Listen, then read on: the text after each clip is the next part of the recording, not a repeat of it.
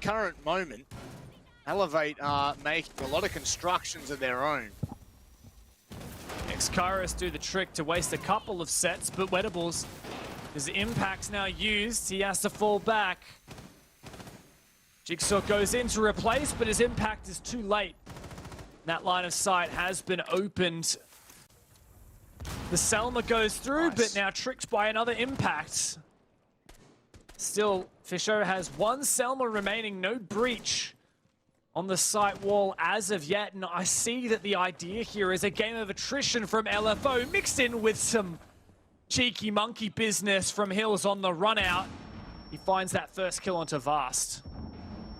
Question for me as well will surround Worthy and how many of those X-Kairos he has left.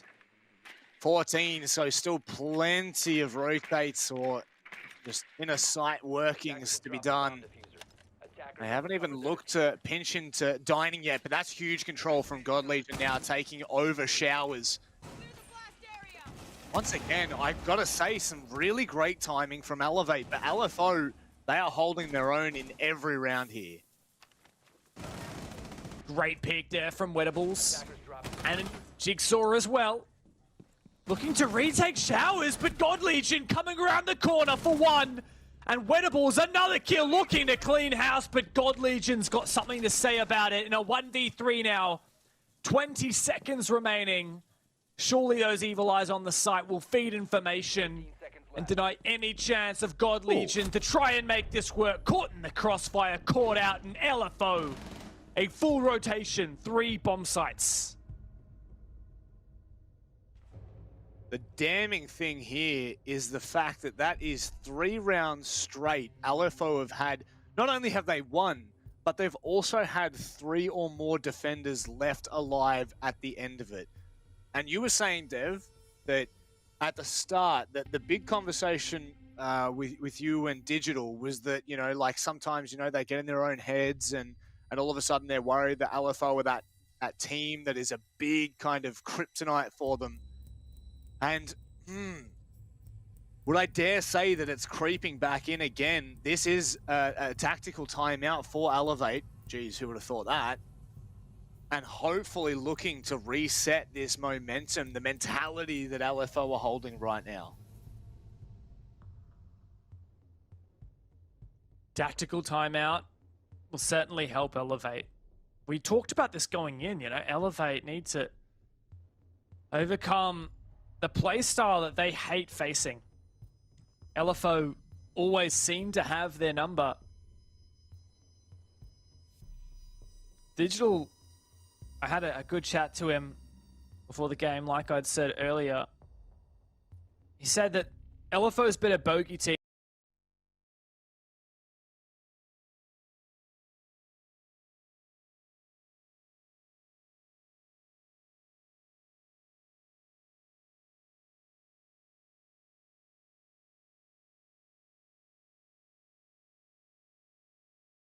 Right now. Tactical timeout will certainly help Elevate. We talked about this going in, you know, Elevate need to overcome the playstyle that they hate facing. LFO always seem to have their number. Digital, I had a good chat to him before the game, like I'd said earlier. He said that LFO's been a bogey team for Elevate, and they've struggled to wrap their heads around determining how to prepare themselves going into a game against them. It's a bit of a play style thing that factors into it. They can prep and talk about their tendencies, but Digital says if they play close and prevent them from opening rounds, a whole bunch more from pretty much anyone else they need. 3 flashes for Nomad, etc., etc. So Elevate a little bit more cautious this time, Dev. Oh, perfect early pick. Rooney gone down, that Sogs. God Legion's been strong on these entries, but it hasn't always been enough. That opening pick, though, nice and early in the round, is a big deal. Previously, it was a late 5v5. We actually had confidence in Elevate or Hills. Is he going to see the shot? Wow. That is so good. Bisho guys out of the server and God Legion taken down to 25 HP. Even though Elevate have the man advantage after that, I would almost go so far as to say that LFO are in the advantage. One of the hard breaches down and the smoke grenades as well. Yeah. This is really going to be pivotal for Elevate. How do they adapt to that loss of utility? Well, that's a big thing, right? 5 projectiles plus that hard breach, like you've said, that is huge potential.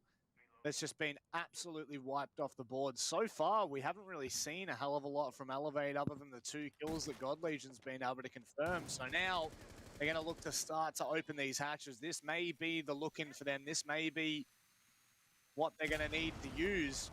Because at the end of the day, Sushi has not been tested at all at Elbow. I don't even know. There you go. The reinforcement comes in.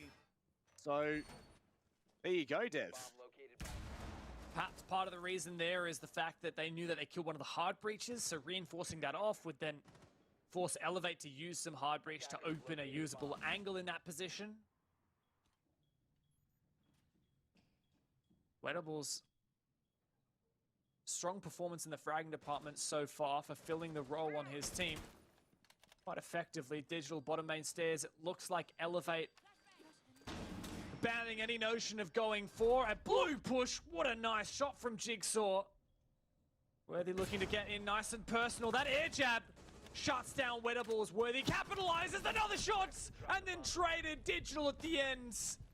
He trades it back once again and Elevate finally get themselves on the scoreboard. That's a big round for them. Right on the back of their tactical timeout as well. You start to think about the mental game and you start to talk about how much it plays an effect when you actually make the right call, and it seems to be the right thing to have done. God Legion with 2 early picks in the round really set Elevate up quite strong, regardless of the loss from Fisho guy there. It's worked a little bit better. From Worthy. Really good that Worthy was able to find both of those picks, and of course Digital the trade at the end.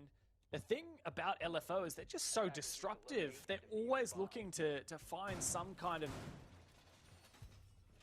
way to throw their opponent off course. Elevate aren't able to play their game, and it's about, in a way, Elevate focusing on just retaining their balance and not letting themselves be thrown off course by LFO. That's what we saw just then. It wasn't a stereotypical or normal execute by any means from Elevate. It was start to encroach upon the site and then punish anything LFO throws at you. 10 seconds to go. Now, Elevate may have the momentum, but I wouldn't put it past LFO to bounce back straight away. And a similar hold from what we saw in the previous round. No ADSs in Trophy though, similar Aruni gates.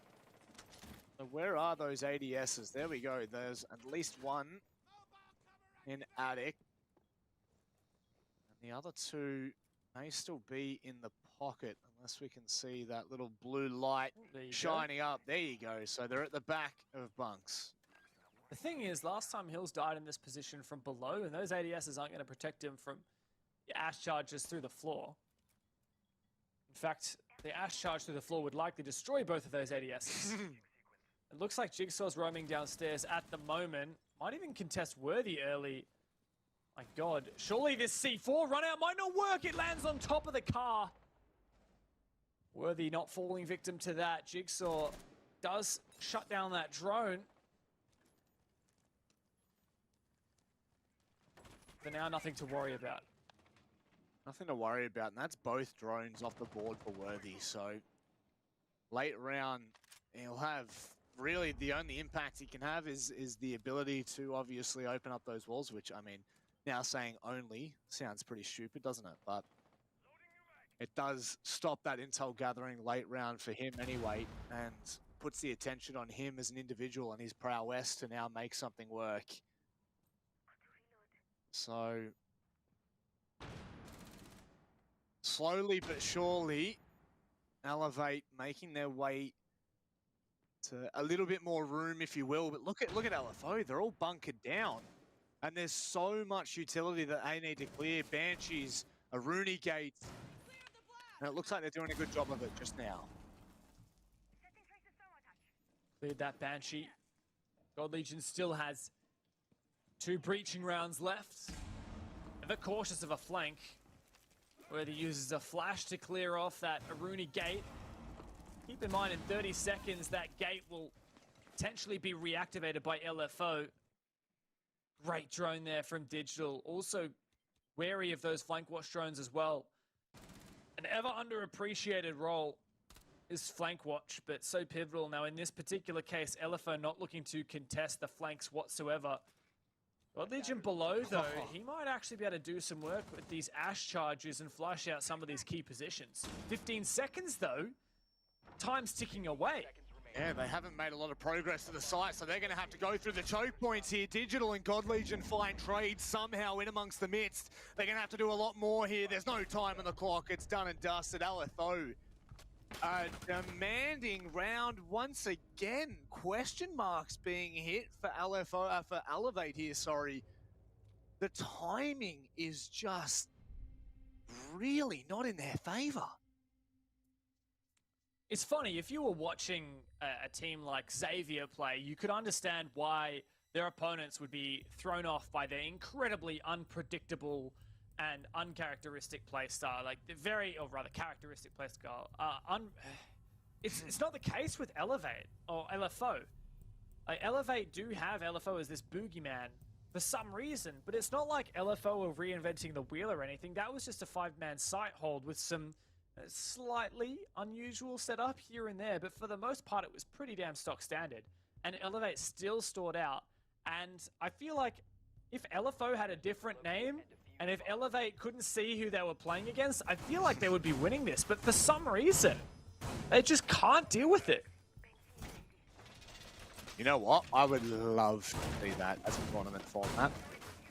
Just keep all of the names unknown, and then just watch how teams adapt on the fly with no information. That would be great. That's a really good idea. I like that.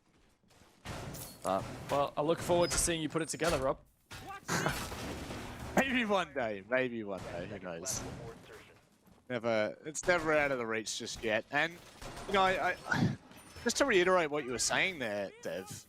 It doesn't look like LFO are changing anything dramatic. You know, they're sticking to a lot of what has found them the success. And although Elevate aren't being able to deal with it necessarily, it doesn't seem to be anything special. You know, it's still that extended hold in blue. It's the mirror window into freezer. I really do think it's just the name. The only thing that's changed in terms of the basement defense compared to LFO's previous 2 defenses is, well, the mirror instead of the Aruni and the Malusi instead of the Goyo. So not so much leaning on those shields. In fact, wait, there's not even a shield in elbow, but they haven't completely reinforced off elbow. Just some barbed wire. Oh, it's the mirror, of course. I couldn't see it from that angle. Wow. So the mirror window to hold elbow makes sense. Pillar has a shield at it as well, the only shield that they've decided to bring to the table. Bit of a roam as well, a loose roam for now. LFO likely just looking for drones. Committing to the roam last time didn't work out great for them. Elevate had a good roam clear, and LFO ended up losing 2 players for 1.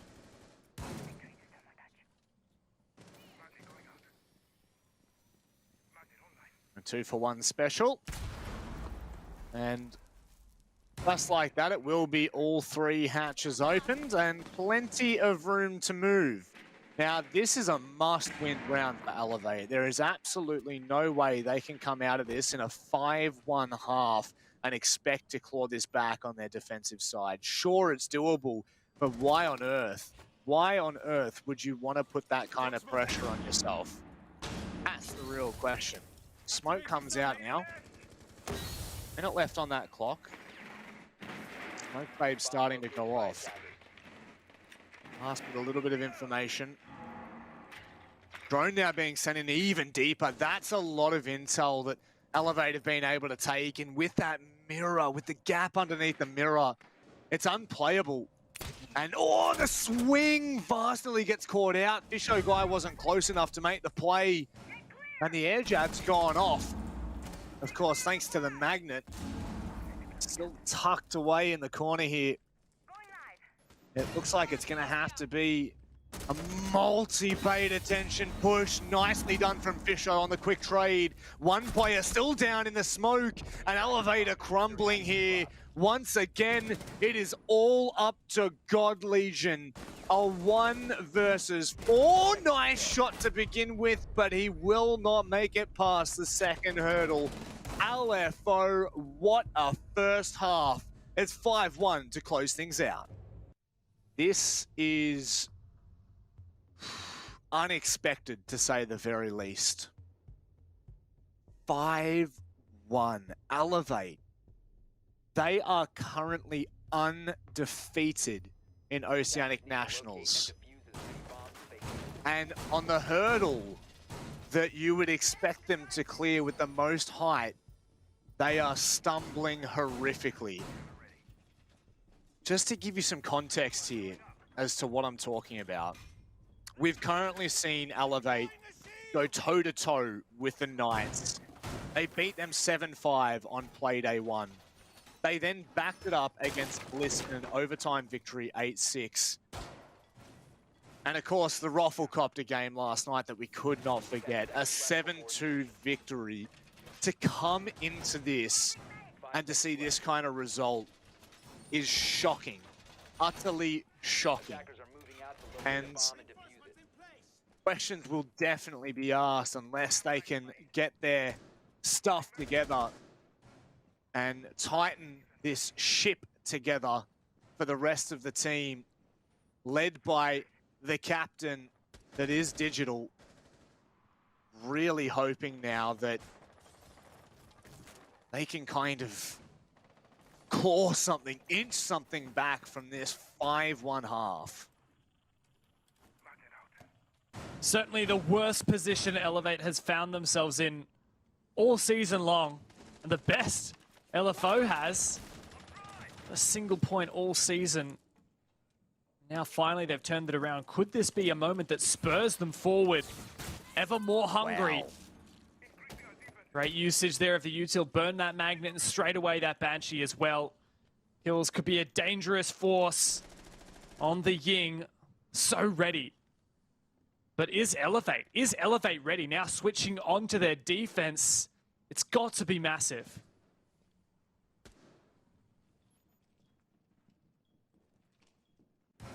Sushi, the bit of intel there as Fisho gets aggressive at elbow. This is an interesting start, to say the least. Spaghetti gone on top of the staircase. And now God Legion needs to be careful. No Banshee, no barbed wire. It will be a free movement down as Vast is going to be able to hold the outside of blue, but just needs to be careful with these peaks. A minute left, and LFO, they may have gotten rid of some utility, but they have not dealt with that player at pillar. Nor with Fisho, as he stalls out his second gas subsiding. He was on the long angle, likely looking to use the Candelas here. Digital lands that first opening kill. Sulks goes down. LFO looking pretty lost here. Hills wants to make this push in. Jigsaw's dropped the hatch though, but it's all fallen to pieces. Oh. God Legion goes huge, and Digital to close it out. Elevate. Weather the storm. And LFO have copped their first L in a while. What seems like forever, Dev. It literally seems like forever since LFO had even lost a round. And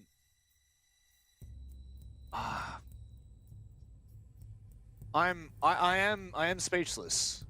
I am speechless. Elevate are really feeling the pressure here against what is continuing to show as their kryptonite. I just don't know how, you know, I think we've said kryptonite probably 6 times tonight, but I just don't know how else we can put it. it literally is just sticking out like a sore thumb. I'm And defuse as many bombs as they can. baffled. And now they're going to have to try to throw a spanner in the works, and hence the meeting call here. I like this from Elevate, but of course it is risky. Obviously, they're either one, wanting to try to catch LFO unawares, or two, they definitely don't feel comfortable enough going straight to that Dorm's defense. It's hard to say which one of those it is, eh? I have a feeling Elevate is just thinking like, look guys, we got to have a pretty significant streak here. We're going to have to head to our tertiary sites eventually and win it. Otherwise, this game is a lost cause. You know, for Elevate to get their full 3 points here today, they're going to have to be flawless from here on out. 6 rounds in a row from 5-1 down. I just don't see that happening. That would be 2 successful defenses on 3 different bomb sites. There's almost no way that LFO walks away from this game without a point, but there's a chance. I don't see it happening. No, I back you up in that. Surely there's no actual way they're going to be able to do that. It's a huge ask. A huge ask that Elevate are able to keep a completely flawless defensive half on a map like this. And just look, again, look how good LFO are when clearing things out. They hold back nothing. And they've already started to push that Attic player away, make them feel a little bit more antsy. There's still 2 players upstairs to fight with, plus the rotate down into meetings, so LFO are okay for now.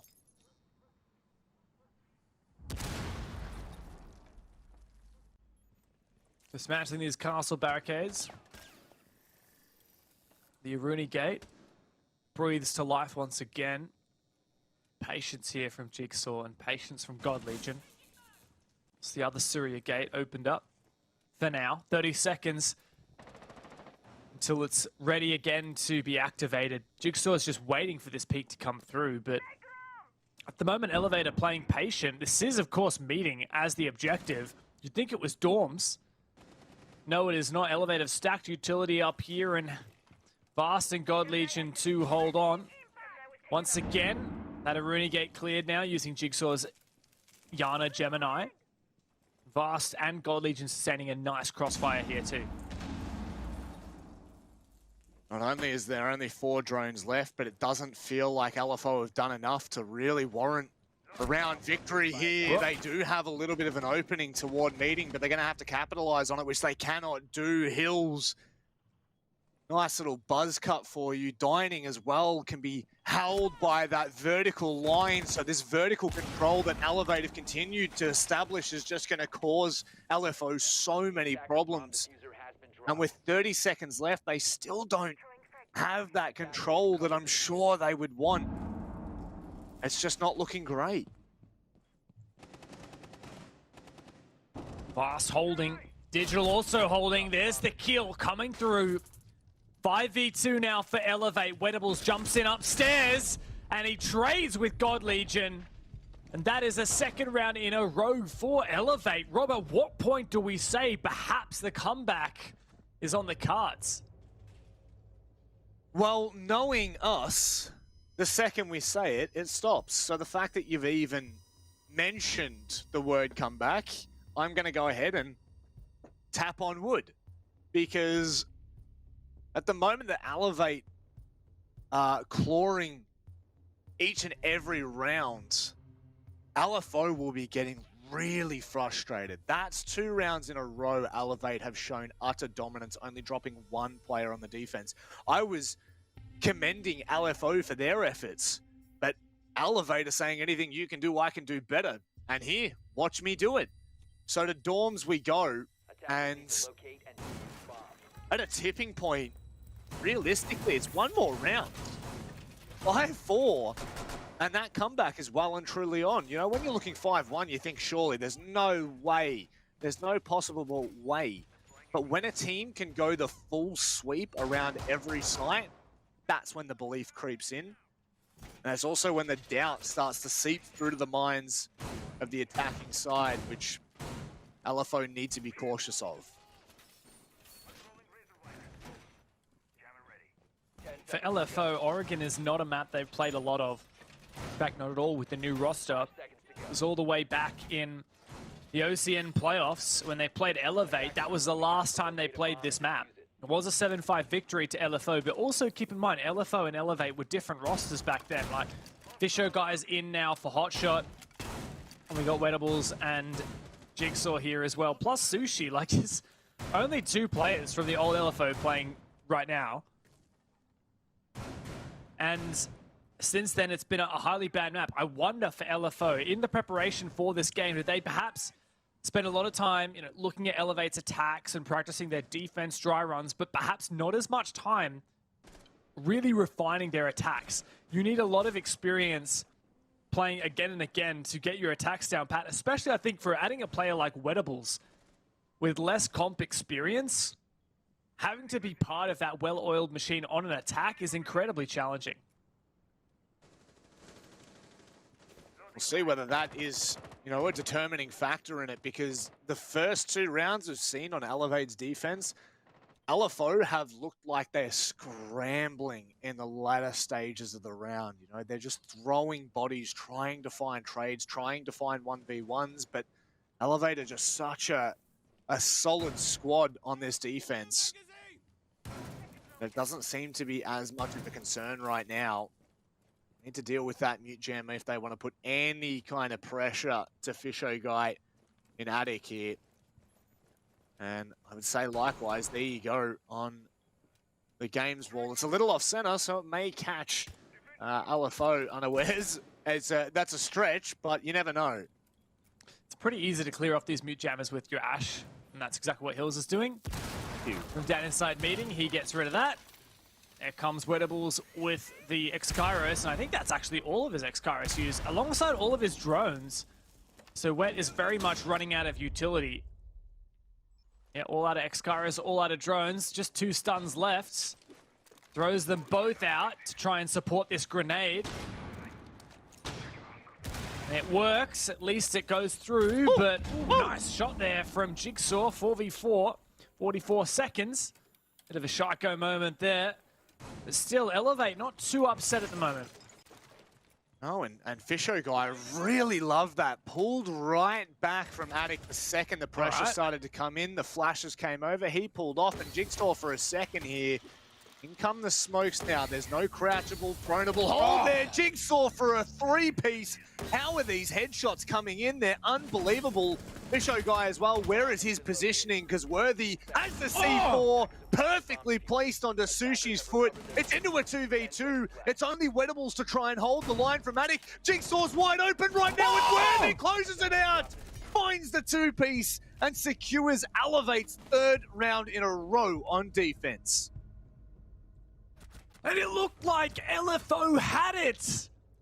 A magnificent 3-kill entry from Jigsaw. But Worthy was there and ready to make a statement. The bar stops only with him. The C4 to deny that initial plant.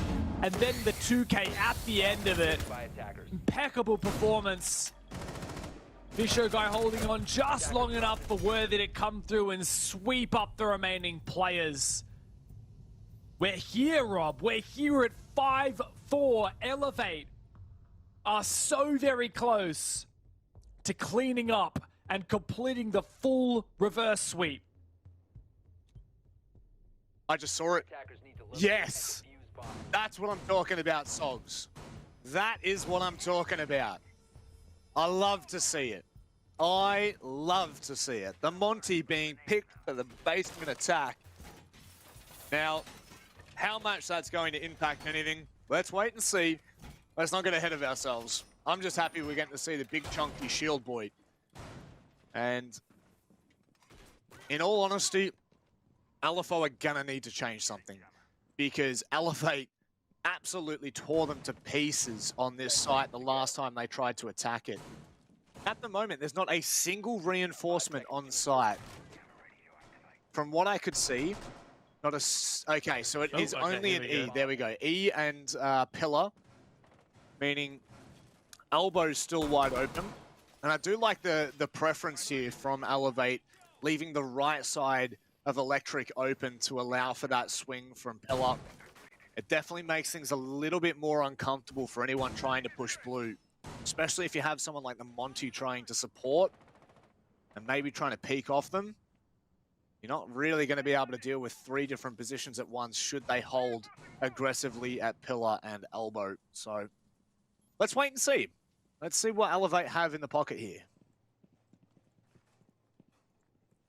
On for the roam clear first up. LFO uncontested thus far. It looks like Elevate mostly on site. 1, 2, 3, 4 with just Worthy teasing out a tier 1 roam in tower. Fisho also just making sure to punish anyone who doesn't drone. For example, Jigsaw. Fisho guy knows he's too important to die early, so he backs off after the first pump. Especially with that Monty. Fisho guys, the most important operator for Elevate. The only operator that will hard counter that Montaigne.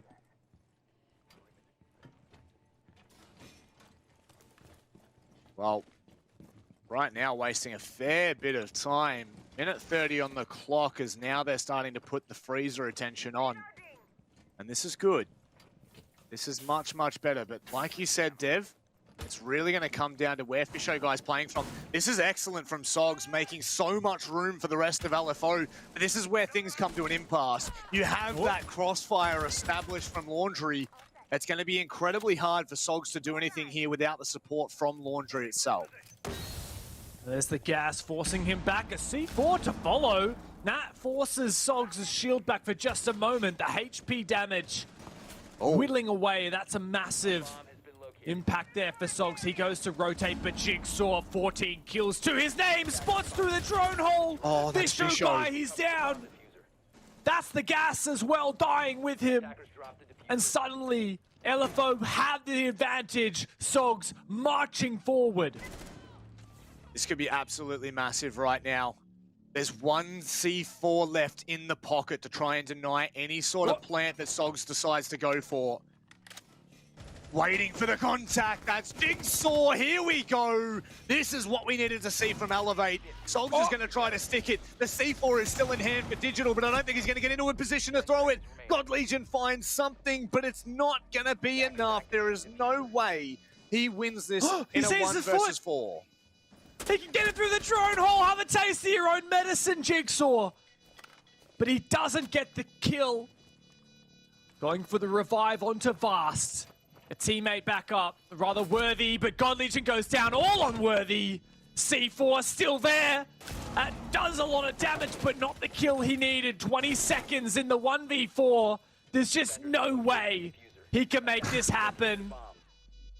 12 seconds left, and it's impossible now for Worthy to clutch up. LFO take match points. Really well done from LFO there. They push into Freezer with the Monty. Sogs pushes up aggressively, enough to take the advantage, enough to take the space away from Elevate. They then put all of their attention across there, ensuring that Sogs can't move. In the meantime, he's legged it across to Laundry to help support whoever was already holding the Laundry stairs. A free plant once they've pushed everyone back from the site, and unfortunately, Digital, or I'm not sure who it was that was on the mute, just was not in a position to get that C4 off in time. And now we have it. Match point for LFO. No matter what happens from here, LFO have secured a point in this season of OCN.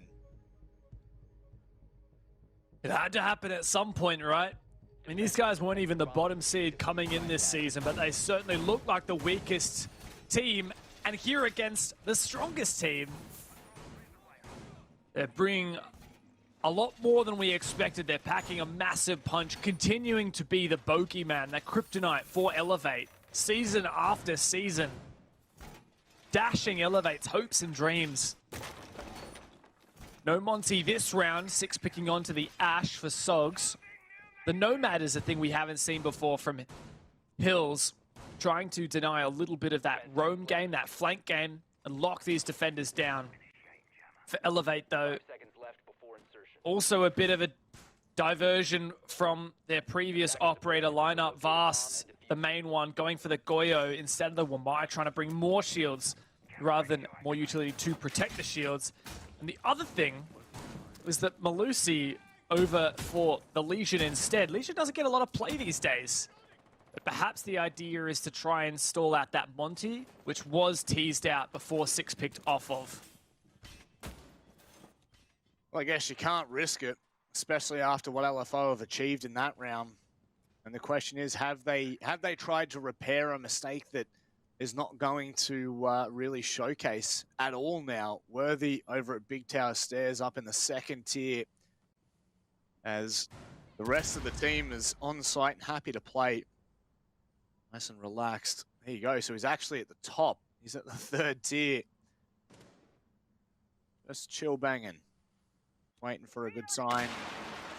At which, still no lobby presence this early on. And in that, a lot of intel can be gained. Jigsaw's been so good. 18 kills in 10 rounds. No way. Wow. Always there to open it up for LFO. Jigsaw, once again, turning it up. So much info gathered as well. He sees that shield. He sees all the ADSs protecting it. God Legion needs to hold true. LFO have everything going for them right now. And over the top, the ADS is burned. Jigsaw destroys that shield. God Legion, fortunately, backing off early enough so that he didn't take any damage to the fire, but LFO in such a strong position now, but Vast steps up and takes down Sushi. That's the smokes off the cards, but Wedables gets in it as well.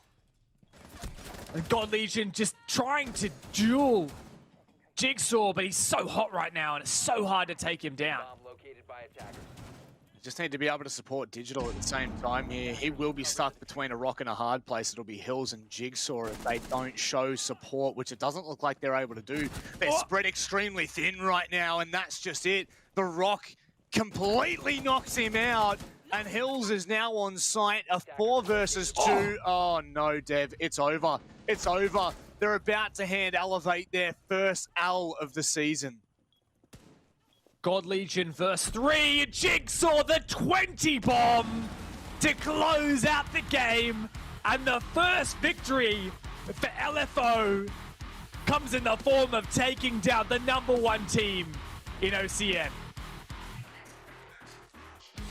Well, the curse continues for Elevate, and the buff that is Jigsaw has removed Elevate from the server. Unbelievable. Look at that. A 4.0 KD across 11 rounds. I can't remember the last time that I saw someone take 20 kills.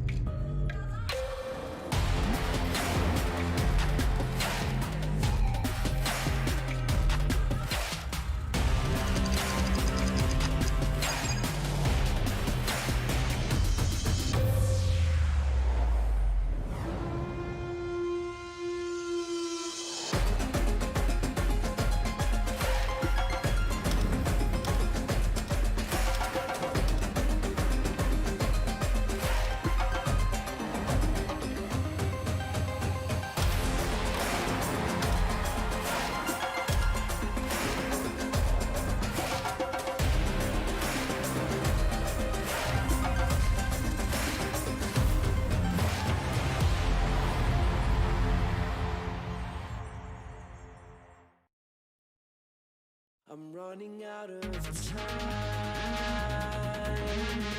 I'm running out of feeling, so I'm running out of time.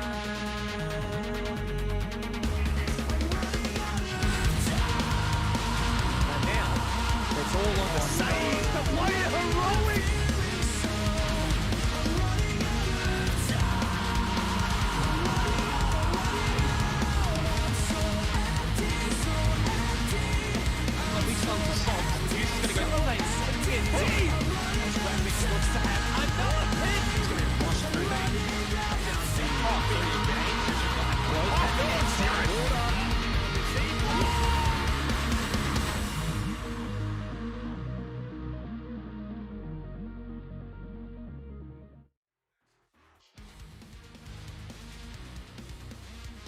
It's Playday 6 for the Oceanic Nationals. We're getting towards the busy end of the stage, guys. It has been flying on by.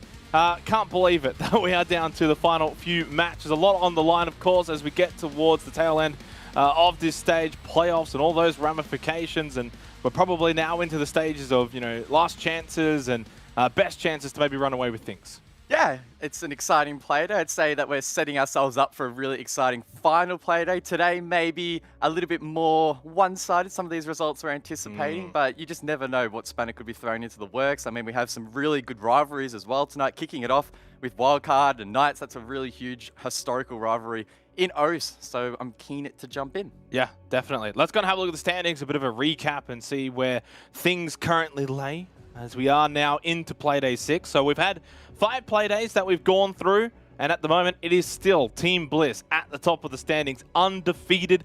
Only blemish, Guz, is that OT victory, but it's still a victory nonetheless. Yeah, Bliss well and truly in first place rather, at the moment. Now, there is a possibility that they do drop that position if both Bliss and the Chiefs earn equal points tonight. Then we're set up for a really exciting head-to-head between those two to decide first place. Of course, that position locking you into the grand final for the gauntlet format. Outside of those top two, though, pretty tight in the mid-table, only 4 points separating, I guess, third place to 6th. You have Roffle and Wildcard, for example, trying to battle it out for the top 5 to make it through to the playoffs. Unfortunately, trailing behind the rest of the pack is LFO and Rhythm, but both of those teams are trying to fight their way out of that bottom position to try and negate, a bit of a poor season and try to reduce their chances of making relegations at the end of the year. Yeah, LFO picked up their only win in Playday 1, and for Rhythm, yet to find a win yet this stage. As we go and have a look at the schedule for tonight's matches, and well, you guys, you're the one that says you feel as if this is pretty easy to predict. I feel as if the first match of the day and the last match of the day are going to be some tantalizing games. Of course, Wildcard versus Knights is going to be the first matchup, and I would then also say, yes, second and third matches of the day, Rhythm, Order, and LFO Chiefs, guys, probably should be, you would expect, maybe even hope, to be one-sided. Well, I think that we have to put an asterisk on that LFO Chiefs game. Of course, we'll talk about that more, pardon me, in depth later, but LFO, for whatever reason, are incredibly strong historically against the Chiefs. So sure, both of those matchups, you look at the standings, you go, oh, that's an easy Order win, that's an easy Chiefs win. But I would just hold your thoughts a little bit on that one, not get too far ahead of ourselves, because that could be a very spicy matchup. Game 3, in terms of the last one of the night, though, that as well has pretty big ramifications. Again, Bliss trying to solidify first. Roffle still trying to make their way back into the playoffs as they've had a bit of a rocky stage. Yeah, to back you up there, LFO's only victory in Stage 1 was against the Chiefs. That was the only win they got, all 3 points. And the Chiefs at the time were first place in OCN. So they were a really strong team back then, and LFO took them down. So I don't see any reason why that might not happen again. Let's go look at the predictions then. I'm fully expecting Guz to have tipped LFO off the back of those theories, and he has forsaken that. So you've put in all the groundwork, you've hyped it up as to why LFO can win, and you know what you've gone and done? You've gone for Rhythm. Yeah, look, not too much to say about that one. I wanted to go for a bit of a meme pick, so I went with that one.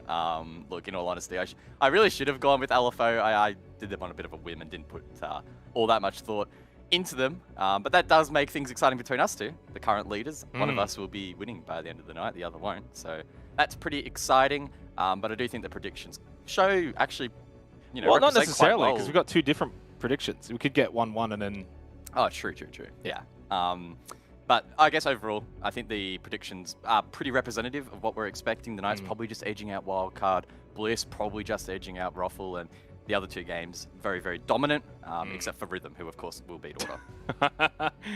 Yeah, and of course leading the way is us, but everyone else not too far behind, Guz. And this is a bit of a talking point in itself, because in APAC South, as we evidently know, it has been very difficult to predict over there. But apparently over here for OCN, it hasn't been too difficult. I mean, everyone's like 14-6, we're 15-5, Ducky's somewhere down the bottom as usual. What does that say for OCN? I think for me, it says that there's probably like a clear top 5, top 6, and then so you're going to be able to get those kind of easy predictions throughout the stage. Yeah, it's obviously a little bit more clear cut when you look at, I mean, Rhythm and LFO historically throughout this season, stages 1 and 2 have been, I guess, pretty easy games to predict and safe selections. It does, of course, get a little bit choppy around the top end. That's why none of us, gone flawless or close to it. So by no means is this region particularly lopsided again outside of that top 2, or bottom 2 rather. Let's go and have a look at the first match of the day, though, and it's probably match of the day. Knights versus a Wildcard. A bit up for grabs, a bit on the line here, of course, for the Knights. Not quite in that top position. If they are to get into that top position, though, they're going to have to win this one. Then they're going to have to win in Playday 7 as well. And on top of that, for the Knights, they've always been a little bit shaky in OCN, Guz, at least in Stage 1. And yes, they made a bit of a comeback. They eventually got that, final gauntlet position. But, as we know, ended up losing to the Chiefs anyway. So what is it with Knights and OCN? Yeah, I guess the easy cop-out answer would be that a lot of their focus, attention, resources, etc. are being invested in towards APAC South. But I think they themselves are probably the first team to admit that you want to be performing still locally, putting in good performances and build yourself some confidence for regional competition. And the Knights, they play Siege extremely seriously. They love to take this game more seriously than most, and I have no doubt that they do put a lot of effort still here locally in OCN, and they still come out to win every single game. They expect to win. Now, unfortunately for them, that hasn't necessarily been the case, dropping 2 games so far, but they're still sitting in a really nice position in 3rd, and if the Chiefs somehow again lose to LFO later on tonight, then maybe we could see the Knights really project themselves into that 2nd spot, and in doing so, they'll only be a step away from that grand final. Yeah, I really don't want to throw production under the bus here, but I'm not sure if Picnic's playing or not. I really don't actually know. Yeah, he is. Okay. Right. The only reason why I said that is because I looked at the lineup submission and I didn't see his name in there at all. So something's changed somewhere at some point. So yeah. Not sure what the reasoning is for that. We don't know if he's unavailable, if it's a rotation, etc. Well, it might be like a last-second thing because, and I don't know if I can actually say this or not, but I probably shouldn't. I might just stop myself here, but I kind of expected Juicy to be playing. We'll just leave it at that one. But Picnic comes in, and he's more than serviceable, but this is going to be an advantage for Wildcard. Yeah, slight advantage. I mean, the thing is, we've actually seen, historically, Picnic jump into this roster and, actually pull his weight. He played last week, right? So he's no foreigner, I guess, to playing in this roster, and I'm sure he'll be fine. Yes, Juicy's going to be a loss, especially on that support role, but I'm sure Picnic is feeling pretty confident now. He has not a lot, not vast competitive experience, but he has at least something to work off. Yeah, let's go and look at their opponents for tonight. Wildcard, of course, find themselves in a bit of a tricky position. They're in 6th. They're out of that top 5 at the moment, but not too far to go, though, to the teams above them. They're on 6 points. Of course, Ruffles on 7, Order's on 8, so that gives you a bit of an idea as to how far they are from getting into a playoff position, which, this is where it gets tricky as we get to the, final 2 playdays of this stage, guys. Is a team like Wildcard. If they miss these playoffs again, these gauntlet again, and with the addition of Molosca and all the improvement we've seen from this team, it's not going to be a pass mark. It's not going to be forgiven. It's going to be, very detrimental. Yeah, for sure. Their goal has to be to make the top 5, and they're just on the edge, right? They're only 1 point away, just trailing behind Rufflecopter, but you would expect a team of this caliber with the amount of experience and the amount of skill that they do have on this roster to project themselves forward. We don't know ultimately where they could potentially sit when they do, really gel together, because they are still going through a bit of a transitional phase. But I would say that, their expectation would clearly have to be to make the top 5. Now, what is going for them heading into this matchup is that they have played the Knights a lot. These 2 teams have actually faced off in 11 series spanning over the last couple of years. Wildcard does have the edge slightly. The caveat to that, of course, being that in 2021, particularly when Diesel was out of the roster, Wildcard struggled. The Knights actually beat them 3-1 in those series when historically Wildcard actually have the edge 7-4. So we're looking for Wildcard to try and bounce back with Milo jumping into the roster, and now's an opportunity, I guess, to prove that they can take the Knights back again. And of course, for Wildcard, they've got Rafflecopter in Playday 7. So even if they don't win this one here, there's an opportunity that, you know, if Rafflecopter fall to Bliss, and then that game really just comes down to whoever wins will make playoffs. Obviously, though, if you can somehow get points away from Knights here in this game, it might make you sleep a little bit better going into next week's games. Let's go and look at the vetoes, of course. Best of one. We'll see which map we are going to be heading to. Clubhouse or Oregon. It's Clubhouse, and Oregon was actually going to be the ban anyway, guys. I swear I haven't looked at it. It's just the way things are going at the moment as we get to what I would consider the business end of the stage, not just for OCN, but also APAC South. Teams just tend to go back to, you know, the familiar maps. Yeah, maps tend to go through waves, sort of to their own regional meta, and we're seeing here in APAC and OCN more specifically, Clubhouse and Oregon really quite popular at the moment. Both of these teams, I was actually looking at the head-to-head. Now, I don't have the numbers exactly right next to me right Why not? now. I don't oh, actually, I do. Okay, so both of these teams have actually faced off on literally every single map in the map pool, so they've actually had a pretty diverse head-to-head. That said, the one map that does stand out as being most played is Clubhouse. Now, for Wildcard, fortunately, they have a 5-0 record against the Knights. So without making too many guesses, I would assume that that was obviously a while ago when Diesel was back in the roster, yada, yada, yada. But I think that bodes pretty well for them. And the Knights will need to go against the odds here and get their first win against Wildcard on Clubhouse. That's a pretty good story. Yeah, I very much like that one. Thank you, guys. Thank you very much. Well done. No problem. Round of That's what applause. my 10 minutes of homework before the game has produced. I'm pretty happy with that result. But coming into this game, though, then, what's your, I guess, final predictions? Because you've gone Wildcard, I've gone Knights. This is one of our little separate predictions for the night. You also went Rhythm versus Order, but I find that one quite laughable. Are you still standing still with the Wildcard prediction here? You like it? Yeah, I mean, I'm not complaining too much. I think I've been instilled with a little bit of confidence considering that we are heading to Clubhouse, so I can't complain all that much, to be honest. And Wildcard have always been a really good team on Clubhouse. It's a map that suits their play style, and although we are seeing them, I guess, divert a little bit more away from that really slow, structured play style, and they're being a little bit more loose and a little bit more fluid when their confidence flows, I still think they'll look strong on this map. And we know that the Knights, they tend to struggle a little bit here in OCN, so maybe we'll see that once again and Wildcard can get a win on the board. Streaks are meant to be broken, and for Knights, I think generally their best work is usually late in the stage. They might start a bit slow, but then they come home. What did I say the other day with a wet sail? I don't even know if that's... Yeah, you did say that. That was a bit weird. I have no idea why I said that. That's a bit of a weird one. But hey, you know, we do some funny things over on the APAC South broadcast. We do some funny things here as well. Look, I'm still pretty happy to go with the Knights in this game, regardless of, you know, externals. The other thing as well, they're on 10 points, and I'm kind of trying to piece together, as we're in Playday 6 now, we start to connect the dots in terms of the safety points, right? And who can fall down to 6th place. I don't know if Knights can drop out of the top 5. I'm pretty sure it's like almost impossible from what I can sort of gather here. If Wildcard do, of course, somehow win this game, they get the 3 points. They go up to 9, Knights stay on 10. You would have to require Raffle and Order winning their games. That's a possibility. So I would say 10 points doesn't mean you're secured yet, Guz. It's an absolute stretch.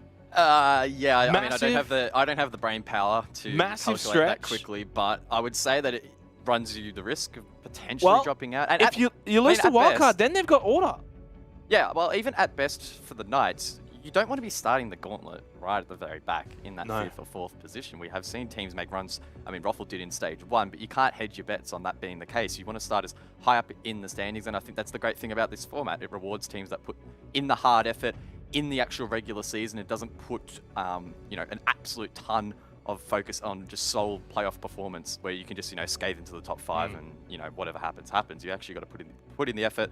And as I said before, the Knights could capitalize on the Chiefs potentially tonight and again propel themselves into 2nd, which is a really big boost. That's one less best of 3 you have to play. That's less prep, less to worry about, and less VODs for other teams to watch.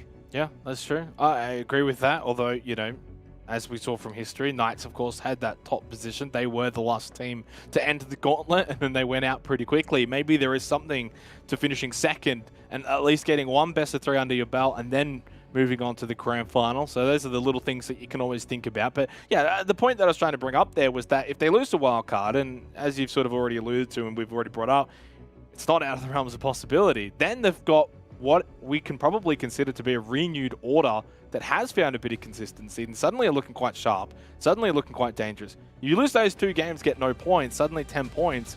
If it's not out of the top 5, you're probably looking at 4th or 5th. That's not ideal. That means that this is a pretty big game for both teams. Wildcard looking to get into the playoffs. Knights looking to solidify their position. Clubhouse. I think this is what, our 3rd time casting it in a row. So, yay, fun times for us. And Clubhouse is, you know, a pretty straightforward map these days. We did actually see a little bit of innovation from Order last night in APAC South. So maybe these teams will have something sneaky to show here in OCN. I guess it really depends how deep they want to go into their pockets and how much they feel they need to win this game. I would say that the pressure's a little bit more on Wildcard because, again, they're chasing to make the top 5, whereas the Knights should be relatively safe. But again, we want to emphasize that finishing high in the standings is really, really important for the gauntlet. 2 hard breaches going to be taken off the board, Hibana and Maverick, so that's going to put a lot more expectations on the Ace and the Thermite to open things up. And now it is going to be actually the Malusi taken off here. Final defender ban, my guess, probably Mirror. I mean, I'm a little bit startled seeing a Malusi ban at the moment. Maybe you haven't watched Siege for a little while. Of course, her Banshees recently got tweaked / nerfed. When you get within their range, you can now shoot them open. They are not bulletproof anymore. Well, they are bulletproof, unless they're open, and then they're not. You can just pop them open with a single shot. So Malusi's not a ban that we see commonly anymore. Of course, it was previously. I mean, she was very, very scary, very potent, and provided a lot of crowd control to the defense, but not so much anymore. So a bit of a peculiar ban there. Sometimes on Clubhouse, we would see that, I guess, substituted out for the mute if you want to go for roams or deny other teams from roaming, etc. But, I mean, that's what we have on the board. And in terms of talking about what's on the board, Fuse is being revealed here by Dino, and I really hope he sticks it because it will be a basement defense from Wildcard. Yeah, a bit of an interesting one there as well. Saw the Thatcher there for a second as well from Sage, which we wanted to bring up. Is, of course, readily available. We'll 6-pick over to the Yana instead. Knights on the attack, Wildcard on the defense as well. Before we get into the game, though, very quickly, and almost as quick as our product here, of course, thanking one of our sponsors, Samsung, for being a presenting partner for OCN. You can check out their latest range of NVMe SSDs. They're lightning fast. Simply type !SSD in Twitch chat. Go and check them out. I know there's some pretty awesome bundles you can get there. And pretty much as it's 2021, guys, everyone should have one. Yeah. Woo. Sorry, I was distracted by chat there. I'm pretty sure someone said they were rehosting. There was a mouse bug. I have no idea, so we'll have to see whether or not that actually happens. One thing that did spark my interest, though, is that Thatcher has made it through... Oh, here we go. Has made it through the ban phase on Clubhouse. And that's not something that we see every day. And hopefully that opens things up a little bit more for the attack and makes things a little less cumbersome. So no complaints from me in that regard, because sometimes seeing, I guess, the Thatcher and the Maverick ban can be a little bit tedious, and teams maybe don't want to deal with that. So hopefully Thatcher opens up the map a little bit, and we'll have to wait and see if that will be the case. Well, I'm not the best analyst, guys, but I always like to try and dip my toe in the waters. You know, it's something that me and Manic Monday have, of course, tried to do a little bit more of in 2021. He's maybe slightly ahead of me. That's okay. I'm better looking. So, you know, these things go hand in hand. But with the hard breaches that have been taken off the board, the Hibana and the Maverick, all I can sort of think about is, you know, things like Kitchen Hatch. You're not going to be able to use 2 pellets at a time and try and avoid those nade tricks down the bottom. And then things like Moto Hatch, of course, if you take those Kaid claws, it makes it a little bit harder to open that up as well.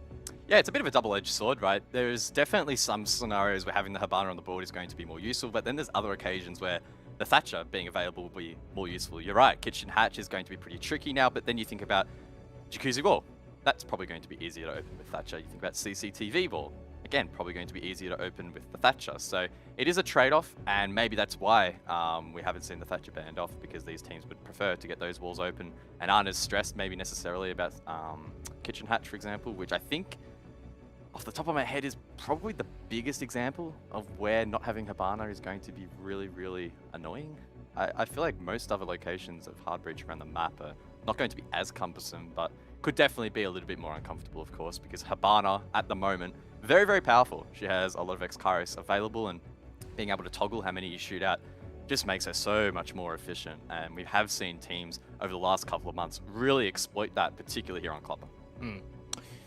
Definitely the standout there in terms of the defender bans, though, and maybe dissecting that a little bit more. You were, of course, a bit bewildered from the Malusi ban, of course. It has been nerfed a little bit. You can shoot those Banshees now when you get close to them. Look, I don't really mind it too much. Malusi can still be kind of annoying. I just feel like maybe there was more that you could take off the board. You know, the mirror is now available, of course. That's got the highest ban rate on Clubhouse. And while I actually don't think mirror makes that much of an impact, it's still a bit of a nuisance, especially down below on the triple wall inside a church. You tend to see mirror there, and sometimes, you know, Kennel's wall, but even then that's usually dealt with pretty easily. Yeah, and mirror at the moment, especially post-nerf, I don't know, she's in a bit of a weird spot.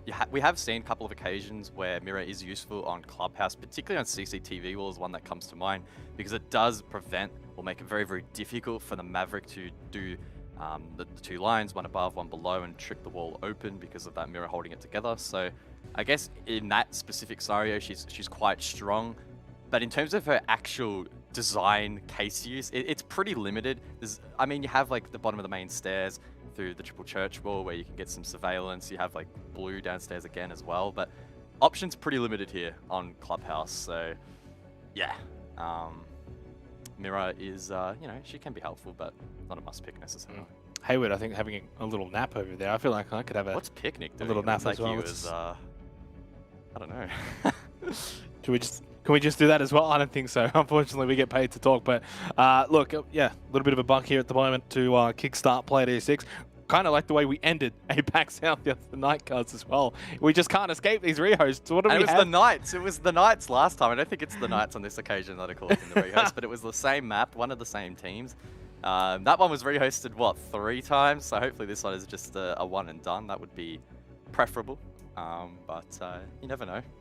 It builds up anticipation between these two teams. It really does. Yeah. But, look, you know, we got a little bit of information, but there's not too much to go off. We haven't, of course, started the game yet. If you've just tuned in, we only really went through the ban phase, and that was it. Of course, Clubhouse being the map. Based off those bans, though, guys, are you still sticking with Wildcard? I mean, you've seen that, and the way you're happy again. Doesn't change my opinion. Doesn't change anything. Nah, we haven't seen anything that wild. I mean, again, the only thing that stood out to me was the Malusi, but even that isn't going to completely blow my mind and blow this prediction out the water or our expectations. I don't think necessarily. We haven't seen anything too crazy. And as I said, heading into this matchup, it's literally the 2 ex-Titans of OCE going head-to-head on Clubhouse. Like, it really doesn't get much more straightforward than this, to be completely honest. Like, I'm not expecting to see anything wild throughout this entire match. You're not expecting to see Wildcard get a little wild? Well, we might see. I hope we see it, because I want to get the prediction. I wouldn't mind that. They're certainly capable of it, and I think the fact that it is on Clubhouse does, of course, you know, bear them that strength as we can get back into the game now and actually get started with the game as well.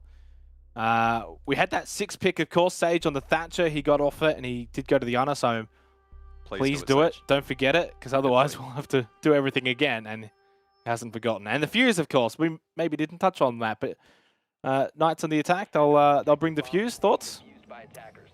Yeah, Fuse can be really interesting. Now, the only disadvantage that the Knights may have heading into this round is that Wildcard spotted him before the rehost took place, meaning that they're going to be anticipating it. Now, I'm not sure. We didn't see if that was the case.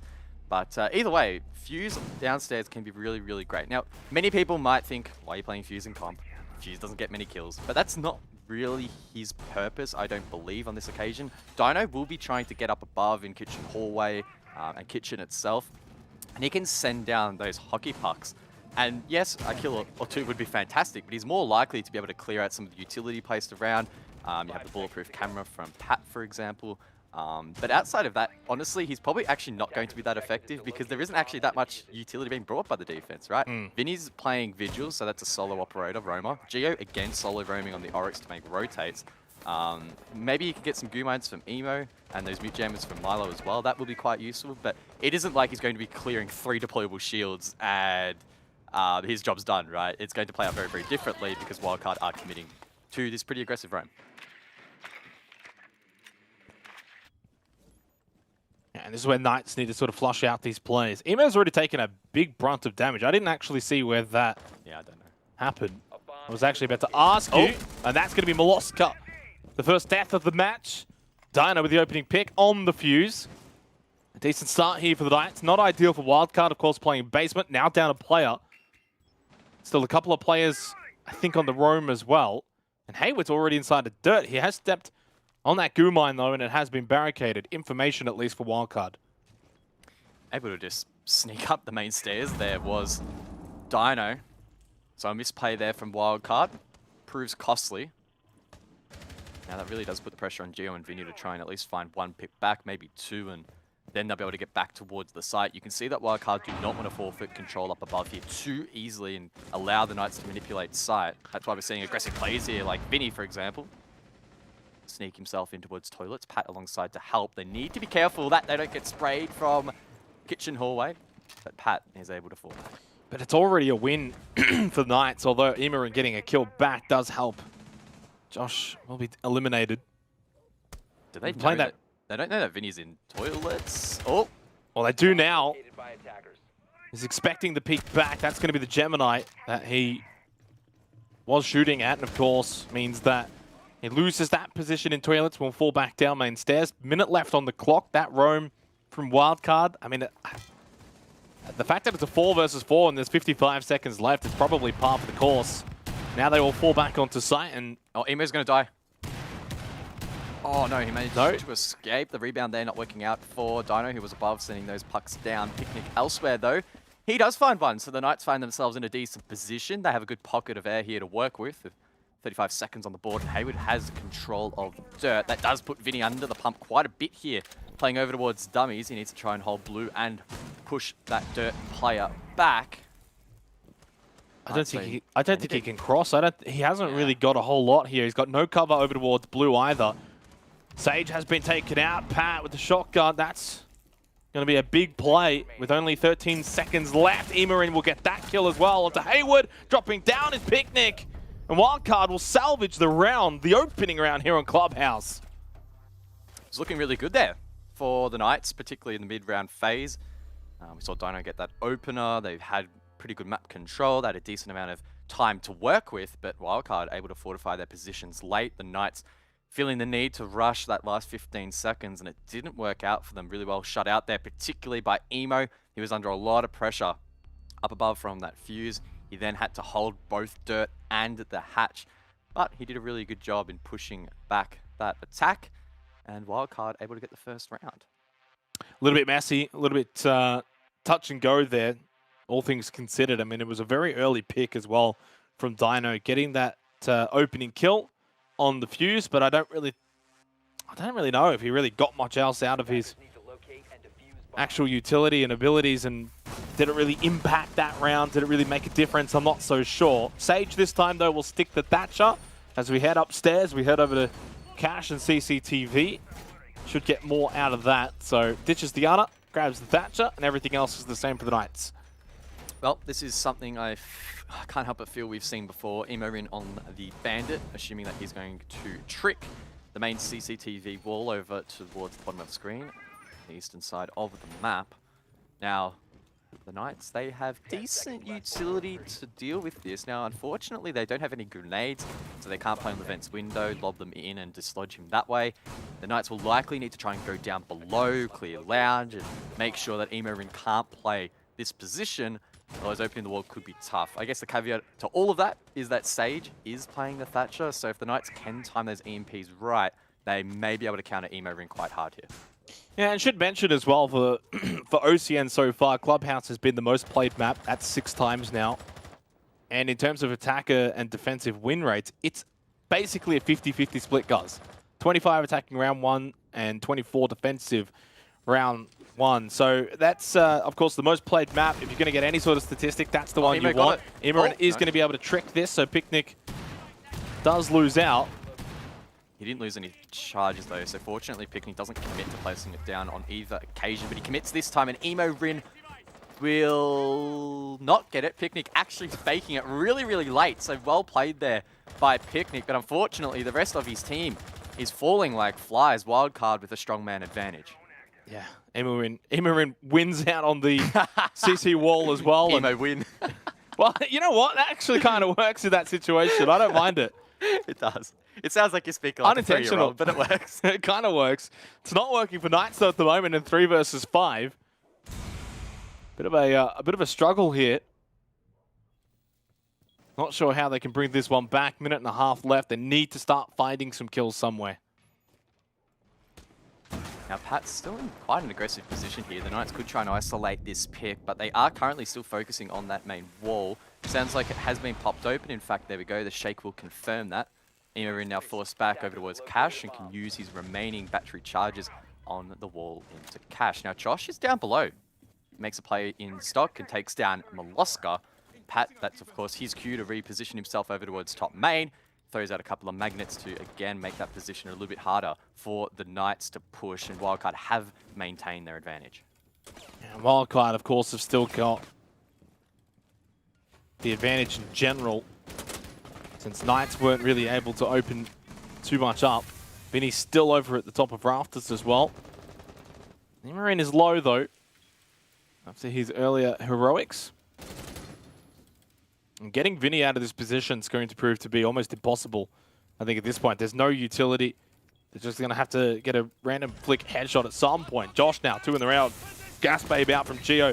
Vinny, though, makes that Rafters position known. He does eventually die to Sage. Somehow, it's a 2 versus 2 with 20 seconds left into the round. But Sage and Picnic both been beaten up a little bit here. And Pat and Geo well primed and well positioned to close out the round for Wildcard with 10 seconds left. Geo has a canister. That will be useful when he tries to deny this plant, and Pat from below can use 2 impact grenades, but instead they decide to just send it. Geo swings wide, finds the pick, and they'll surely deny the plant. They do. What a strong round there from Wildcard to close things out. The tag team from Pat and Geo is good enough to take the round. A 2-0 start for Wildcard here on Clubhouse. They're fighting for their playoff lives, and it looks like it. Inside of the first 2 rounds, they've looked the better team. Knights just a little slow to get going here, but you know at some point they're going to pick it up.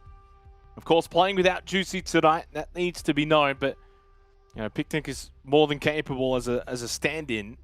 And there's no excuses here, and at the end of the day, you know, Wildcard can only play the team that's in front of them. Yeah, well, you mentioned in the pre-show. Oh, I mentioned it. I mean, I'm going to claim this one because it was a really good stat.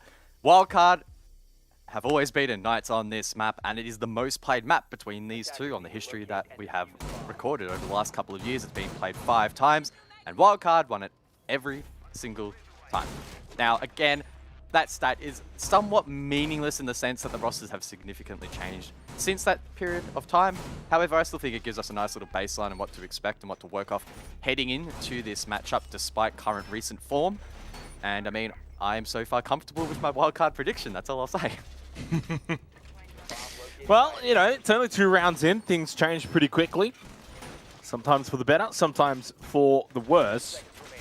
I did estimate, and my guess was at the beginning of the night, that this first match and the last match were going to be the barn burners, the ones that would go the distance, and maybe the middle 2 would be walkovers. But hey, the only thing that's been proven this stage is that predictions and predicting in general is very difficult. You just don't know what's going to happen.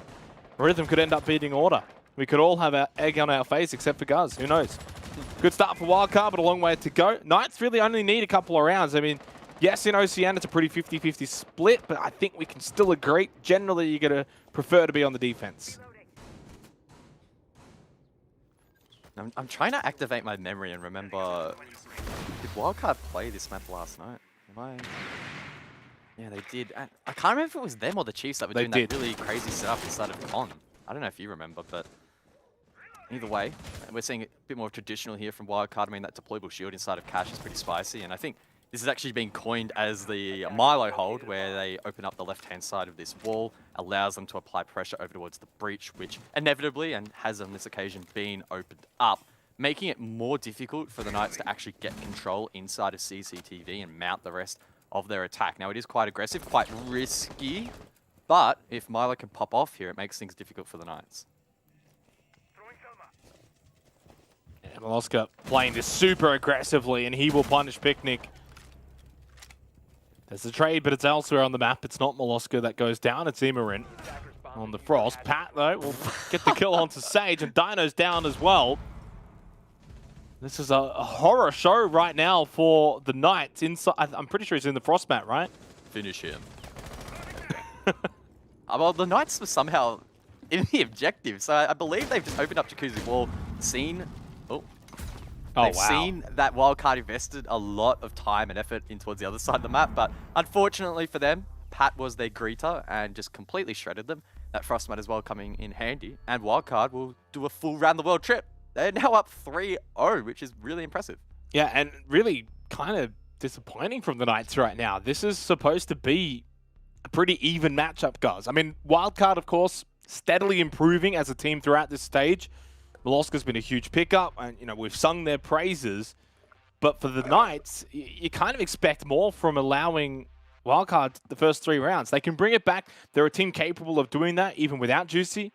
But they're going to have to start showing it. Ooh, Pat on Pulse. That's what we love to see. Now, one map that really comes to mind when I think about Pat and Pulse is Villa. He's really strong in that regard. But, of course, on Clubhouse, a lot of options for verticality. If Wildcard, again, want to get a little bit more aggressive on the roam, he can also provide intel to the rest of his team. So, Pat is no doubt going to have an impact on this round in the information department. On top of that, I mean, you look at his numbers, right? Going 6-0 at the moment. So, he's averaging 2 kills a round. That number alone, incredibly impressive, but he's also not giving away anything for free. So a really strong start here for Pat, who despite, I mean, I'm not going to say he's renowned for not getting kills, but he's also not known for going huge on the numbers either. So a really good standout performance for him so far. 5 seconds left. Yeah, it's team performance, though, from Wildcard. Attackers must locate and defuse Pretty much the bomb. across the board. Pat just was sort of the beneficiary there in that last round, being able to collect a few kills. Molosca, as always, is fit and firing. For the Knights, it feels as if who's going to really be the one to stand up. Obviously, no real expectations on Picnic to make that many plays or to do that much. Oh, that's going to be an early kill for Hayward. He's on the board. No donut for him. Finds his first kill of the game. Molosca, though, is caught with his pants down there for a second and will get punished. But this will be the second time in this game, guys, where Knights get the opening pick. They're up 5 versus 4 on a basement site. This time, though, can they walk away with the win? Oh, C4 from below. And look, Milo really shouldn't be dying in that position. It's Pat's job to be playing that Overwatch and finding where these players are. Now, eventually it does get traded out, but unfortunately that presence above, of course, has been given across back to the Knights. Neutralize itself, though. It's a 4v4. Dino already taking down bottom of main stairs. Control will use a drone, in fact, to burn that Sawyer gate as he looks to probably pop open triple wall nice and quickly here. Now, I don't know if it has been jammed by a Geo on the mute, but with those EMPs flying out, opening up that wall will be pretty easy.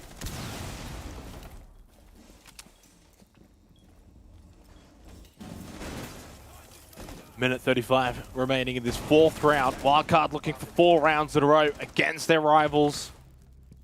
Trade again. Pat inside a motor looking towards main. He's able to get a bit of damage, but it's Josh who finds the kills.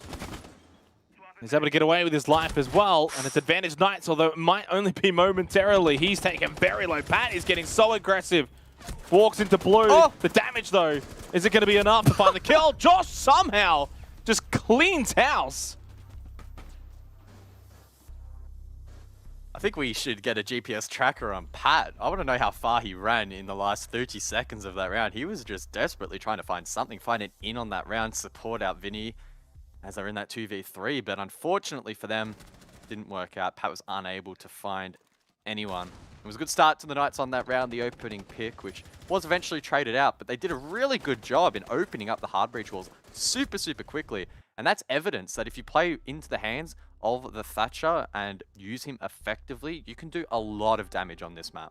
A quad there as well for Josh, and maybe just sparks something here for the Knights so that they can get back into this game. Not the best start, but of course Wildcard on the defense. And, you know, -2 hard breaches, 2 very important hard breaches in Hibana and Maverick. That obviously needs to be remembered. There are going to be some aspects where maybe things are going to be a little bit difficult to open up, but no real excuses especially when I don't really think there's anything too crazy in terms of defender bans, right? Like, obviously there's no Malusi, there's no Valkyrie, but I don't think that really changes too much. So you kind of maybe have to say it might be easier with these bans, guys, to be defending. Maybe.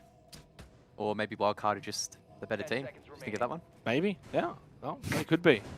Not right now though, because they're in 6th place on the standings. But you know, by the end of the stage, maybe. Yeah, maybe. And look, many would say, and I'm just going to rip the quote straight from Specker that, I mean, he believes, Specker from Order, of course, that the OCE teams at the moment are really, really closely matched, and whoever rocks up on the day is the team that wins. And again, it's very simple to sit back and say that. But I mean, to be honest, the results probably do reflect that. And long gone are the days of Pro League and even early OCN where it was really dominant when we had Fnatic back in ANZ, or even Wildcard back when they had their little dynasty running. Now it's really anyone's game. It's very much all open for the taking as Milo looks to try and take an early pick. Blows open a hole in towards Strip, but does fall back. Sage was droning. Doesn't get caught off guard as Milo gets lit up, trying to light up some players in return, and says, you know what, boys, I'm going to get back to the site.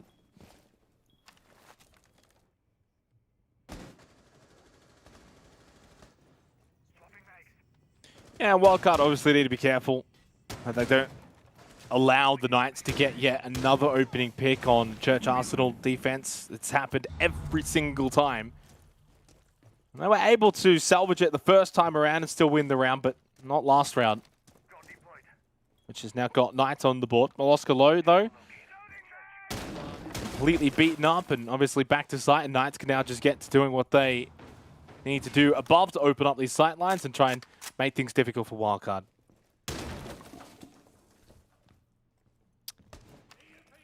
Hayward does his job on the kitchen hallway, and now it's up to Dino and Picnic on the hard breach to make sure they get this triple wall open. The same pattern that they used last time. Now, it doesn't get impact tricked by Pat, at least the Salmas don't. The Exothermic was, and he repositions to catch Picnic off guard. That's a great opportunistic play there from Pat. That's what they needed. These breaches are a little bit scuffed from the Knights. Now, Dino has corrected that and allowed passage in towards the black box default plant. However, Wildcard should be ready and waiting. Oh, I'm not sure what happened there, but it does get traded out. Pat getting the kill back onto Dino. 3 versus 4 with 50 seconds left in the round. Wildcard, though, just holding on. The pressure mounting from the Knights as they start to swarm the site. Now 3 versus 3. And Josh is alive and kicking and now heading towards blue. And this is where we saw him go on a bit of a rampage before. Now, this position at the generator has actually been pinged out. Imran's position, guys, has been known here for the Knights, but there's only 28 seconds left. Time ticking down. The pressure now applying to the Knights in the form of the clock. 20 seconds left. Flying by fast for them. They need to try and calculate a push. Sage has the diffuser in moto. Josh gets shut down, though. That's a huge swing from Moloska, and Wildcard should be able to hold on. Yeah, there's not much time. We're in the red time, as I like to say, guys, and that means Sage has to stick this diffuser. He is successful, though. It has been planted. Sage and Hayward, can they maybe win this round here for the Knights? A very big 50-50 sort of coin flip round needs to go their way. Gio lands those shots onto Sage. Above him, though, Hayward, you've got to land yours now. Imran's going to start getting the counter defused. This angle from Hayward, is it perfected? I'm not so sure it is. And unfortunately, time is just going to run out. Hayward, the misplay. Didn't have the angle, guys, but he thought he did. Such a fine angle to look above that triple wall in towards the site itself.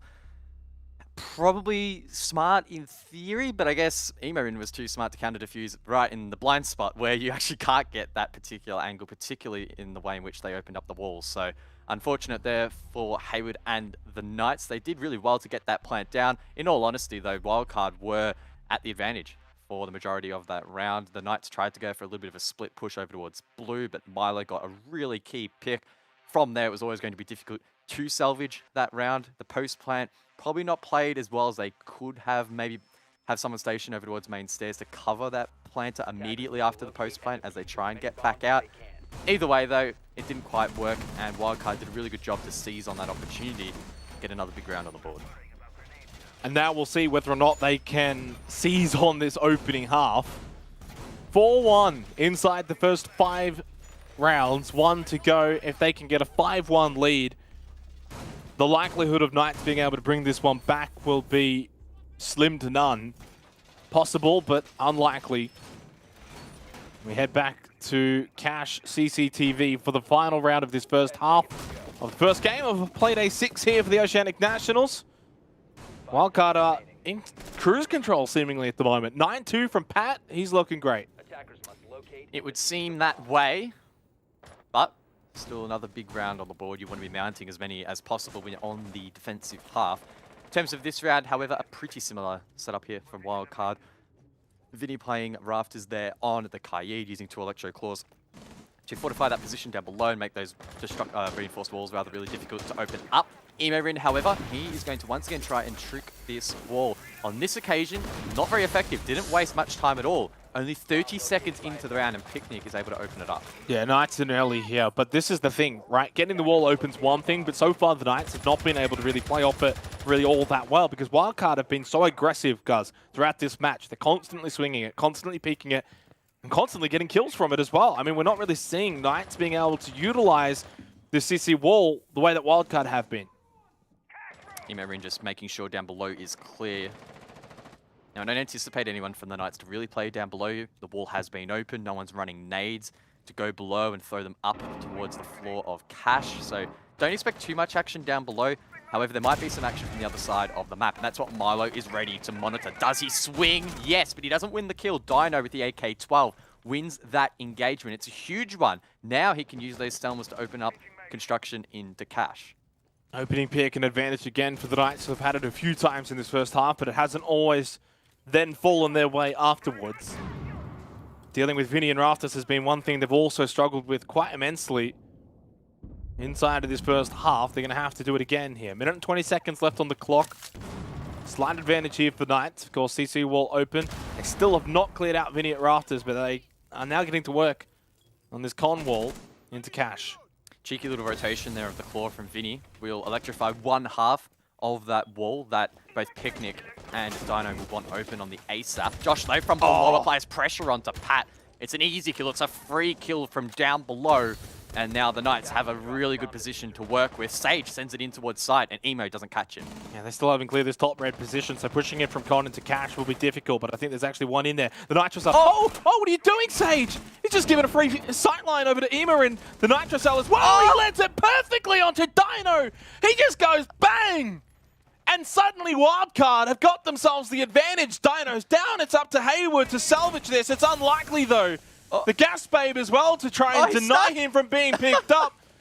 He will eventually get it, but time is of the essence. 20 seconds left. What a play there from Emo. Now the Knights desperately need to find something back. Dino, just picked up, will be low on HP. Now Hayward needs to do some massive work. Try and find something here, but it's going to be tough. I think it's going to be impossible. Geo, top red, too easy with the shotgun from there. That's the fuser. That's the round. And you know what? It's 5-1. That is the half. Wildcard are looking great.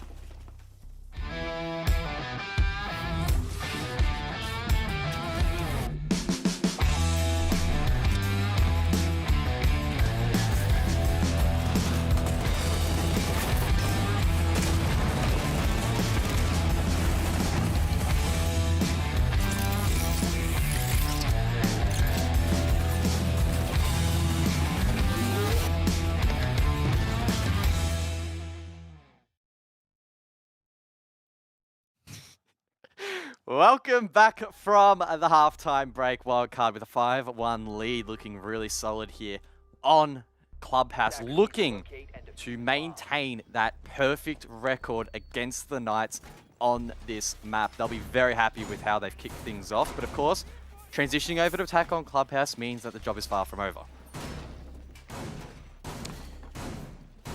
Yeah, it's a long way back though. Obviously, we can sit here and say, right, second half, Knights will be on the defense now. Wildcard's going to have to deal with the fact that there's no Hibana, no Maverick. But it's very difficult to envision Knights coming back from this hole that they find themselves in. And I tipped the Knights as well, guys. So I would like to think that they could bring this one back, maybe salvage my prediction, but I think we're going to have to say that's looking like an L for me and a W for you. that will mean, at least momentarily, you will be the prediction king once again, but once Rhythm lose, it will come back to us being tied. That's why I picked Rhythm, just to keep things nice and tight, so that we can brag about ourselves being in sync. But yeah, this has been a very big hole, I think is probably a great way that you described it, that the Knights have found themselves in. Now, it's not impossible for them to find their way out of it, but they're going to have to really put in the hard yards. Now, Dino's trying to trick the wall with the mirror, but it's a little bit too late. Really good job there from Wildcard to pop it open, and that's another mistake from the Knights. Pretty similar, actually, to the 6th round that we just had, where the wall gets opened up at the 2.5 minute mark. Nice and early here for Wildcard, just as it was. Nice and early for the Knights, but as I mentioned, though, in the last round, getting that wall open early doesn't necessarily mean it's going to translate in a round win. But Vinny getting the opening pick onto Sage, well, that makes things a little bit easier. Sage struggling in this game, although, to be completely honest, everyone besides probably Josh and Dino struggling for the Knights. It's been a struggle match as a team. Maloska just choking on that gas babe there as he makes his way into logistics. Dino gets one back. Suddenly it's a 4 versus 4. Josh, though, down. A lot of picks early in this round. We're not even at the halfway point of the action phase yet. Hayward getting lit up, but will survive. Look at that whole team, guys. Dino so low. Wildcard are just dominating this round. Now, still, they have a couple of obstacles to overcome. Getting this wall open will be tough. It is electrified, and Pat's trying to trick it out. Bandit coming alongside. Josh, that is to make things tricky. Got it. And unfortunately for Wildcard, that exothermic will go to waste. Now, fortunately, Milo still has 2 summers to work with, so opening this wall still going to be tough, but not completely improbable here for Wildcard. Yeah, and there's still 1 minute and 5 seconds left, along with the fact that Knights are severely beaten up. Hayward watching over towards that garage door. Bit of a peek here from Picnic, and that is perfection. Headshot onto Pat. Vinny, though, finds his second for the round and immediately traded back. This has been... But they're all low. They're all so low. I mean, so chaotic of a round. And yeah, it goes back to what I picked up before, is that the Knights are so low, it won't take much. A couple of wild sprays and you could probably find a double kill. Well, and Geo, I presume, has a nade as well, still in hand. So one good nade should at least find 1 kill. You get it to the 2v2, you can trade it out here. So Wildcard at the man disadvantage, but could still close this out. Needs to probably split up, though, at this point and take 2 different angles. It won't take much to beat these Knights players in a firefight. Just have to land 1 or 2 bullets and they will go down. But time is of the essence. So it's going to be a pinch. It's going to be CC Wall, Geo across from the window, but they just both get swatted. Nicely executed from Knights down the stretch. Despite the health states of their players, they had the man advantage and they used it well. Knights with a much needed round win. Yeah, I guess maybe I was being a little bit too biased there for my selection. The advantage that the Knights had in that scenario is that Wildcard had very limited time to locate where those players were, and seemingly they didn't really have much intel. They were playing it off their toes, trying to get to that default plant position, but the Knights locked them out.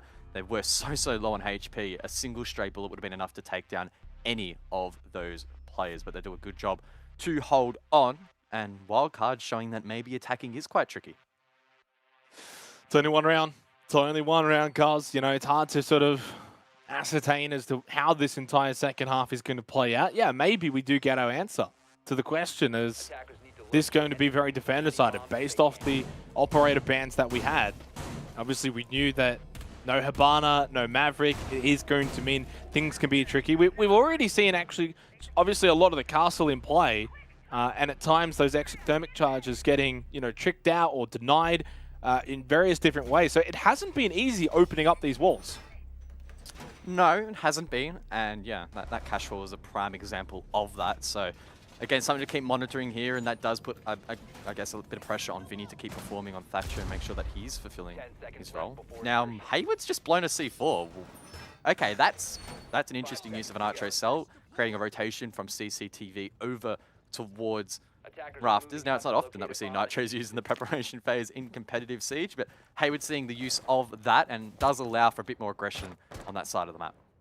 Well, this is going to be a roam from Knights, judging from what we can see. And yeah, aggression is the key here. There's no more Nitro cells on the side of the Knights, so they're not really planning on playing that sort of turtle game. Hayward going to see if he can find a pick at some point. West side push here from 2 members of Wildcard. 2.5 minutes, of course, early on. The other 3 over towards Candle's wall. He had an opportunity, guys. It was in his sights. just unable to land the shots. Yeah, the Roni, such a potent weapon here on Mozzie, but Hayward unable to connect those shots. Not being pressured, however, from anywhere else, making his life a little bit easier. Ooh, Oh! Josh. Okay. Where was Wait. that? Was Did he... I don't even know. I think we're both a little speechless as to where that one happened. Did he somehow get that through the CC wall? Like, surely not, right? That's going to be an easy... Oh! Sharp shot from Geo, despite Hayward watching and waiting. He just gets sat down. And Geo immediately straight down oil pit into blue, knowing that there's a roam from Knights, just goes straight for the site. But there is a player watching, waiting. Sage, nice headshot onto Geo. Swing from Vinny is successful as he makes his way into Church. Player in Moto. Dino, though, with the kill. The trades go out. Knights will win it out. And their roam is successful. That is a strange round. Multiple picks off site. Then we had multiple players from Wildcard trying to send it in one by one over towards blue. Each one of those being shut down. Vinny actually tippy-toed into sight. And then he got shut down. That was, yeah. Look, we're not gonna write that one in the history books. That was very, very strange and very, very different from what we saw from the Knights, right? On their basement attacks, it was very structured. They cleared the roam, then they set themselves up bot main. They made sure every single time they opened up the church wall the same way. Wildcard, though, they kind of threw that rule book out, tried to do their own little thing, try and rely on finding picks. Did work out for part of that round, but ultimately it was the Knights with that structure who were able to close it out in the end. Well, you said that this round wouldn't go in the history books, but it has gone in the replay file. We get a quick little look at it once again. This is a nice swing from Vinny, but as for much of the round, you get one and then you end up dying shortly afterwards, and the Knights were able to just win their trades.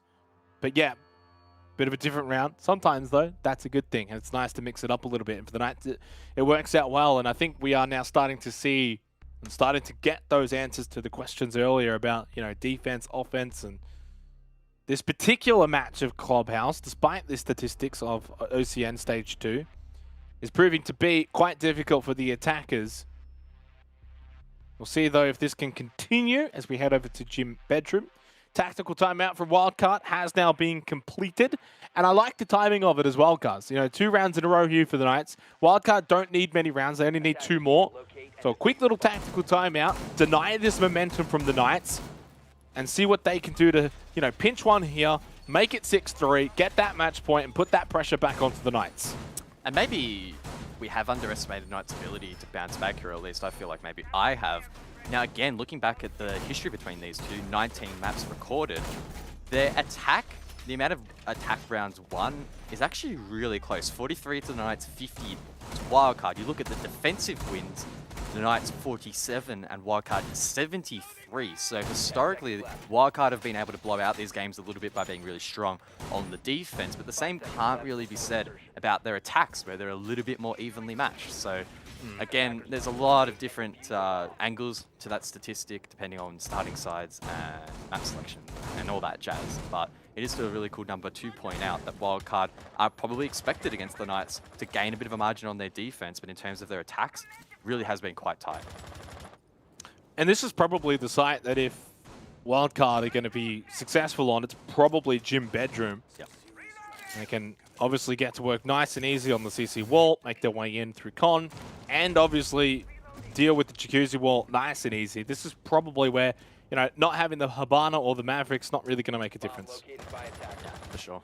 Milo on the ace can use those summers onto the Jacuzzi wall, and with that Thatcher available, it's going to be very, very difficult to counter that. And as you can see from the Knights, they haven't even bothered. They have brought no hard breach denial, instead focusing on the likes of area denial. I mean, with the LR, you also have the smoke, and I guess if you want to consider frost area denial, that as well. Mirror on the board as well will make things a little bit tricky for the attackers they try and progress through. Definitely some common positions where those are placed in the likes of bathroom, and probably one in logistics as well.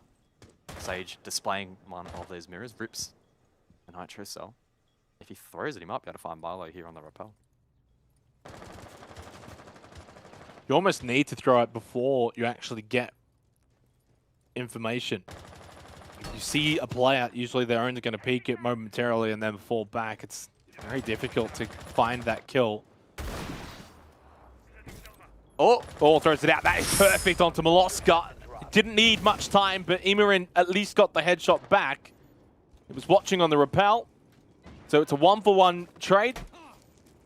I think Moloska's job is done at least on the ace as well. I mean... Yeah, well, he popped open the mirror when he threw it, so it was not the worst result. Ooh. And there we go, that angle being used by Pat. So Milo, yes, he dies, but he does his job really, really well. Wildcard now with a minute to go.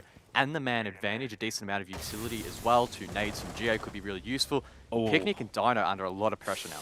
Yeah, the round is slipping away now from the Knights. 47 seconds left. Pat 10 and 5. Geo 9 and 4. It's the old guard that are having their way with the Knights at the moment.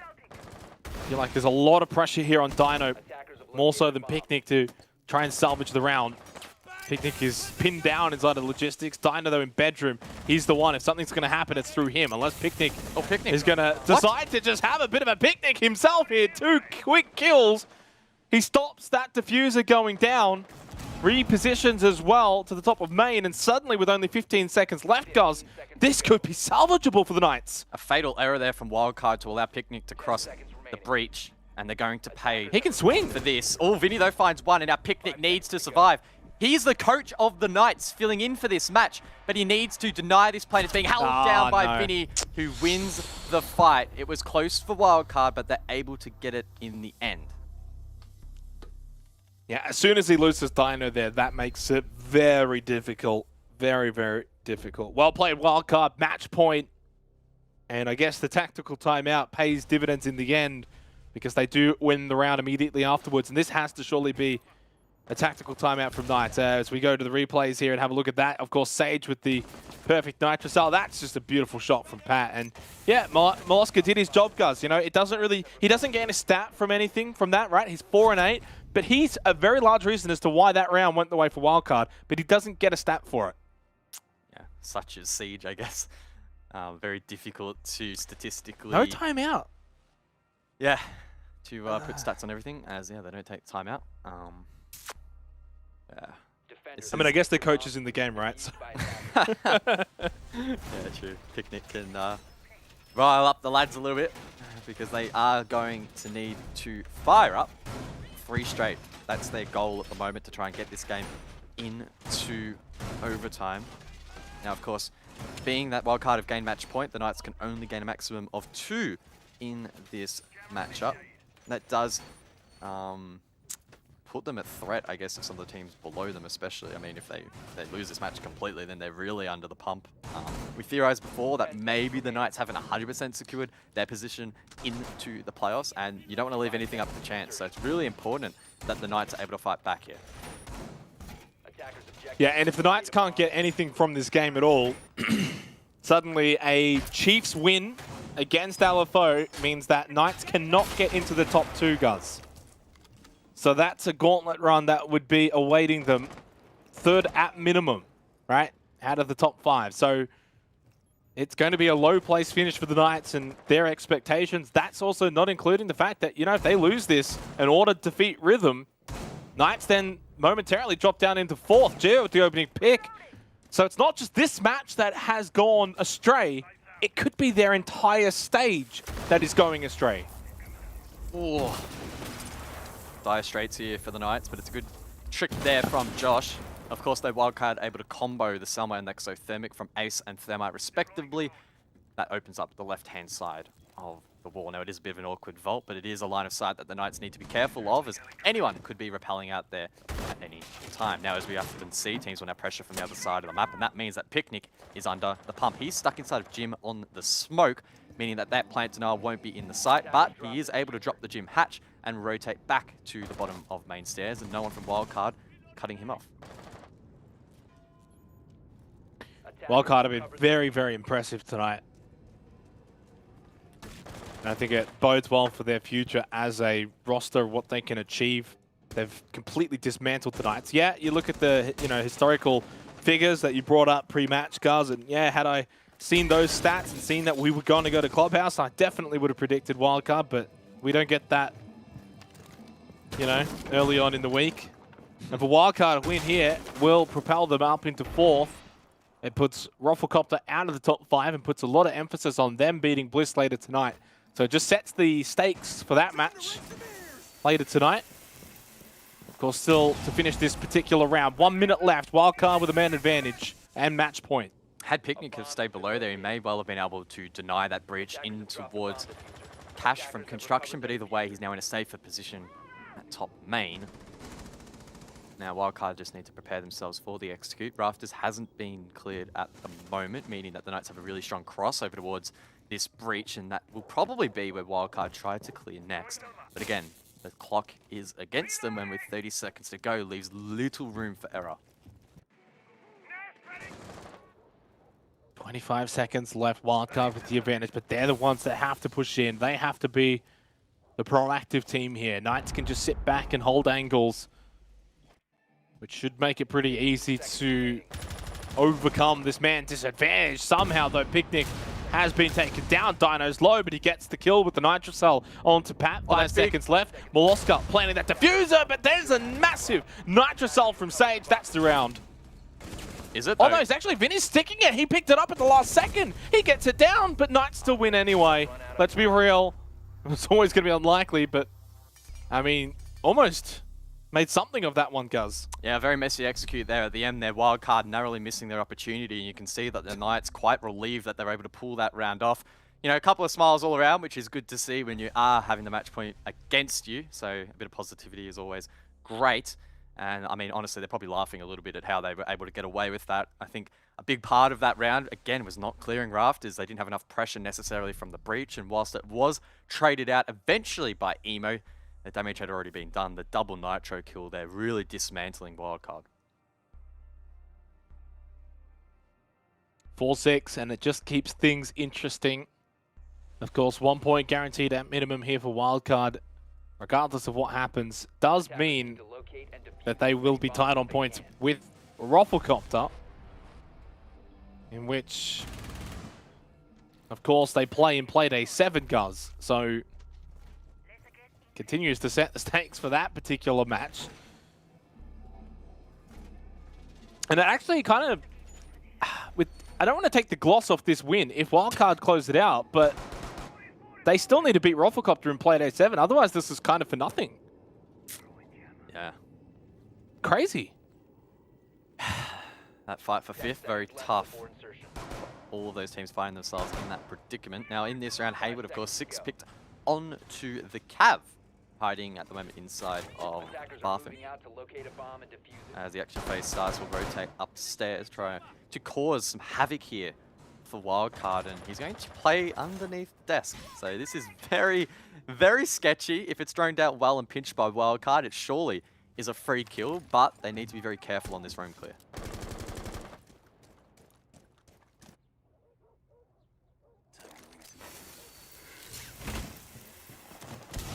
Now, Wildcard will be kicking themselves if they can't close this out in regulation to secure all 3 points. It could come back to bite them later on.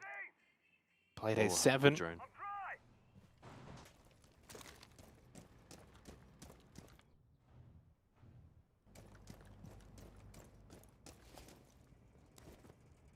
Oh. Oh. Ah. Dino doesn't even shoot back. Oh, there we go. Big shot from Gio. Lands it onto the pixel that he was able to see of Dino's head. But he dies immediately afterwards, courtesy of Josh. Pretty awkward engagement there to start things off, but Hayward is still alive, and I can only assume that he is still on that top floor. Yeah, so he's underneath that desk, and I don't know if Wildcard have droned it out. If they have, they've chosen to ignore him. If they haven't, it could prove fatal if he goes for a flank. No dedicated flank watch here. Of course, being Clubhouse for Wildcard, and Hayward, if he plays patiently, will be in an absolutely perfect position to sweep around late round, provided that the rest of his team can hold down the fort on the objective.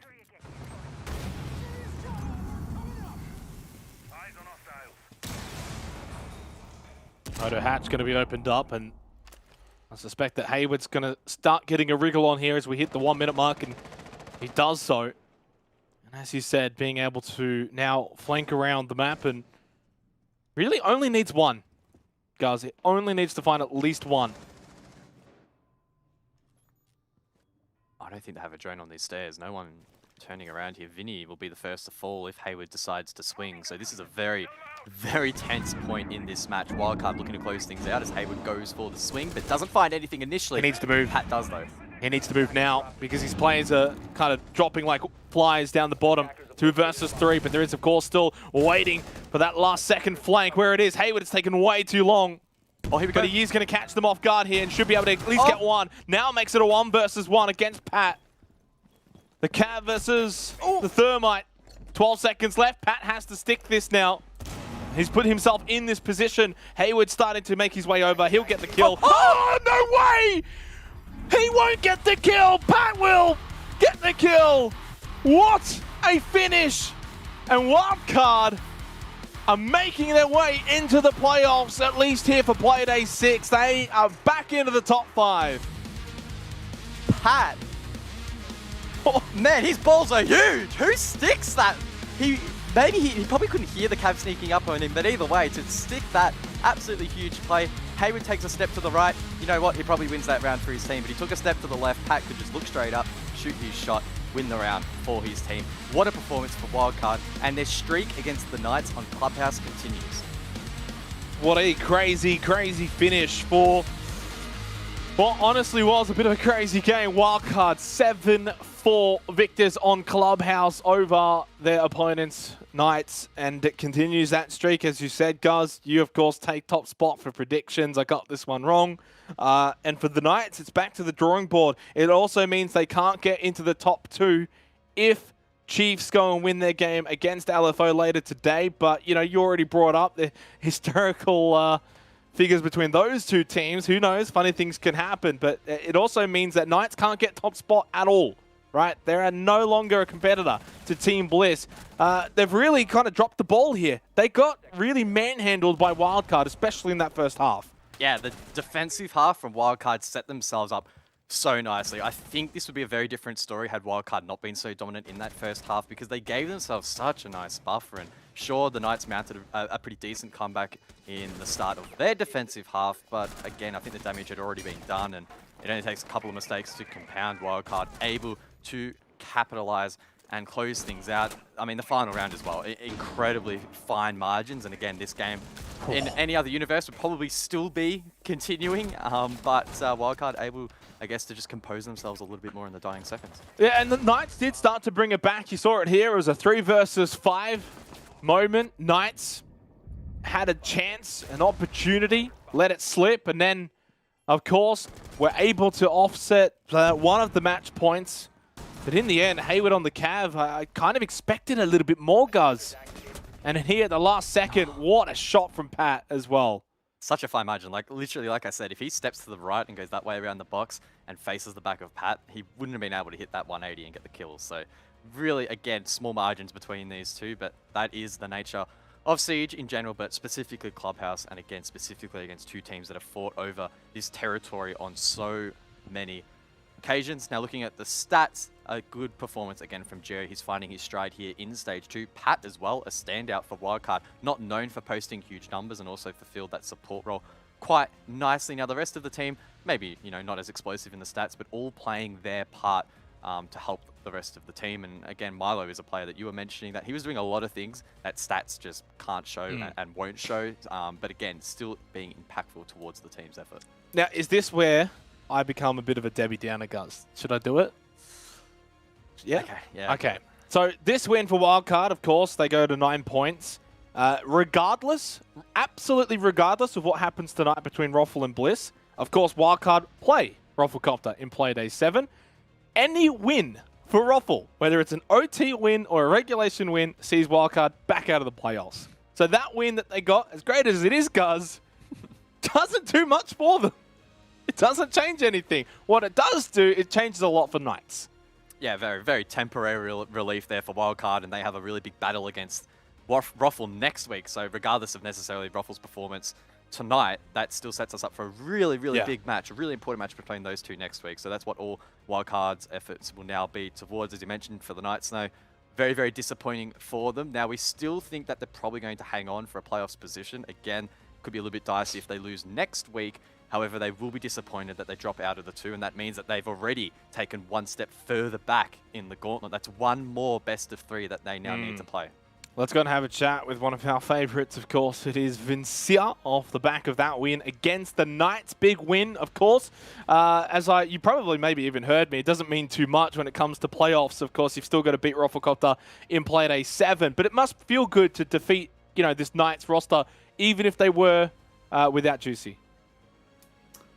Yeah, I mean, it's, a win's a win. And it means a lot in our hearts, Yep. even if it's not on the leaderboard. Yeah, they were a little bit less coordinated today without Juicy. I know he's a very integral part of that communication link on that team. And when you're playing against a team that's kind of less coordinated, you just have to make sure you're hitting your shots. And I think we just were today. Yeah, I'm interested to hear about yourself a little bit personally, Vinny. Obviously, the last couple of weeks, I think you'd probably be the first to admit, haven't been your greatest in your competitive career. But tonight, a really solid performance from you and the team. Do you feel like maybe you're hitting some form now? I'd extend it to the whole stage, to be honest. I think I've had a pretty poor stage, but yeah, I don't know. I think as the team is progressing, to get better together, it only boosts everybody, and I think I'm playing my best Siege when the team is, and I think that's just showing with tonight's performance. Obviously, you guys have got a big match against Rafflecopter for Playday 7. Are you guys going to maybe watch the game against Bliss tonight as a team? Is there anything like that? Nah, Ruffle, they're okay. I think we'll be okay. Jeez, I'm liking that. I mean, is there anything that scares you about Ruffle, or should they be an easy win? Is that what you're trying to say? Just bouncing balls. I don't know. Bouncing balls is kind of scary, but other than that, I don't know. I think we'll be okay. Fair enough.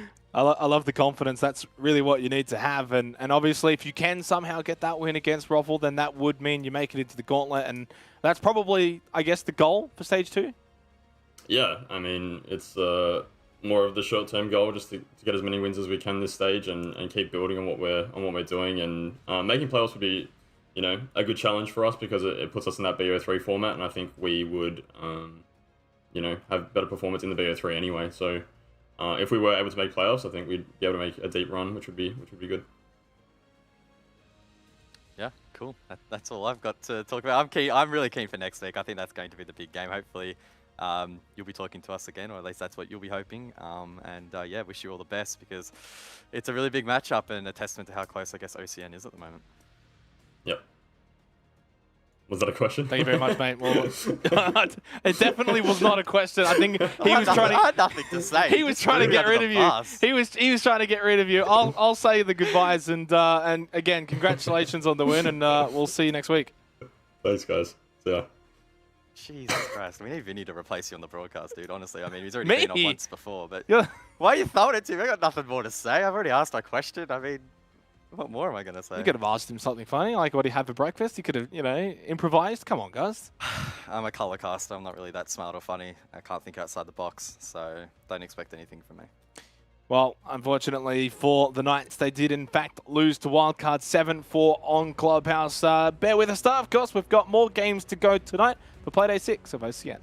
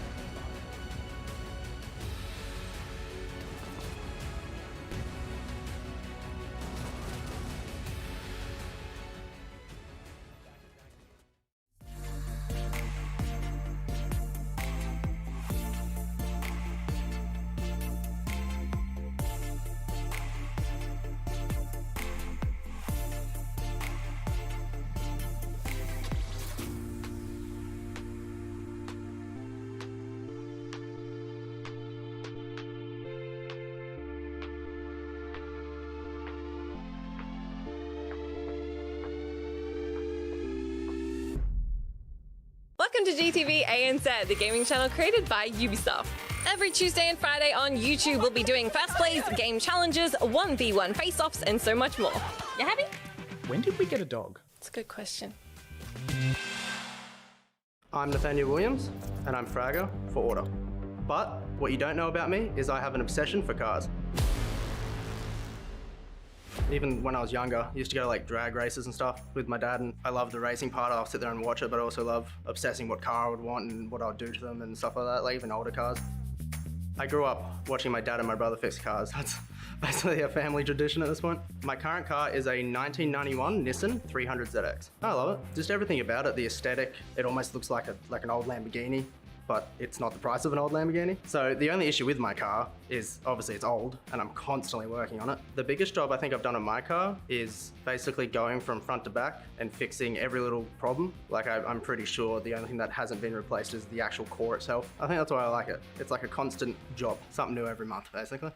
My favorite operator is Vigil, and I think that he would drive a low-spec Aston Martin, something undercover. My dream car would be a fully blacked out Mercedes-Benz AMG. It looks like a tank, pretty much. It's legal to drive, won't be getting in any trouble. I would describe myself as a good driver. Don't know if my mum would say so, but yeah, I'd say so. I've had a couple dodgy experiences in cars. I remember I was driving with a friend actually, and he just bought his new car. It's like you could feel the car wobbling, and he looks out to the right, and his right wheel wasn't connected to where it was supposed to be at all. If we didn't pull over, it would have been rolling down the street, and so would have we.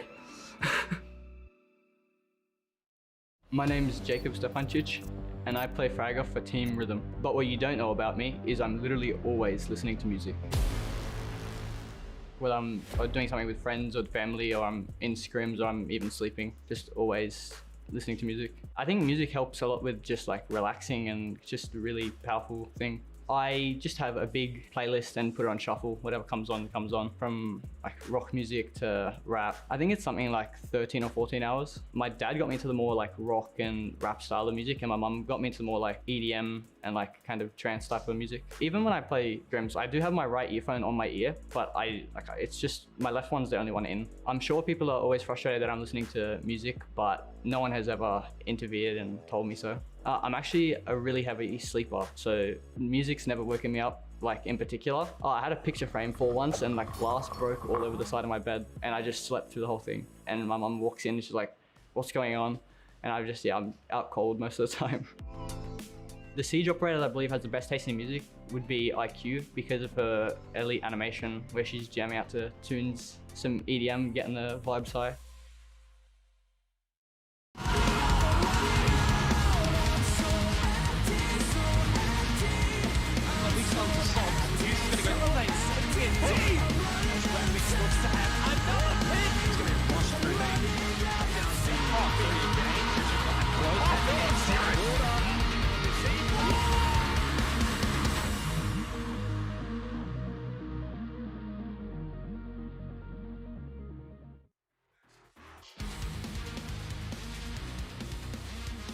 What a wild start to OCN Playday 6, Wildcard 7-4 victory over Knights on Clubhouse. We move forward though, of course, and try and re-establish order a little bit here. Of course, we need to see Order versus Rhythm coming up for the second game of the night, guys, and Order should be able to get the job done. Come on, really? Nah, rhythm. No? You feel the rhythm? Yep, I'm feeling the rhythm. The what? The rhythm. The rhythm. Mate, Can't even pronounce my THs. You're not on tonight at all. Let's get into this game. Rhythm versus Order. For Rhythm, there's not really, of course, a chance that they can make the playoffs. In fact, it's virtually impossible, but it's all about a bit of pride, guys. I think that's what makes a team dangerous sometimes, is when you don't really have much to lose. Now, of course, Rhythm are fighting off bottom place. They're trying to finish at least second last to make their position for potential relegations down the line a little bit safer. But, I mean, in the grand scheme of things, again, they're not really fighting for quote-unquote much at the moment. They're not fighting for the playoffs. And sometimes in Siege, if you don't have that pressure on your shoulders and you just go out there and have a bit of fun, you can produce results. And that's what I'm kind of banking on here for Rhythm.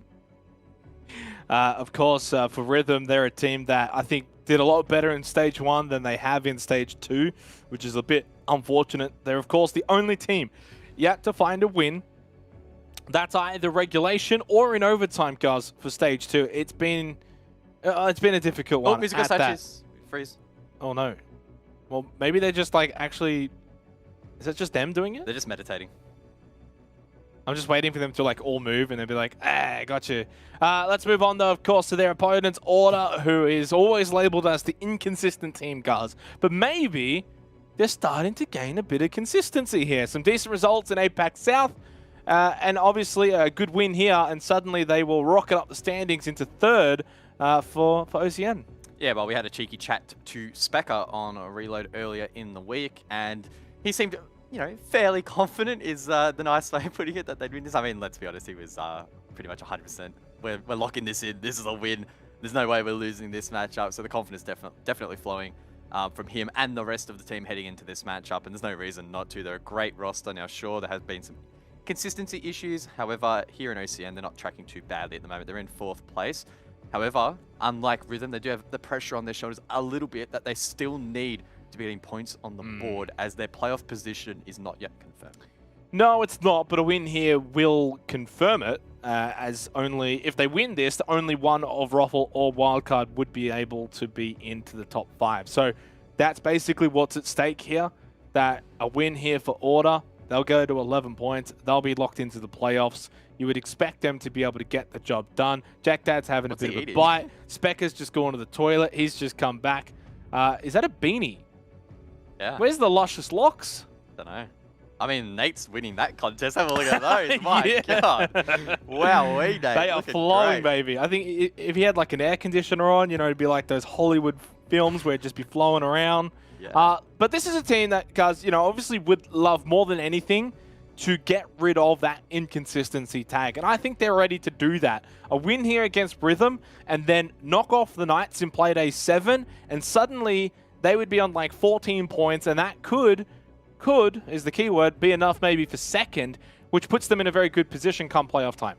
Yeah, that would be a fantastic position for these boys to find themselves in. And I mean, the core 3 of that roster that's been around for quite some time now, the top 3 players on screen that we just saw there being Specker, Jack, and Bailey, have always been sort of that bridesmaid in this region back when they were formerly known as, you know, Akami, Darksided, as far back as you want to go. They were never able to quite eclipse the other teams in this region. So sure, they can't, at least in this regular season, finish first, but they can get pretty close for the playoffs. I'm back. Good. Sorry, we're professional here at OCN. I dropped my pen. Oh, okay. Is your pen okay? It's okay. Okay, that's good. Sorry, continue. No, my point's finished. You finished? All right, awesome. Let's go to the map vetoes then. That was a good way to segue away from what Guz was about to ramble on about. It's Oregon. Awesome. The Clubhouse and Oregon train continues, Guz. And we've got the best team in Oceania as well on Oregon. Yeah, no, they're not. That's just what Specker said on a whim, like, what, 12 months ago. So we need to stop beating dead jokes like that, Xenox. I mean, come up with something new. Surely you've got... You know what? You're right. We should stop beating about dead jokes as well. So that means I like Villa. You don't know the map, though, so how can you like it? Look, in terms of this map, I haven't even got the stats next to me, so don't even throw me under that bus. But again, like I've said earlier, the maps are going through this weird phase at the moment. They tend to go through trends through every single season. For whatever reason, at the moment, teams leaning quite heavily into Clubhouse, into Oregon. Obviously, in this veto in particular, Rhythm just not at all comfortable on sending Order to Clubhouse, and probably a wise decision. Extremely structured, even more structured than Oregon, of course, will play out to be. Now, the interesting thing to think about heading into this match is going to be that Flores and Thatcher ban. Do we see either ban? Do we see them both banned? Because we have been witnessing in the last couple of weeks that has been changing things up quite a bit. Yeah, just I know you're just filling there and you're just saying words just the same, but I've got the stat, Guz. Go ahead. I've got the one that you want. Okay. The one that maybe you will like to hear as someone who tipped Rhythm. Oh, the yeah. last time these two teams played in OCN was on Oregon. And guess who won? Rhythm. It was Rhythm. 8-6. They won it out in OT. They've got the history. Let's go. Rhythm they do. Which it's an interesting one too as well, because in that particular game, in the first half, Order had a 4-2 attacking half, Guz. And they would have been thinking, or whoever was casting it at the time would have been thinking, boy, this is going pretty great for Order. And then Rhythm brought it back on their attack and went 4-2 as well. So it was a very attacking Oregon. Okay, well, I have a feeling that we casted that matchup. I don't know. It's ringing a bell probably for whatever unlikely reason, because it was in the... no, we did not. Yeah, no, it's very likely. Yeah, we did do it. Yeah. Yeah. So look, Rhythm win, lock it in right now. I mean, I'm going to okay. extend my lead in the predictions. I'll write it Simple down. as that. Thank you very much. I mean, maybe I saw the script before tonight's broadcast, so got a little bit of an edge in that department. But yeah, look, it's difficult to make that an assumption that this match is going to be close based on what a single isolated historical event. However, it does produce a nice little storyline for us. Rhythm trying to back up that performance, and unfortunately, maybe Rhythm, I mean Order rather, struggling against Rhythm on this particular map. But again, a lot has changed between now and then as well. So many roster changes. I mean, these rosters are basically completely different. So I got a question for you here. It's not a very difficult one. Sure. Obviously, there's more for Order though, right, in terms of pressure. Because if they lose this, that inconsistency tag is literally stamped on their forehead once again. If they win this, they probably don't get the plaudits either, right? So it's all pressure on them. Yeah, yeah. If they lose this, it's a devastating hit to their stage. If they win, it's just an expected result. So this is really, I guess, just a boring, mundane Monday morning for them, if you would, in the world of competitive Siege, where they just need to rock up and get the job done. That was the attitude that Specker talked to us about the other night, that it's really important that they just focus on the matchup, don't put too much emphasis on it, just get the job done. It should be an easy game. Don't make it more difficult than it needs to be.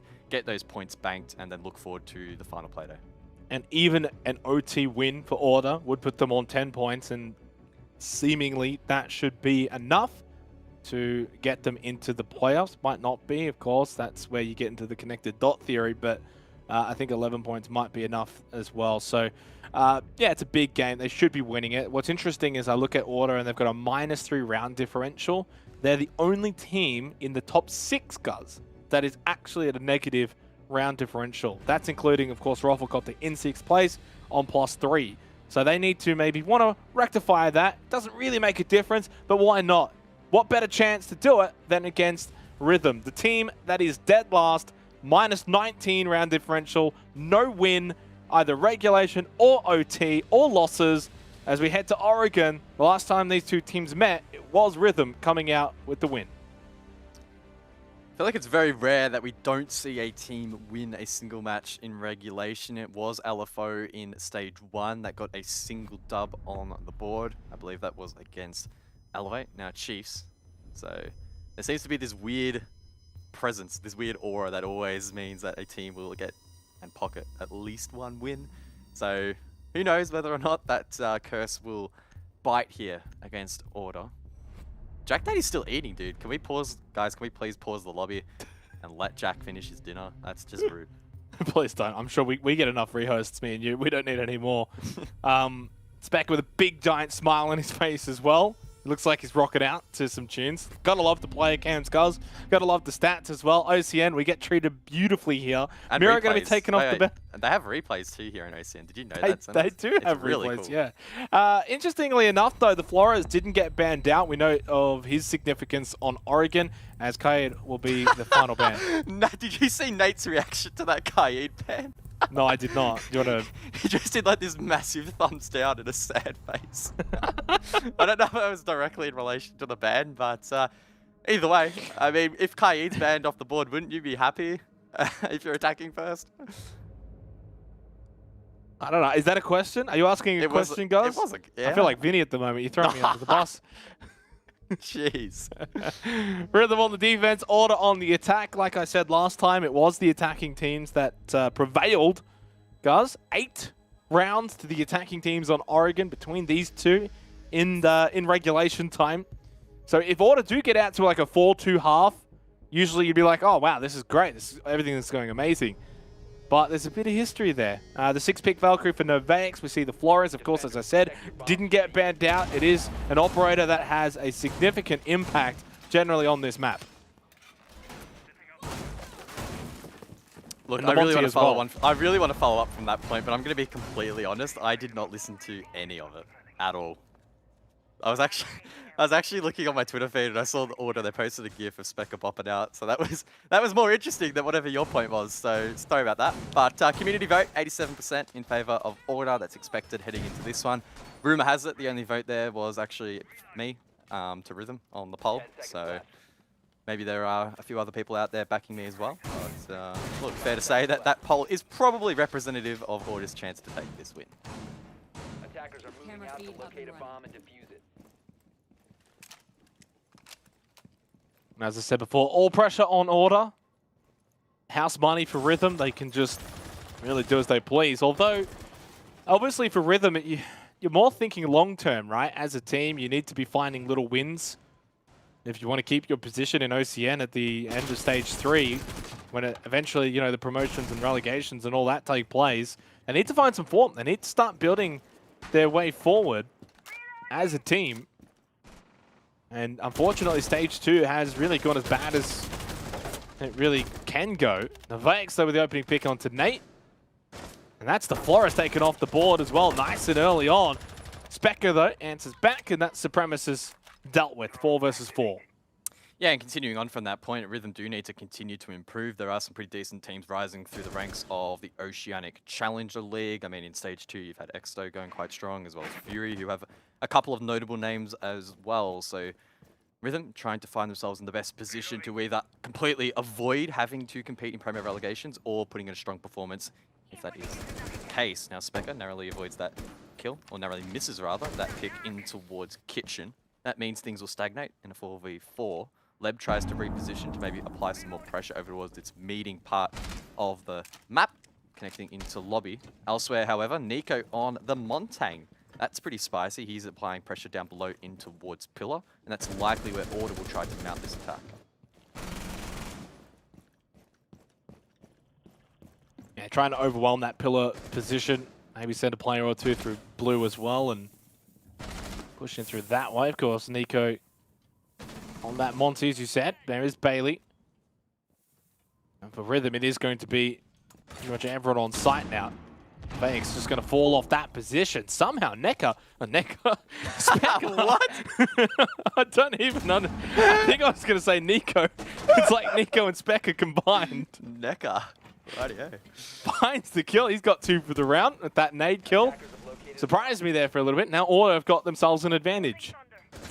No, Vex under the pump now behind that Vulcan shield. Nico really putting him under the pump. That Montang shield forcing the Valkyrie back, but he tries to reposition, sends out a pre-fire, but of course that shield will protect Nico. Specker, meanwhile, does go deep. The diffuser is in the hands of Jack Duddy, but they're not going to go for the plant. Instead, they're just going to go for kills. It's 3 for Specker in this round. Oh, there we go. Make it 4. Leb needs to hold back the ace, but it's Bailey to cut him off at the bottom of the rear stage stairs.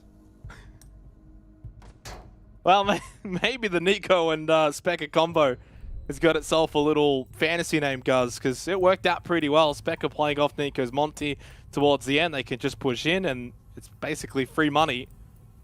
Order tank the opening round. They looked pretty good doing it. They lost Nate very early. They did that without any Rotero drones. No Flores for the entire round. And yeah, Specker got that trade, but he killed the Jaeger, who's already placed those ADSs anyway. Yeah. It was a really good clear there from Order. No one able to really mount against the pressure there from Rhythm.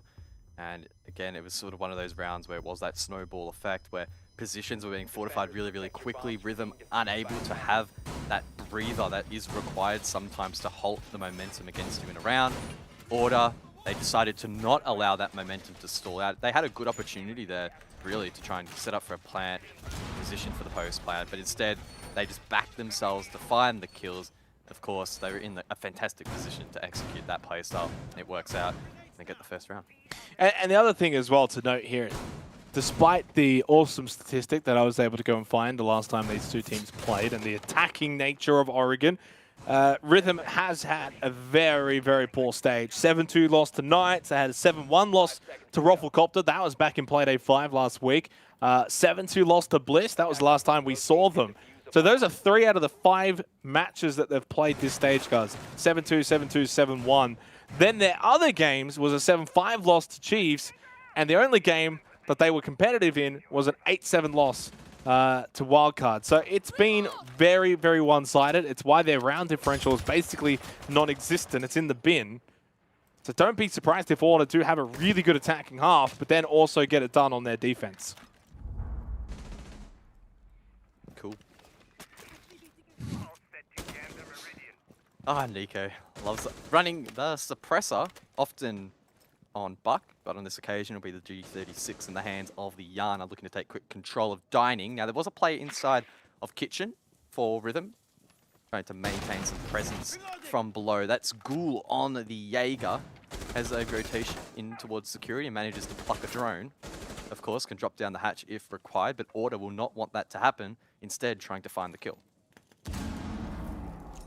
And obviously wanted to try and flush out that player inside of security.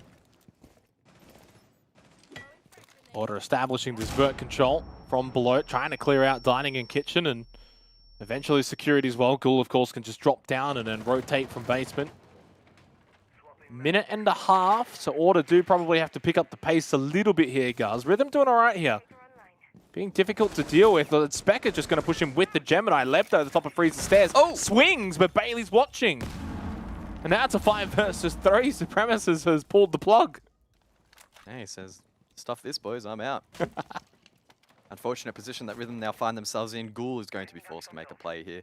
If he does and he dies, I mean, the round is probably over anyway, so he needs to try and find something here. There's a player inside of Classroom. I think that's Jack Dad, but it's Nate, actually, who will fall from Z.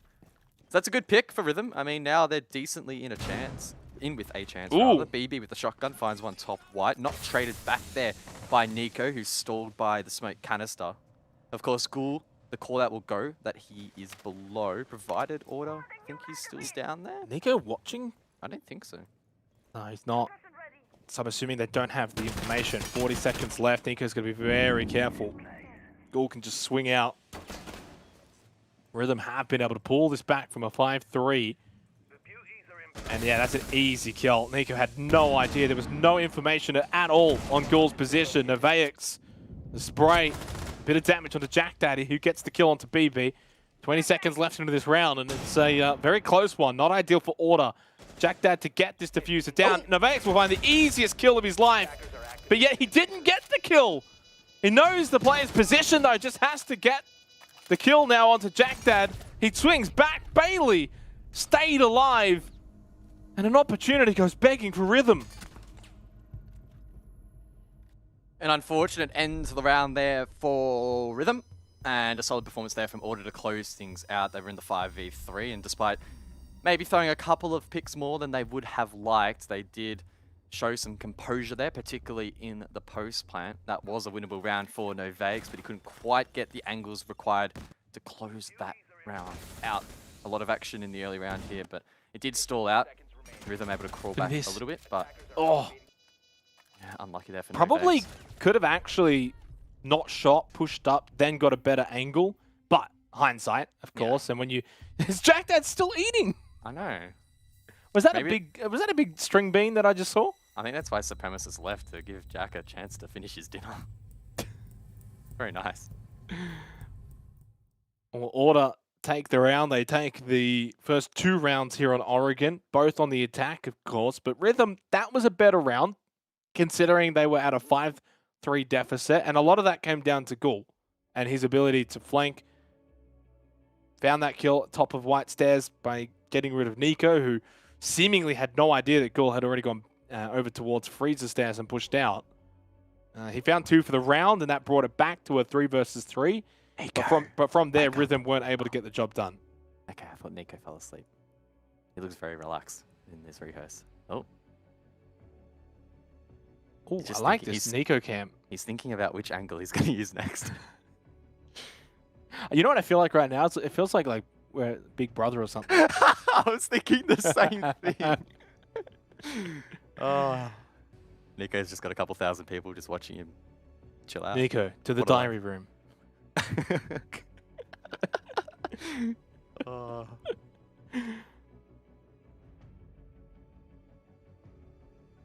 I'm just waiting to see Nate. I want to see that hair. It's very nice. I wish I could grow my hair like that, but unfortunately I'm not gifted with that DNA, so. He's so powerful at it that it's growing out of his chin as well. Yeah. He's got like a mullet beard.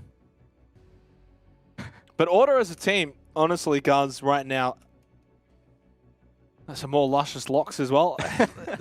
They're all just so good looking, aren't they? They really are, really. I mean, I don't know if there's a better looking team as a team. Yeah.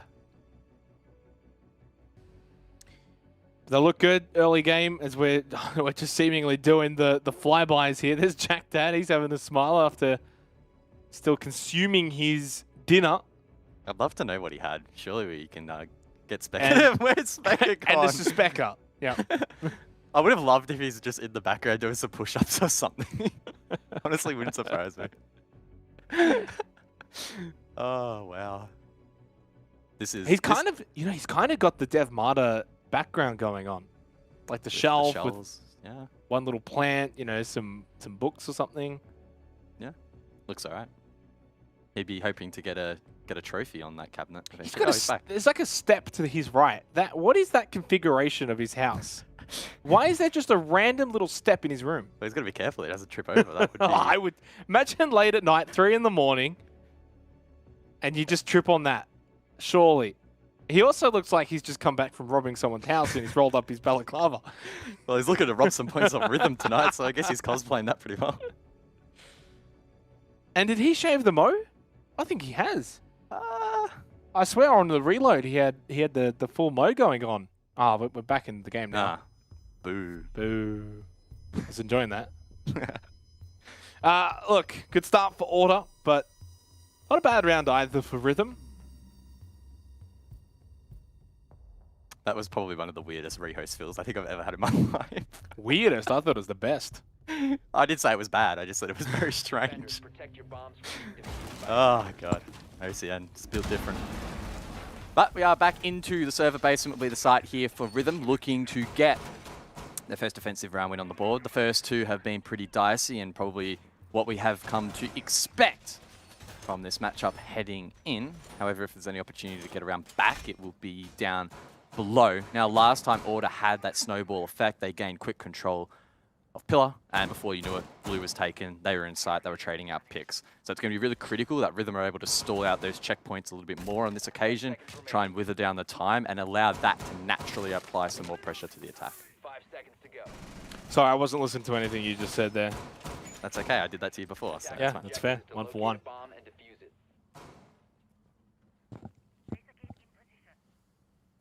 Looks like Nate's off the Flores and we'll go hunting.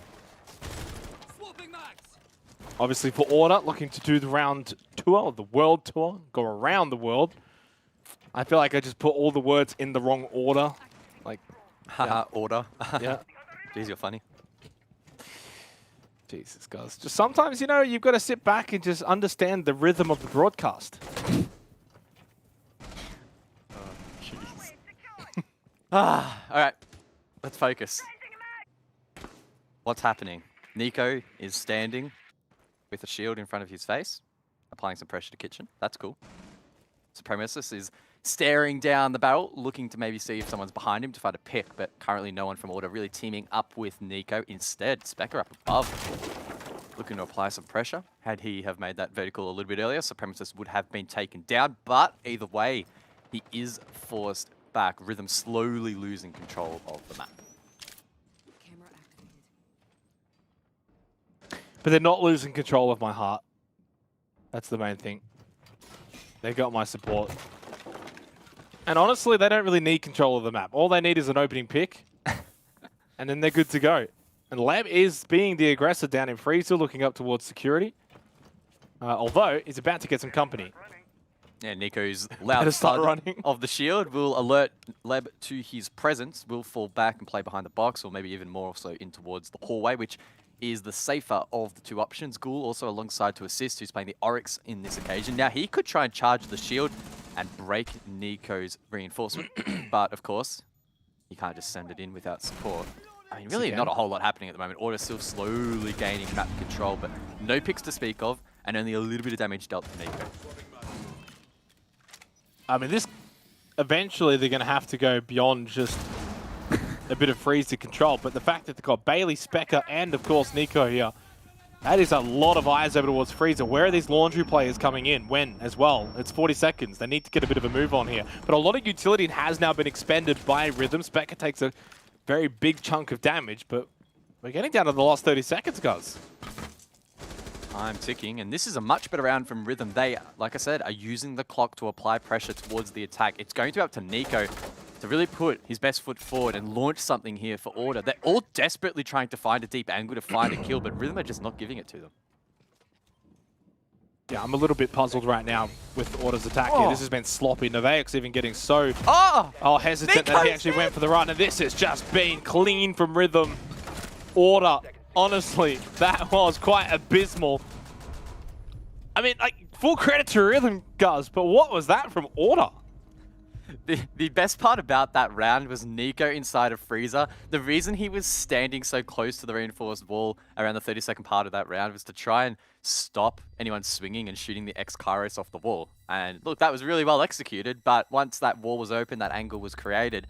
Rhythm didn't play into the strategy from Order. They all sat back and played so patiently. They didn't feel the need to pick, and that was the correct decision. Had they have popped their heads up, swung around corners, etc., facing in towards Freezer, Order were just sitting there with their longer range scopes ready and waiting. But they didn't get those picks. They were forced into a really awkward execute, and it was really well done by Rhythm to shut out the round. Yeah, and look, I don't want to take away anything from Rhythm. They played that really well.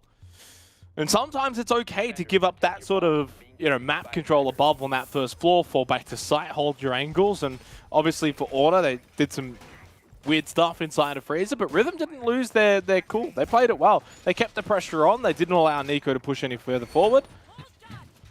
Deserved round win, and a much needed one as well, and does deny Order from finding 3 in a row.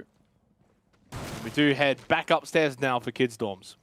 Flores in play here for Order, so expect those Rotary drones to have quite an impact. Now, they have had a limited impact so far, but that may be exemplified in this round. It really just depends where the utility is placed for Rhythm. Now, they aren't bringing any shields. That's a little bit unusual. They are instead trading out 3 nitro cells instead. So a lot of pressure could be applied here, particularly in the plant phase from Rhythm. We'll have to see whether or not they invest down below to utilize those nitros, whether or not they'll try and play them on site, throw them deep. But either way, that is something that necessarily the Flores won't be able to directly counter.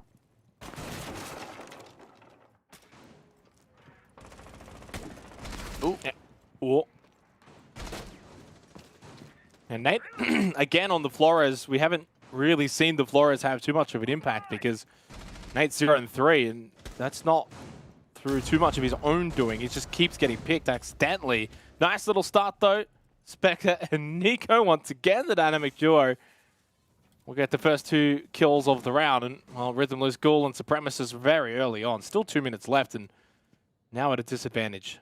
Yeah, there's 2 picks basically for free there from Rhythm, and in theory, they're doing the right thing, trying to hold down below. They did play a little bit more aggressive into a small tower, dining, shower hallway, etc. to delay that push as much as possible, but they did test their luck a little bit too much, and now Order, especially with Nico available on the Montagne, can already apply pressure towards the site.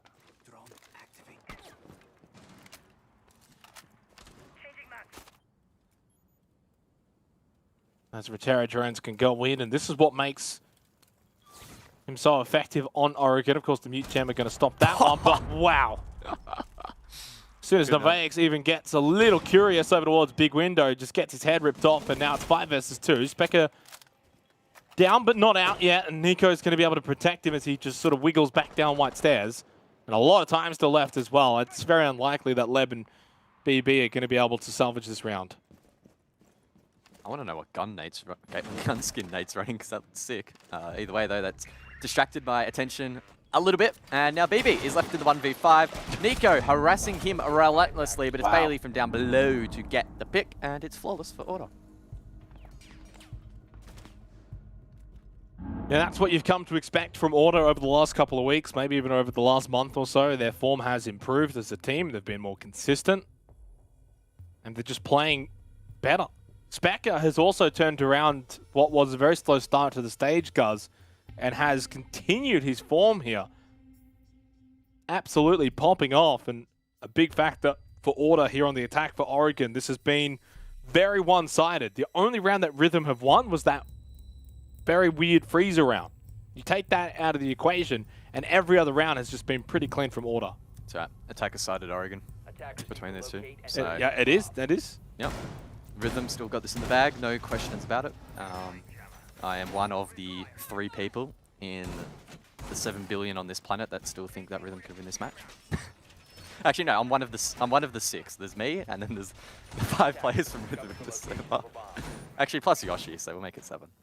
Nah, maybe I'm being a little bit too dire, casting too much doubt here on Rhythm. Anything can happen on the day, but it's also fair to say that Order are definitely playing like the better roster at the moment. That said, Meeting and Kitchen. This could throw a little bit of a spanner in the works here for Order. We'll have to see whether or not they have what it takes to attack an objective that doesn't get necessarily as much play. And of course, like going back to that statistic that I did bring up, it was the 4-2 halves on the attack. So for Order, if they can get to a 5-1, that might be enough to deter that. But yeah, I don't know. This is a very different Rhythm lineup to what we saw in Stage 1. That particular Rhythm, guys, that won that game in OT here on Oregon, they went to a lot of OTs, and they won a lot of those OTs. They actually had an okay stage. Points-wise, round differential-wise, this one's been a disaster. It's not the same Rhythm, unfortunately, for Rhythm fans, but you know, they're going to put up a fight, and that's all you can really ask from them. But Order are on another level right now. Yeah, Rhythm have been a little bit out of tune, some may say, in this stage. Offbeat might be another word that comes to mind as Specker finds the opener, and that's Meeting control, likely already given here to Order. There was also pressure in towards the hallway, and Nico is planning in Kitchen.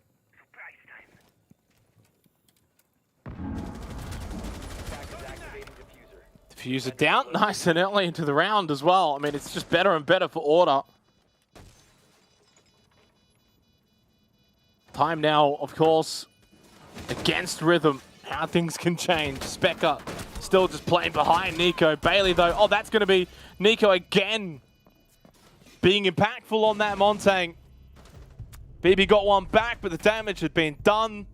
The floodgates had opened, and Order go up 4-1.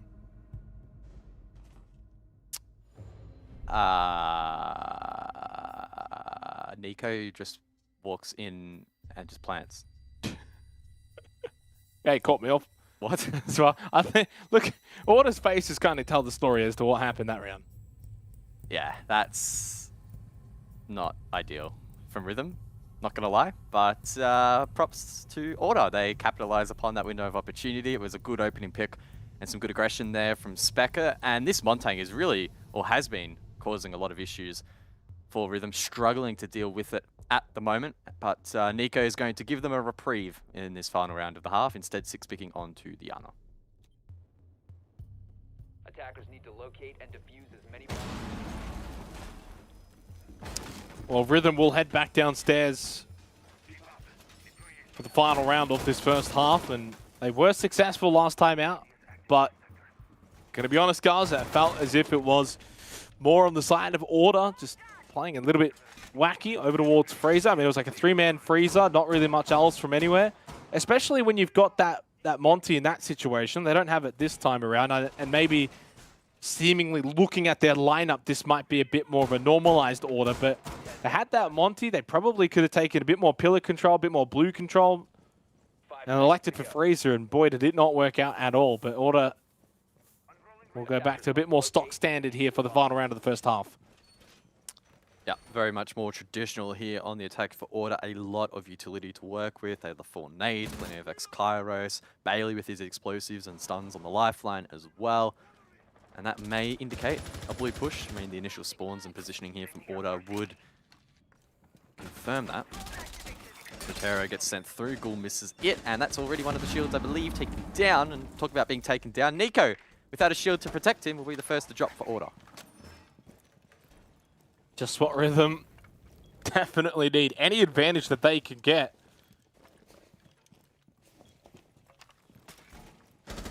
And Ghoul just maybe feeling a bit of the perceived pressure there. We'll lock up elbow, make it a bit more secure. Nate with another kill. This one onto Supremacist after starting 0-3. Now 3-3. And sends one of those Rotero drones all the way inside. Wow, he's just gone the whole distance there. Good information gathered as well as Order take elbow control. They can open this up. They've got the advantage. Bailey has just silently gone 10-1, guys.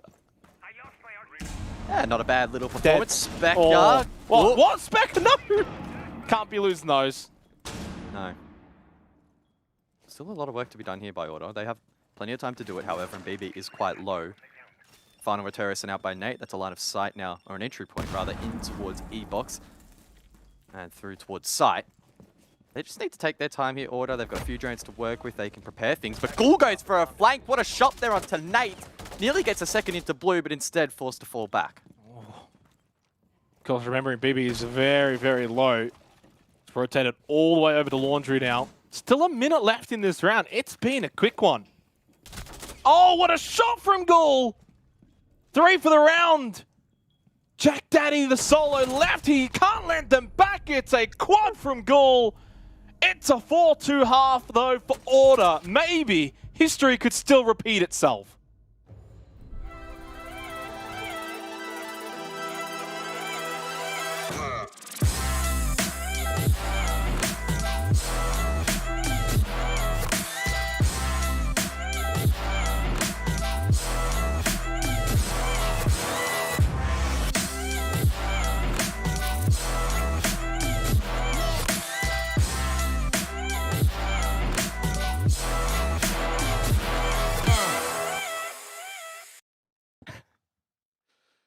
Well, Order.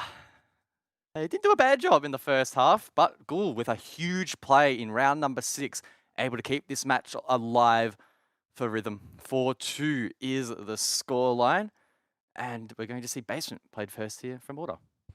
Yeah, and most importantly, Rhythm is still living, which is our segue to, of course, one of our very much loved sponsors for OCN.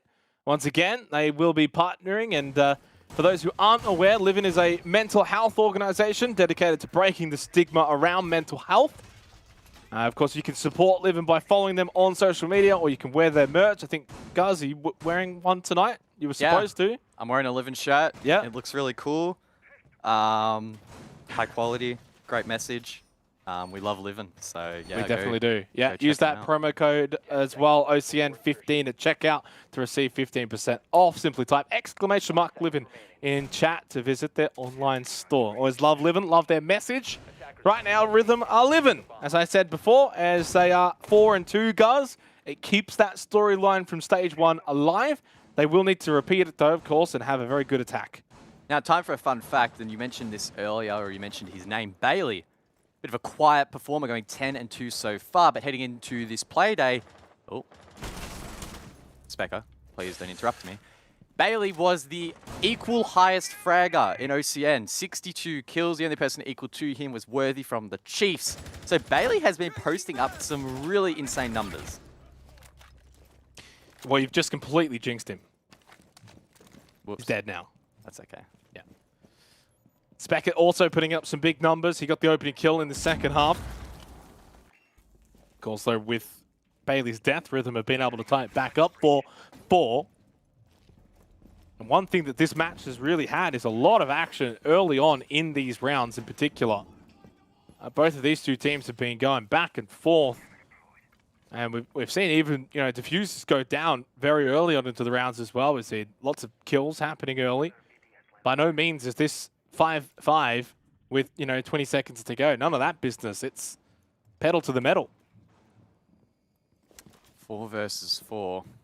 Supremacist has a bit of a peek down Freezer stairs, but unsatisfied that push will be fruitful. Instead falls back, waiting on Ghoul now to come across, open up the security hatch, and then transition controlling towards meeting and get that hatch open as well. Cheeky pre-fire there from the Zephyr almost collects Jack Daddy, trying to perceive some pressure on these stairs, but will back down towards Pillar. Now BB, who is playing the Amaru this round, just on Basement, not going to have much of a direct impact outside of gaining quick map control, is now at the bottom of Freezer. That wall, in fact, fully reinforced off here by Order, trying to filter their opponents through the doorway.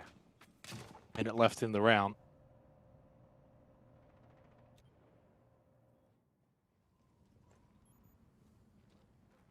Honestly, actually one of the slower rounds. I've jinxed it as well because I mentioned how hectic things have been early on in these rounds, but maybe expect Rhythm to be a little slower tempo than Order was on their attacks.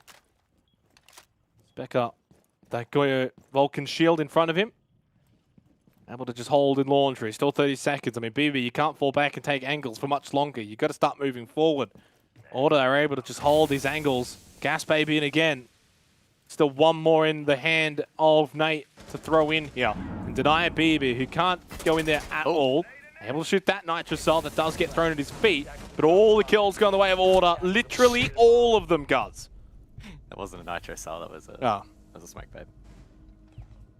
That's why Rob is a better play-by-play than you. These things happen, you know. Typically, look, like you said earlier. typically people throw Nitro Cells at people, okay? And in the heat of the moment, you see something get thrown at someone and he shoots it. I don't think you can blame me. No, that's okay. Like you said earlier, Rob's on his P plates now. You're still stuck on your L's, but eventually, once you cast 120 hours, you'll be able to go onto your P's as well. So, me, I'm on my full license. I think I've done way more than 120 hours. Like, I do get your reference there, but it just doesn't make sense. It's okay. You also casted SI and Rob hasn't, so I mean, maybe he's on the L's and you're on the P's. I think you're just on an awful, awful tangent that you need to get off here. Let's move on. Rhythm with a much needed round coming up because it is starting to fall away from them, Guz. 5-2 now. Goes away from that trend that we had last time out between these two teams on Oregon, which was, 4-2, 4-2. They need to start getting in the winners column. Otherwise, this could end up being yet another 7-2 or 7-1 sort of loss. One of those big blowouts that they've had too many times this stage. Yeah, that's definitely the case. You highlighted it earlier. The round differential for Rhythm has been quite devastating, and whilst in stage 1 they were able to put up some pretty good fights across the board, this stage has been a whole different story. They're still going through this transitional period, BB coming on board, finding some issues, I guess, trying to connect with the rest of the roster and trying to get things going as a squad. Now, it's always going to be tricky when you're making constant roster changes to be one of the top performing teams, but Rhythm, that's just been their storyline for the last couple of years, continually going through turmoil and unfortunately unable to get to the point where they're a really solid staple of the region. We love Rhythm, but unfortunately they haven't been able to put in those consistent results that they need to be one of the top performing teams. That said though, they have an opportunity here in round number 8 to try and bounce things back. It is a Dorms attack. They've brought plenty of utility. They've also brought the Twitch as well to spice things up and clear those mute jammers, for example, which would have been placed around by Nico, and they will swiftly get control, or at least open up the breach in towards Attic.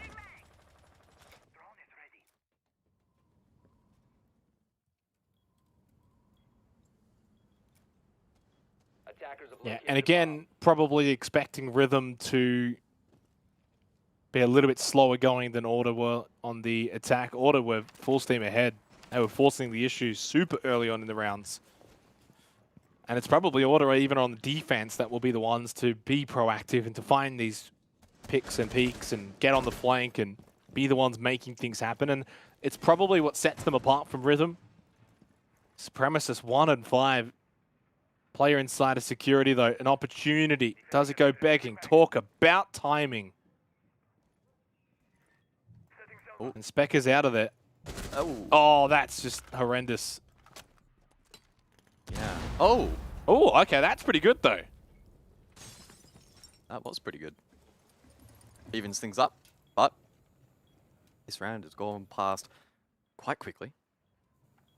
Just over a minute to go, and Nate inside of Kids has a good position. That shield protecting him from the pit drop, as well as fortifying his position against the double window jump in. Now elsewhere, Rhythm are applying pressure in towards Games. That's the wall opened by Ghoul, who still has one summer left if he elects to use it. Bailey, though, poses a threat down below. Still plays, of course, around that main entrance, so he can swing out from Classroom and maybe find a kill. It's actually Ghoul above, who walks above him. Or the Nitro Cell. Well, that's definitely not a gas babe. 3 versus 3, 23 seconds left here, and it's getting very chaotic now. 3 versus 3. Advantage probably to no one, maybe to Order, honestly, because time is of the essence and Rhythm's running out of it. The spray from Nate at the back of Kids in towards Pit. Doesn't find what he's looking for. BB pushes in, gets that diffuser down. Leb He's going to be down for the count. BB got off of it. Now he cannot get off of it at all. Watching his shoulder, Nevaix on that twitch. Nate will be able to get this kill, but he still needs to get Nevaix, though, at the top of White Stairs. Sees his elbow sticking out, knows where he is. Maybe he was expecting. Do they have the info on Lev or not? Through the wall, he gets the kill. He doesn't have that info, but now he will confirm it. Well, maybe not. Now he does. Stats. Wow, that was interesting there from Nate. Order will claim match point. That was a nice, cheeky little clutch. I was screaming without actually being vocal for him to shoot through the wall, and eventually it clicked. He got the kill at the end there. A really nice clutch up for him and the team. And yeah, the prospect of Rhythm winning this matchup continues to slip away. Gee, you think it's 6-2? I don't know. I think it maybe has slipped away from them. Specker with that opening pick. Great nitro cell from Bailey as well, and kind of set up the round. But yeah, the 1v2 clutch from Nate. Of course, it says 1v3 at the top, but Lev was down. He was never really involved in this at all. And yeah, this is the moment where just decides, hey, I can just shoot through that. Match point. Order on the defense. It's meeting Kitchen. And this could be the demise of Rhythm, as it has been throughout Stage 2 so many times before, guys, around this point where they end up losing 7-2, and it will be yet another blowout. Ah, damn, dude. Feels bad for Rhythm. It's been one of those stages and one of those seasons for them as a whole. Order, on the other hand, though, they'll be quite elated with this result so far, particularly if they're able to convert from here. And Specker was a man of his word, making this match a little bit of a clinic and putting on a good show for us all. They haven't had to do anything too fancy in this matchup to get it close to the line, and now they just need one final step to get it over said line. They are defending Meeting and Kitchen, an extension up above here, the Mute assisting with denying some of those entry points. Interestingly enough, they're only going to single reinforce rear stage, I think that was. Unless they're doing it on the other side. I can't tell. I'm going to assume that's unreinforced, so that's a little bit spicy. Might allow Order to get a bit more aggressive here if Rhythm take control of Big Tower.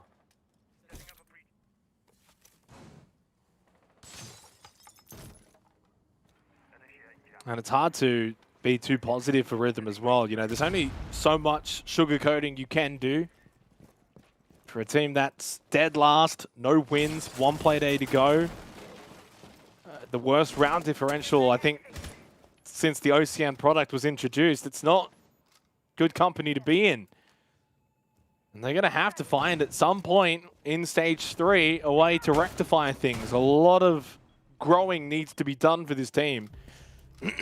On the flip side, though, Order as a team finding themselves in a better position where they no longer maybe drop these sort of games. In the past, they would have, guys. They would have been upset by, you know, the odd Rhythm or the odd LFO. But I feel like they are just starting to gain that consistency tag. Slowly but surely. And on that note, Rhythm are trying to slowly and surely take map control over towards the western side. They haven't quite committed to rear stage just yet, but I can see some outlines to the north of the map rotating over to that side, and that would suggest that they are going to at least get a line of sight in towards Meeting, make the likes of Nico feel a little bit uneasy. But with this wall soft, as I mentioned, Order can get quite aggressive. There's a lot of utility, including ADS devices and Banshees from Specker, that are slowing down this progression a little bit. That said, Novax just looks straight past them, popping one of those Banshees and ADS, as well as that barbed wire to try and get control of the hallway. Ghoul says nice shot as Nico takes him down, and now Order have the man advantage to try and close out the round and close out the map. Yeah, there's not too long to go either. 55 seconds left, and as you said, they've got that man advantage. Novax just takes a little bit of damage as well. Not ideal. And Nate just sitting is almost like backup inside of Addict as well, in the event that somehow Rhythm do make it in towards Meeting. It's unlikely. And I think, honestly, for Rhythm, it's maybe better to just be put out of their misery. Nico's going to go for the swing. It's actually Jack Dad, though, who got the kill onto Novax. Nico did get the kill onto BB as well. And it's a 3 versus 1 now. Leb in the solo position, under 20 seconds left. It is going to be a 7-2 victory for Order, guys. Emphatic in the end, clean as you like, and history will not repeat itself. Oh, Lev wants something to say about it, and it does find one there onto Nico, but the time is ticking down. It's a quad for Lev, but it's not going to be enough. The time will deplete. Jack Dad is outside, and Order will close out Oregon 7-2.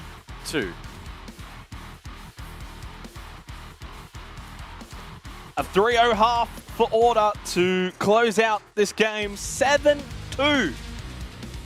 They now rocket up into third position in the standings for OCN with one Playday to go, setting up a tantalizing match between Knights in Playday 7. It will be third versus fourth, guys, in the final Playday. Then you've got Wildcard versus Roffle. Then you've got Bliss versus Chiefs.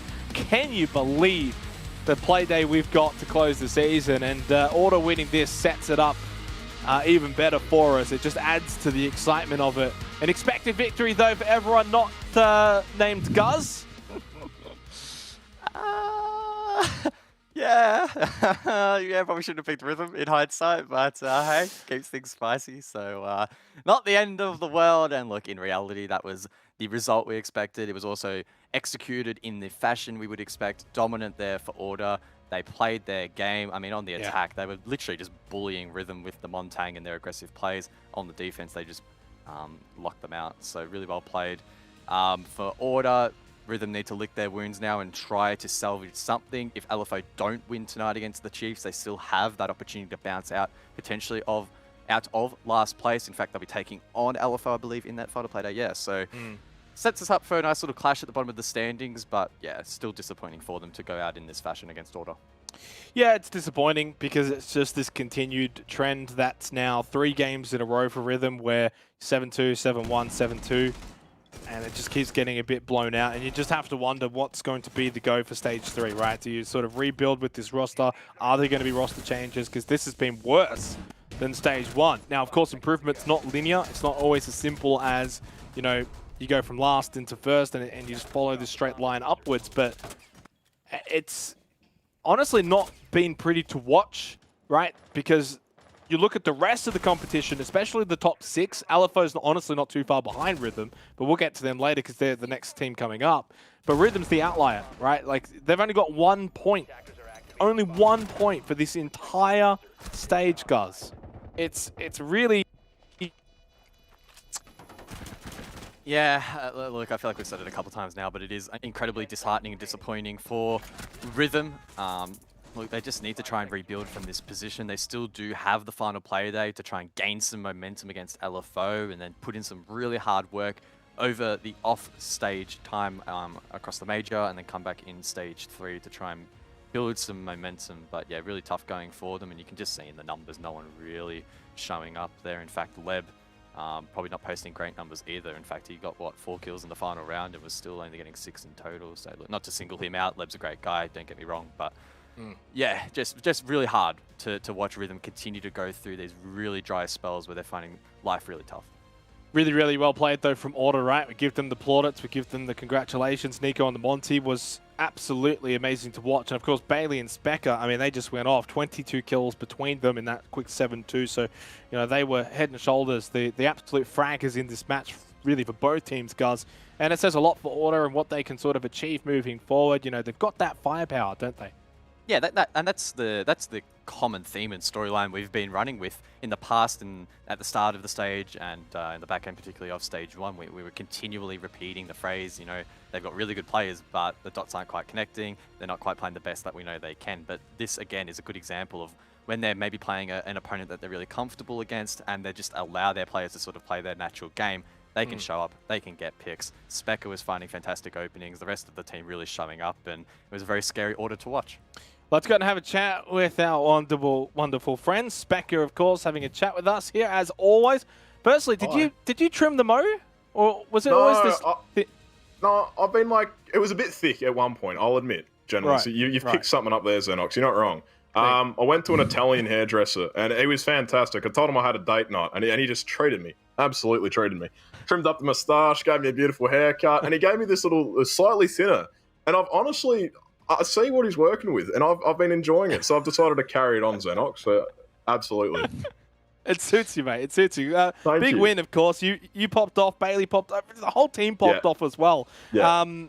But it just feels like job done more than anything. I mean, to not disrespect Rhythm, this stage, and it's just about getting the job done today. Yeah, well, that was pretty much it. We're here to do business, and we pretty much did that, I suppose. It was just a quick game for us. Had to get it done. No show match today, unfortunately, gentlemen. But yeah, it is what it is. It would be an absolute upset for us to lose that game to Rhythm, especially with our recent performances in other leagues as well as this league. So yeah, we decided to pretty much, I guess, not bully, but we were definitely in a stronger position most of the game. We were definitely playing our strengths and pushing as a unit. We had a few rounds here and there of sloppiness, which we should have won. Again, I think we lost an advantage, which, it's standard for us at this point. But we tightened it up, and, we're getting better and better as always, I suppose. So yeah, once it gets to that, it could have really been a flawless kind of game, I suppose. So, yeah. Yeah, Specker, good to see you once again. I'm interested to hear your thoughts on Bailey, actually. Now, I was having a look at his stats heading into this matchup, and again, he showed up. He's been posting some pretty serious numbers. Like, he is right up there as the top fragger He's good. in the league. Give us your thoughts on him, because it doesn't feel like he's a name that we're, saying very often. He seems to be a bit of a quiet achiever. Is that the right way to maybe phrase it? Or? I would say he's relatively humble in that aspect, yeah, and he's also not really one of those flashy players that kind of will, pop off and get these. In saying that, nobody does. I don't know why he doesn't get that attention, but he's not really known as I guess maybe it's his previous roles or whatever, but in regards to how he's at right now, I'm starting to play with Bailey a fair bit more on that attacking little duo dynamic that we have. So I guess he's got now a partner to kind of do things with, and it's vice versa, him and I. So when we're both, able to get this ground and this control, we're very comfortable with each other. We delegate angles with each other. It doesn't even need to be kind of vocalized. It's just like a kind of logical thing. So Bailey's just gone under some tremendous growth, I would say. And it's awesome for him to kind of go through that. And it's definitely a key instrument to why this team's developing. But, I mean, credits to all the players. They're all developing at a nice, comfortable rate. So it's awesome to see, and it's awesome to play with, and hopefully it's awesome to watch. Now, mate, you guys are in a very interesting predicament to not only close out OCN, but also closing out APAC South. You're playing the same team in both competitions. You've got the Knights. Now, of course, two different competitions. You've got two different circumstances. What's the thought process? Have you guys even thought about it at all yet? Or at least, I guess, maybe run us through what could end up being the thought process going into the week? Because do you treat it like a best of three, maybe? Does it change slightly? No, not really. I mean, we want to win both games, ideally. Losing, of course, the South would be worse than losing the OCN, but we want to win both, Nothing really too special in regards to the treatment. My plan's kind of just to go and click on their heads before they click on mine. And, I reckon it'll be a fun game. But, yeah, Knights are kind of a structured team.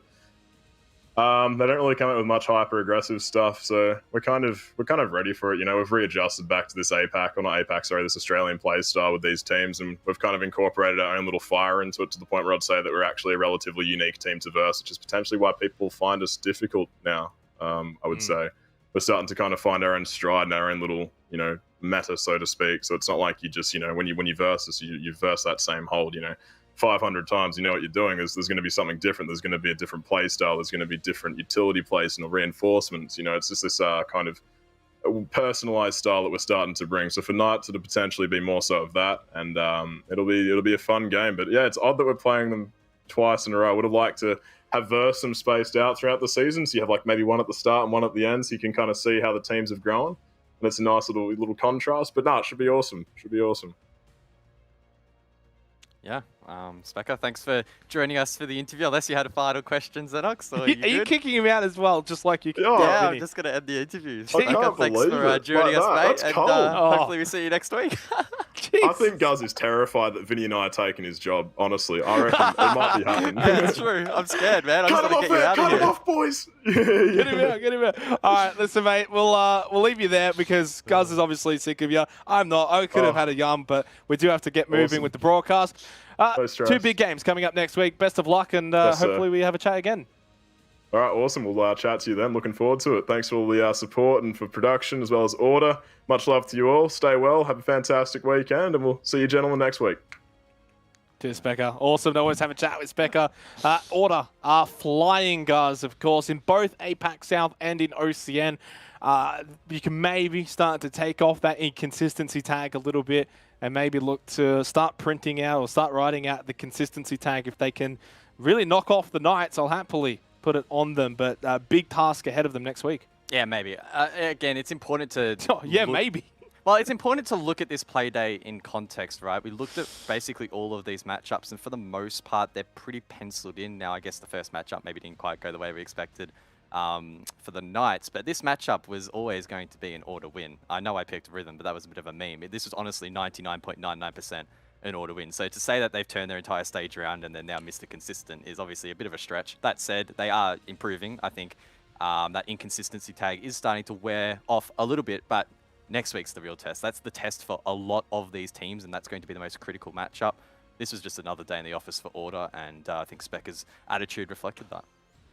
Yeah, I think Order is starting to turn things around. I'll give them their due praises there. Guz probably won't. We're going to go to a break. When we do come back, though, don't go anywhere. More big games to come.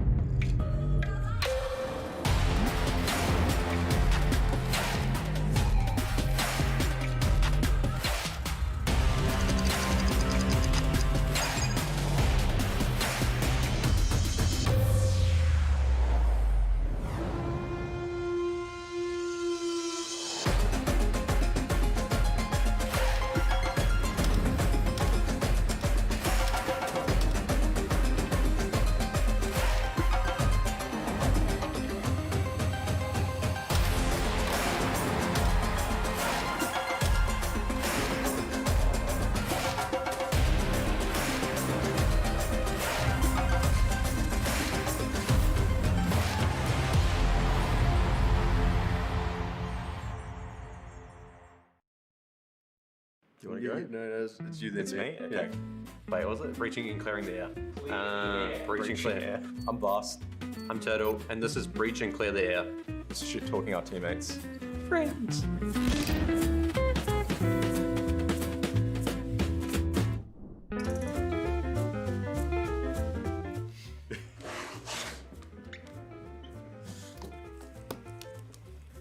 I think that's pretty obvious. He doesn't like dying to a lot of stuff, and he generally shows that in his temper. He doesn't mind a bit of a "what the f*** was that" moment. Worthy will probably die to something he deems kind of an idiot play, and he'll generally yell about how stupid that play was or that player was.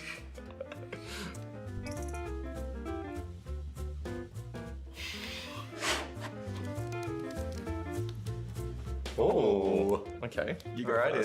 I love how, don't get me wrong, he's other coach and analyst, but a bit too corny for my liking sometimes. I chose God Legion because some of his jokes just don't really make sense and no one really laughs at him, to be honest, so. Well, actually, I was gonna write Turtle, but I thought about it and his jokes are a bit more awkward than bad, so. Okay then.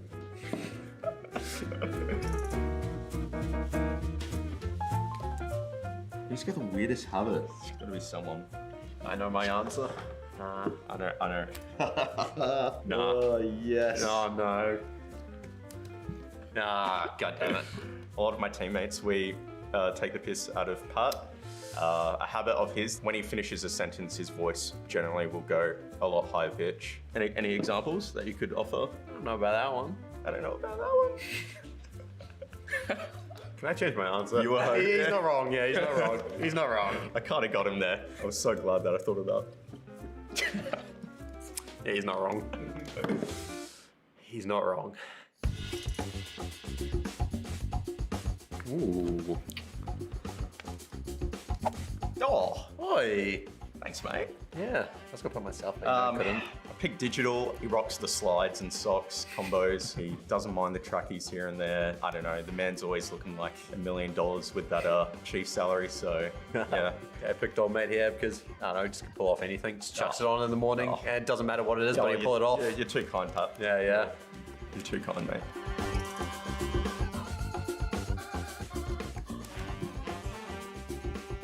Pretty obvious, you know, Pat's, you know, he was a lifeguard, so he's got experience saving people's lives. Yeah, I don't know, my other teammates, I don't really trust them with my life. Physically, I don't think they're capable of doing that. Why'd you put yourself? Because I'm the best, you know? Because I'm the best. See, I don't even know what people eat, except I'm just... Can we do somebody's drink? Someone's drink. I picked God Legion because he is English for one. They have pretty weird food combinations, and also he calls French toast eggy bread, which is an injustice. So I think he's a weirdo just for those reasons. I chose Rain Digital because of his, not his food choice, but his drink choice. When he uses pre-workout or like energy mixes, he chucks it with sparkling water, which I don't really get, but hey, to each their own. I know. Oh, that's pretty mean. Oh, geez, this one's got me. I actually have no clue. Copying off my answers, typical. Yeah, I'm going to trust your instincts here. Yeah. I rate him, but I feel like he would make an inappropriate joke to my parents straight off the bat, just after meeting them. So for that, I'm going to have to, you know, keep him away from them. Yeah, I totally agree. I think he'd be like really awkward and just making like anime noises or something. Oh my god, man. That was a bit of improv. Jeez. Genius. Anime noises. I'm very happy that Pat didn't put me down on any of them. Yeah, give you best dress. I'm flawless. That's true. Yeah, That's true. best But you dress. didn't put me down on any bad ones. So. Yeah. Feel like I'm going to have a few angry messages from teammates now, but hey, we'll see how it goes.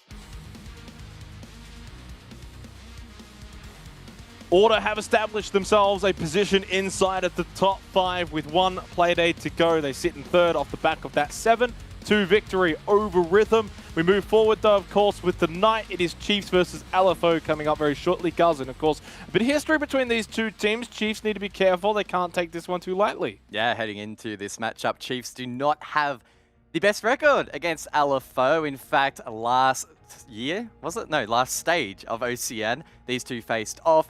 The Chiefs lost. They were currently, at the time, first in the standings. So for whatever reason, LFO seemed to counter their play style. And look, the Chiefs need to be very careful they don't follow that same storyline here tonight.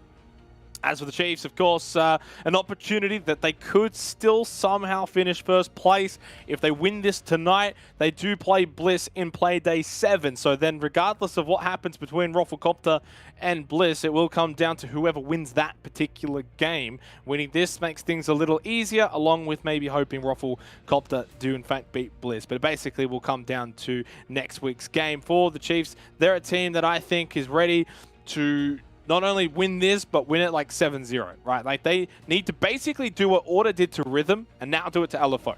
Yeah, that's what they'll be hoping to do. They want a quick, convincing, comfortable victory here to just make sure they secure that spot. And, I mean...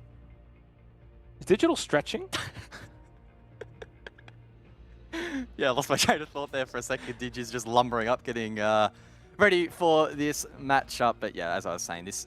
hopefully for Chiefs will be a comfortable victory. Now, I can't help but feel they might be a little bit worried. And Digital, I think, in an interview somewhere has mentioned that LFO is just, for whatever reason, a challenging opponent. So they've got to not allow that to cast or inflict too much doubt in their mind and just get this result over the board, because realistically, this should be an easy win. They're a great team and they've got some great content. Let's look at their opponents though. LFO, of course, looking for Org is in their name. They're also looking for wins, guys. They've not been able to get too many this stage. In fact, we have to go all the way back to June in Playday 1, where they defeated Rafflecopter. Since then, L, all in regulation as well. They've not even been able to get to OT, and it's going to be difficult against the Chiefs. Well, fortunately for LFO tonight, it doesn't look like Enigma will be stepping in, so that probably increases their chances tenfold of actually being able to win this matchup. Of course, their coach having to fill in last Playday, and we all know how that went. Was not a great result for LFO. But yeah, they're looking to try and bounce back. They're trying to fight against Rhythm and prevent themselves from falling to that last position. Depcha still wearing his old Ferox jersey there. Yeah. AFX, of course, is the one that does come back in for LFO. And look, we can't discount them too much. They're a team that has been able to at least be relatively competitive in the majority of their games in the early stage, though, of the stage. Unfortunately, in the past 2 matches, 7-2 lost to Wildcard, 7-1 lost to Knight. So the teams at the top generally getting the job done and doing it pretty comfortably, and the Chiefs are going to have to just be the next team in line to get it done. I mean, if we had a 7-2 order Rhythm, I'd probably say we got a 7-2 Chiefs LFO, unless LFO can show us something they haven't been able to show us since Playday 1. Yeah, if it wasn't for that weird historical nature between these two, where LFO, for whatever reason, seemed to be quite strong, I would say yes, a very comfortable 7-2, 7-3. There is that small caveat of maybe LFO being able to pull something out of the bag here. Maybe that will tighten things up, but again, it has to be a comfortable win for Chiefs. These are the kinds of games you just need to get over the line, just get the job done, and then you can rest up for next week. Yeah, 100%. You're not going to get too many plaudits if you do defeat LFO, but if you lose it, well, then things get spicy. Let's go and look at the map veto and see which match, whether it's Oregon or whether it's Clubhouse, it's Consulate. That's something a little bit different. We'll be okay with that one, except you are grimacing. Nah, look, honestly, you know me. I rag on Consulate all the time, but honestly, any change up from Clubhouse and Oregon is welcome, so I'm not complaining too much. It's been a bit of time, all right? We went through that early part of Stage 2 in both OCN and APAC South, where it's Consulate. Now we've moved away from that a little bit. We do go back to it. I don't mind it. Good little mix-up. But Chiefs, they always go to Consulate, guys, and yet sometimes they do run into some issues over there. Yeah, it seems to be a map that they don't mind checking out every now and again, see the sights, and look, it has proved fruitful on a couple of occasions, but at the same time, they have also had some disappointing results in the past. Now, if I look at the match tracker, it's telling me that they've only played it once as of recent. That was against Wildcard. 8-7. Actually, I think it's broken because it's telling me no wins, yet they did beat Wildcard 8-7, so Dev, please fix that. But yeah, that's got to fulfill them with a little bit of hope heading into this one, so yeah. Yeah. Oh, thank you, guys. Thank you very much for that ASMR session. Let's head into the game. LFO versus Chiefs over towards Consular. It's, well, a big game, I guess, if you're Chiefs, because somehow if they lose it, then their odds of getting that top spot plummet and will rest solely on hoping Rafflecopter then beat Bliss. So they better keep destiny in their own hands by getting the victory here. First ban to come through here from LFO. It's going to be the Nomad taken down, typical here on Consulate, and that will allow teams on the defense to play a little bit more aggressive, go for jump outs, and get a little bit of spice injected into this matchup. That will be followed up by the Chiefs with the Thatcher, a pretty typical ban in competitive Siege, and for the most part, Consulate sees him banned quite often as well. Yeah, and if those are the two very common bans for the attackers, Valkyrie is very rarely an operator that is able to get through on Consulate, the ability to, you know, throw those black guys outside and get a lot of that vision, especially in what has become a meta where just being able to, you know, peek out and find kills and do all of that nonsense. Clash taken off the board, though. That's definitely a target ban against LFO, and you can see the reactions of some of their players chuckling a little bit at that ban. Ooh. Pulse to follow things up, so Valk will make it through. Now that's likely going to force the Chiefs to run the IQ if they want to counter the Valk. Now they could opt not to, but that's very risky, especially considering, again, with that Nomad ban, runouts are going to be the name of the game. Yeah, and as you said, it forces out the IQ now, so, you know, the Valk gets played, but then the IQ kind of counters it a little bit, so you have that little mini game. Chiefs will be on the attack first, LFO on the defense. Trying to think back to the last time that we saw Consulate, me and you, because obviously there was that Chiefs wildcard game, but it's been a little while between drinks that we've actually done Consulate here for OCN. But to refresh your memory a little bit here, guys, it's 54% attacker-sided, 46% defender-sided in OCN. But, you know, you always take that with a grain of salt, but to throw it out there, I guess. Okay, cool. It's actually the only attacker-sided map besides Villa in OCN. This stage. Fun fact. And also heading into this round, some pretty interesting dynamics with the operator selections. We saw the 6 pick off the IQ there from Vast onto the Yana, and that is a very good decision as LFO going down to basement have elected not to bring the Valkyrie. Now Valkyrie, of all the objectives, basement's probably the one we're not going to see it as much, just due to the nature of how it plays out and the inability to run out on a lot of those key locations that the attack's going to be coming from. So I guess in that regard, the Chiefs have won up their opponents a little bit here on this first selection phase, and with those 2 additional nades and the Geminis that Vast can bring to the table, they should be able to clear out some of that utility, like the Maestro camera's a little bit faster, there's some shields as well that need to be dealt with, and of course, on top of that, you can gain a lot of extra intel. Community vote in favor of the Chiefs. I actually thought it would have been a bit higher than that. I think it was like 67-23. Something like that. I don't know. It was honestly a little bit closer than I would have expected. Or 33. I don't even know. I can't math anymore. Now, LFO, though, a team that's probably not quite at that rhythm level, guys. I mean, if we're going to be honest, if we're going to be fair, their round differential suggests that, right? Like it's -12, rhythm's -24, that alone. But I think we can both agree that both LFO and Rhythm not quite close to the top 6 or the rest of the other teams in OCN. Yeah, I think that's probably a fair assumption.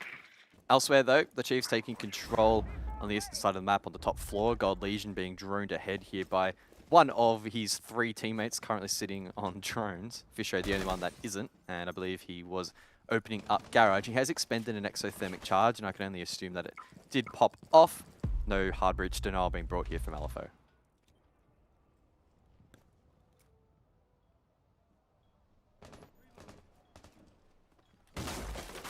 Probably expect things to slow down as well compared to our last match between Order and Rhythm. And as Spectre pointed out, Order playing with a bit more of an aggressive play style. This might sort of go back to what we tend to see in the Oceanic region, where it's a lot of that 30-second meta, 20-second meta, 5v5 action.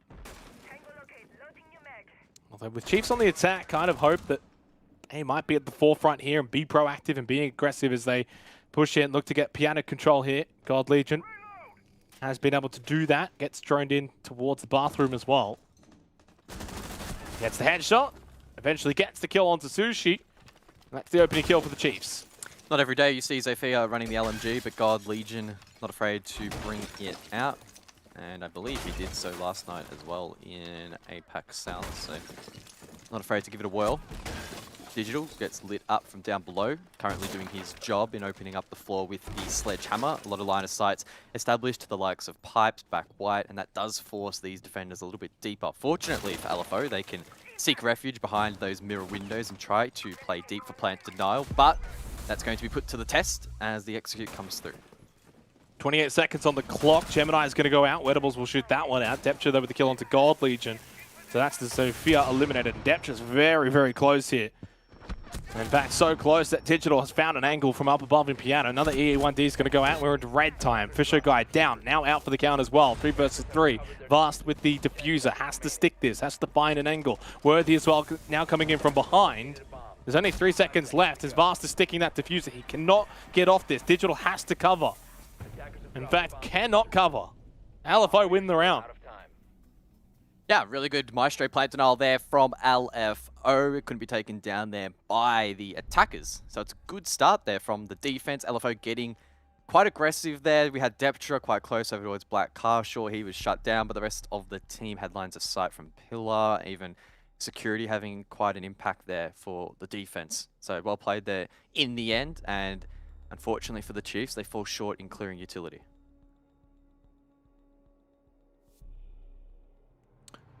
Good start for LFO. Of course, they're going to want to try and avoid any more of those 7-1, 7-2 kind of losses that they unfortunately, have had over the last 2 Playdays. Their last decent performance was the 7-4 loss against Team Bliss, of course, a team that has been dominating OCN this stage. They were able to kind of go toe-to-toe for a good while there before Bliss eventually pulled away for the win. That was actually on Consulate as well, guys. So some more fun facts with Xenox there. And maybe LFO will be looking to replicate that, as they actually started on the defense as well in that particular game, but only went 2-4, so only 2 defensive rounds. That's kind of what LFO were dealing with. This will be the round now where we get to see this dynamic between Vast on IQ, Sushi on the Valk. Expect probably all, or at least 2 more than likely, of those cameras to be thrown outside by Sushi. Gain info on the southern rappel, for example, that can set up piano runouts, meeting runouts, etc. Maybe have one out to the northwest that can also watch the CEO rappel, the bathroom rappel. So hopefully we do get an insight, as Sushi is flicking those cams right now, but no, jumps off. So we'll miss that, unfortunately. But yeah, with that Nomad band out, expect LFO to get pretty spicy and quite aggressive. And Vast is going to have a really fun 3 minutes trying to find those pesky little cameras.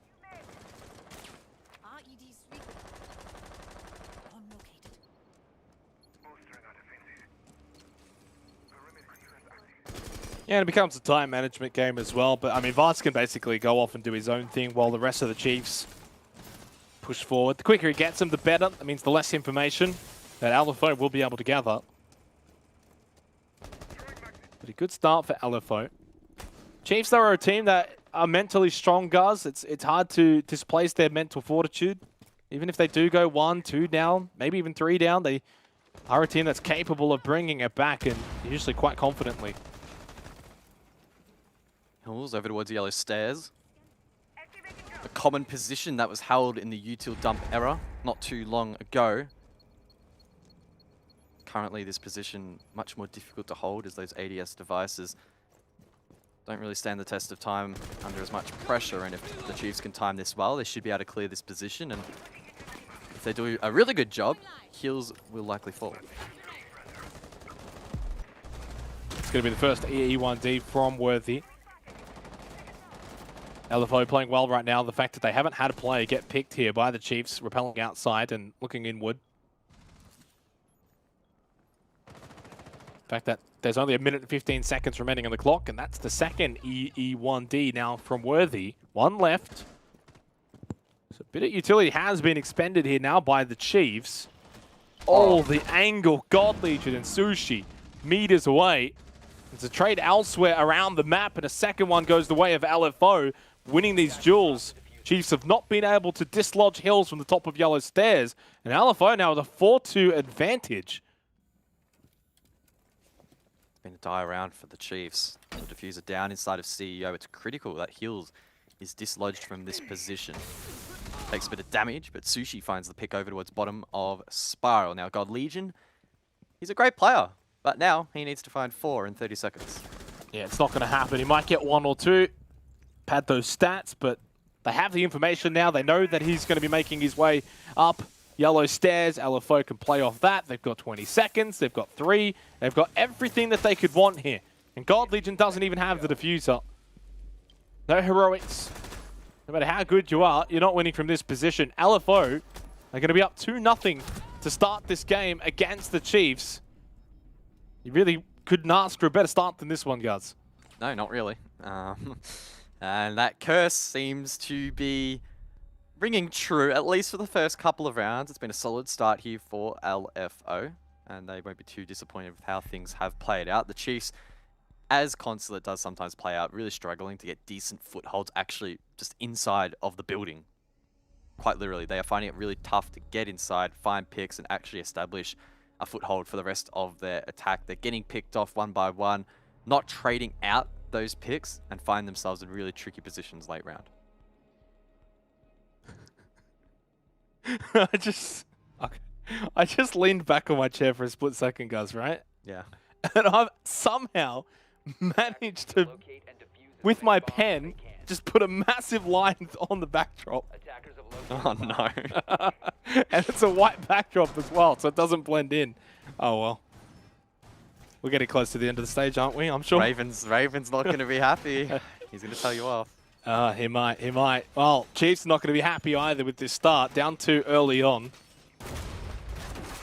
And Consulate's kind of one of those maps as well, right? We're not sitting back saying, oh, well, it's the defense, though. LFO is expected to do well. It's probably a pretty 50-50 sort of map. I think just generally the better team's just going to win out, regardless if they're on the attack, regardless if they're on the defense. There's certain sites that maybe are slightly favored, but ultimately, right now, it just hasn't been good enough from the Chiefs. They're better than this, and when a team is better than this, guys, you kind of have those expectations, and they're just not meeting that right now. LFO, though, to their credit, playing well. AFX with 4 and Zip. He was a big loss last week, and he's back now, and it's showing. Yeah, for filling that smoke roll, doing a really good job here for LFO. His impact being felt in the frag department, but also having good utility usage as well, which is helping to stall out against these attacks and slow down the progress of the Chiefs. It's a lobby defense here for LFO in round number 3, and the Chiefs are looking to establish control over towards admin. Now, LFO are anticipating that. They're playing quite aggressively over towards Soda and trying to prevent these entries. Digital, unfortunately for the Chiefs, unable to finish off Deptra, who can retreat back towards CEO. He can link up with Wedables, who's inside of Con. And they still have just a little bit of a presence above. Now, it's not too impactful against the Chiefs getting admin control directly, but they are still players that need to be dealt with by the Chiefs.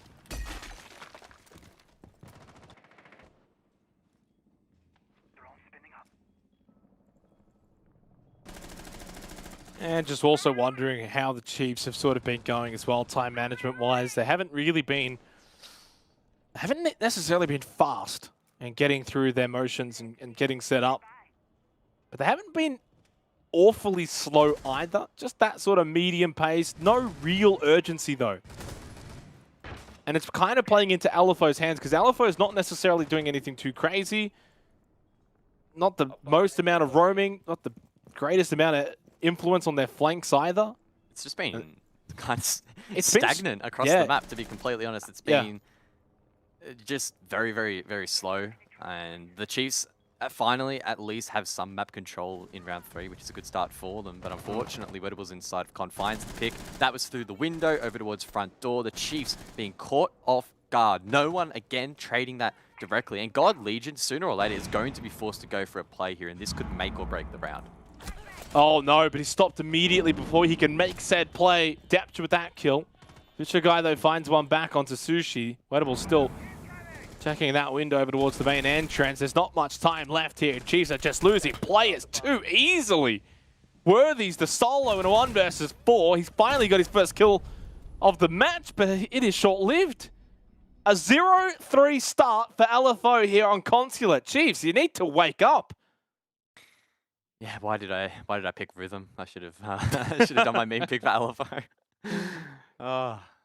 Yeah, this has been a really solid start for LFO. They're just vibing out, having a bit of fun, and the Chiefs are just being stalled out. They look pretty slow, a little bit disconnected, a little bit lost here on Consulate, and sometimes that can be understandable. Again, tough map to get an entry point on, but they managed to achieve that inside of admin. In fact, LFO actually fell off really, really quickly over towards Con and CEO, but the Chiefs just completely got stalled out on that side of the map, never got foothold inside a meeting, never took control of long desk, and they found it really, really tough. Now, I like the fact that they're taking the early attack timeout. That gives them an opportunity to try and bounce back here. And I know you're often critical, Xenox, of teams taking it late or not taking it at all. So this is a good proactive approach. Yeah, it certainly is. The fact that, 3 rounds in, there's enough of a sample size to understand sort of what's going wrong. And it's also at that halfway point of the first half. All right, so you're at that position now where you can sort of rectify things.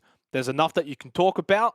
And then there's plenty of rounds still left, though, that you can then implement all of that discussion. And also, you're also stopping the momentum of the opponent, right? This is really the perfect time to do it. Some might have waited 1 extra round. We tend to see it with 2 rounds to go in the half, that some teams that are struggling do pull the pin there and go for that tactical timeout. But I love it here from the Chiefs. Well used. They can mount a bit of a mini comeback here in the first half, maybe bring it back even to a 2-4 half, and that can really set up their second half. So we'll see if they can bounce back. Most teams tend to, guys. I don't have that actual stat. It's just off instinct and sort of how I feel like it usually plays out. But teams that do tend to take that tactical timeout usually benefit from it. Yeah, we'll have to see whether or not that is the case.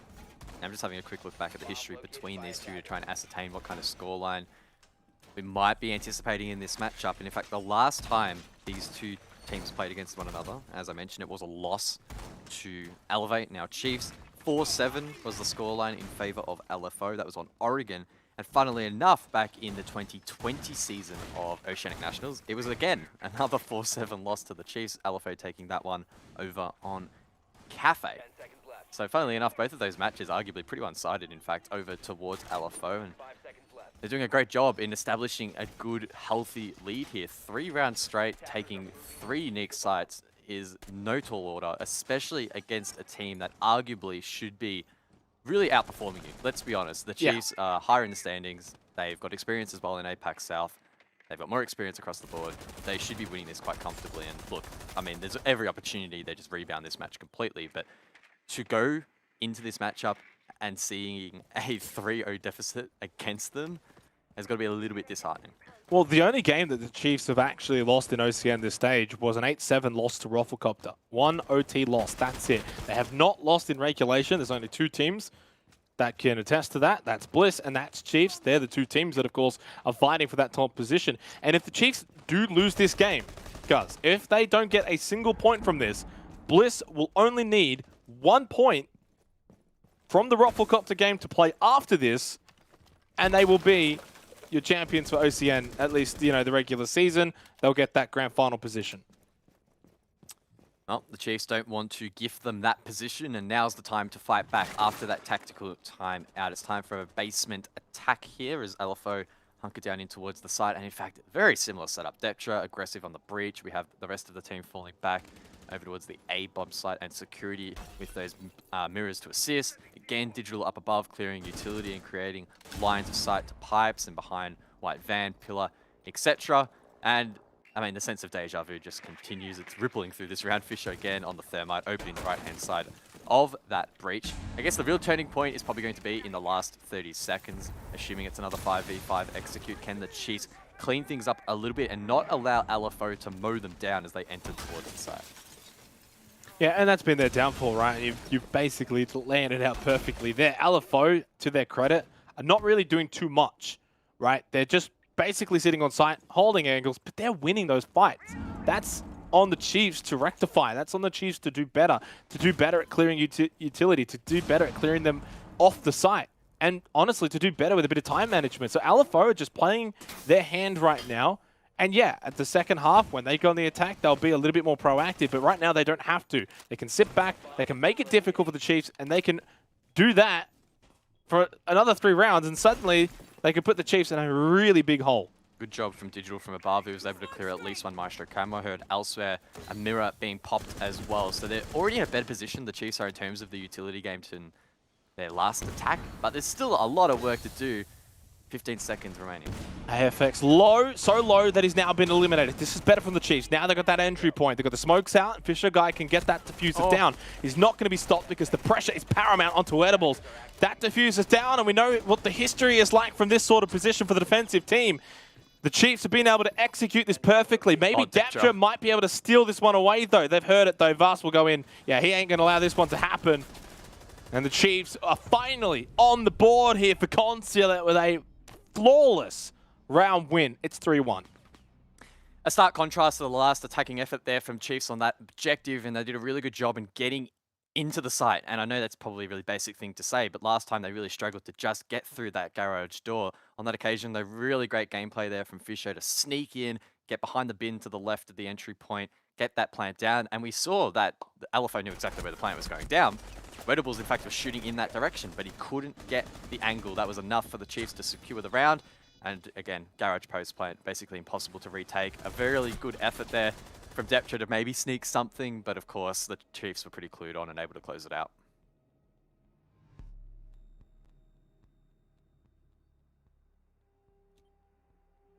Attackers need to locate and defuse as many bombs as they can. Obviously, for the Chiefs now, it's about replicating that, doing it again. Just finding a few rounds here. And as I said at the beginning of this game, and I love that it sort of rang true, the Chiefs are a team that have a very strong mental fortitude. They don't just bow out easy. They don't just drop their heads. They're a very calm team. They deal with it logically. Have that tactical timeout nice and early. You could see they didn't look like that they were miserable. It was only 3 rounds. It's salvageable. They win that one. Perfectly executed. Now you got 2 more rounds to try and get this to a 3-3 half. And then suddenly, things are looking up. And then suddenly, LFO have to go on the attack. And they're the ones that have to now actually start doing something and making something happen.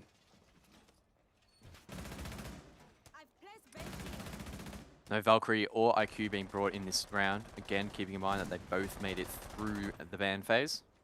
We have seen that dynamic played out previously, but maybe LFO thinking it's not as effective as they would have liked in this round. And the Chiefs, on the flip side, either reading into that or electing to bring slightly more utility and a bit more information gathering in the hands of Vast and those Gemini replicators. Again, the Chiefs will try and take control of the admin side of the building.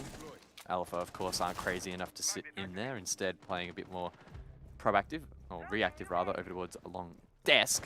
As I say that though, Wedables does get the first hit onto Vast, and any impact that Yana may have had is now negated.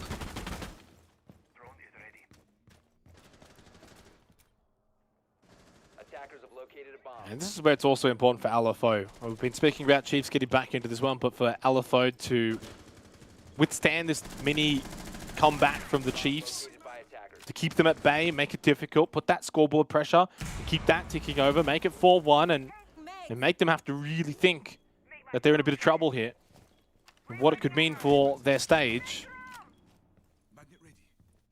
Minute and a half remaining here in the 5th round. Wedables having a great game, by the way, 6-2. Sushi could be pretty impactful in this round. Is playing the Oryx, could jump up any pre-open hatches here by LFO. Now, I don't know how many of those hatches actually are open, but oh, God Legion has intel. Knows exactly where Sushi is. Hits the feet. Doesn't quite finish him off, though. Can he find the kill? The answer is no. Sushi able to scathe away. Just under a minute remaining.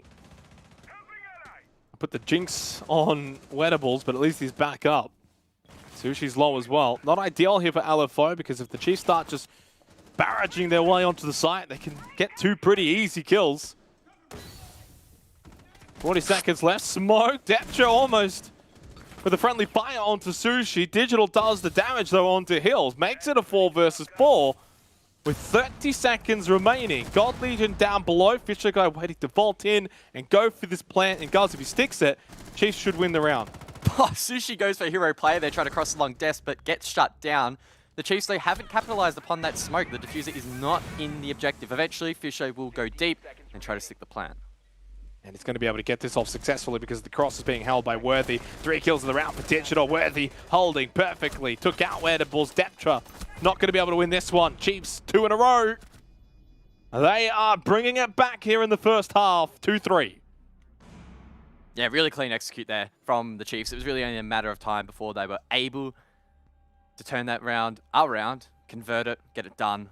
They just had to wait for the perfect opportunity, and LFO off the back of Sushi being forced out of that position was really the moment they were able to capitalize upon. The Chiefs looking much cleaner around the board now, and they'll be looking to even out the half. Yeah, and if they can do that, if they can even out this half, make it 3-3, I think they're actually more than happy, because they were down in a very, very tricky position. Down 3 rounds, it was 0-3. LFO, you know, have an opportunity to go up pretty well in the half, and now they've kind of really let this slip. Attackers need to locate and defuse bombs. For the Chiefs, though, 3-3 half consulate. You go on the defense, probably expected to win the majority of those rounds, and probably make it difficult for LFO. Attackers have discovered the location of a bomb. Well, this is something we don't see every day on Consulate. Vast electing to bring Flores into the server. Now, on this upstairs objective in particular, Flores and those Rotero drones are not going to have as much of an impact as he probably would like. Well, no. So the thing is, and I could be wrong here, but I think Vast will play it the way that I've seen it played usually, where he drops down that skylight towards top yellow and try and clear out that position. Also in towards bathroom as well. And because you're on the roof, no one can really do anything about it.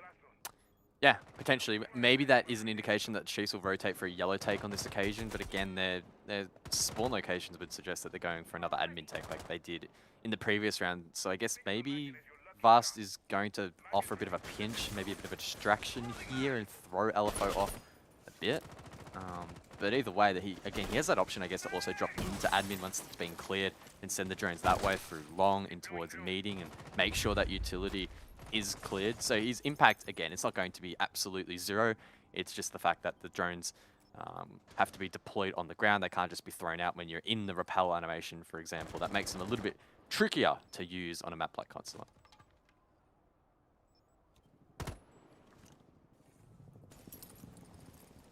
Final round of the half. LFO looking to get one back here and just take an advantage going into that second half. They will need it. 3-3 half for the Chiefs will be more than ideal, considering the predicament they were once in. But again, for LFO, guys, it's just going to be pretty simple. On site, nothing too special. Hills gets droned out, gets a bit of revenge there.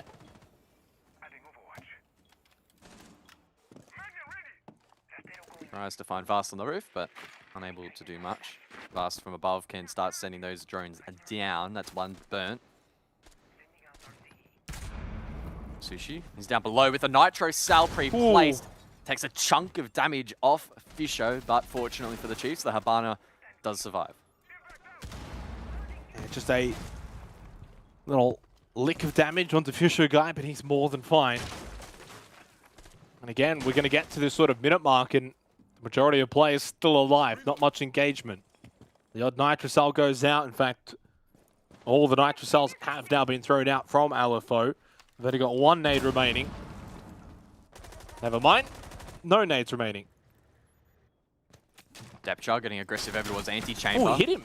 Smacks the window and Vast does take damage. God Legion deep, unable to find that pick. Worthy getting lit up elsewhere, and things not looking as good here for the Chiefs. Last time around this time, they had the crosses established. They were sending out utility, and LFO looked a little bit discombobulated, but on this occasion, they look a bit more comfortable.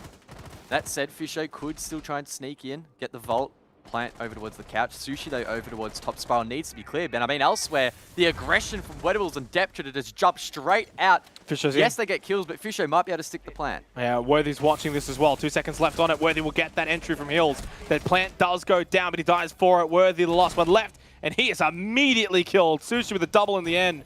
LFO is going to take an advantage in the half here. 4-2 going into the second half, guys, and LFO taking it right up to the Chiefs here in this match. Defender mission success.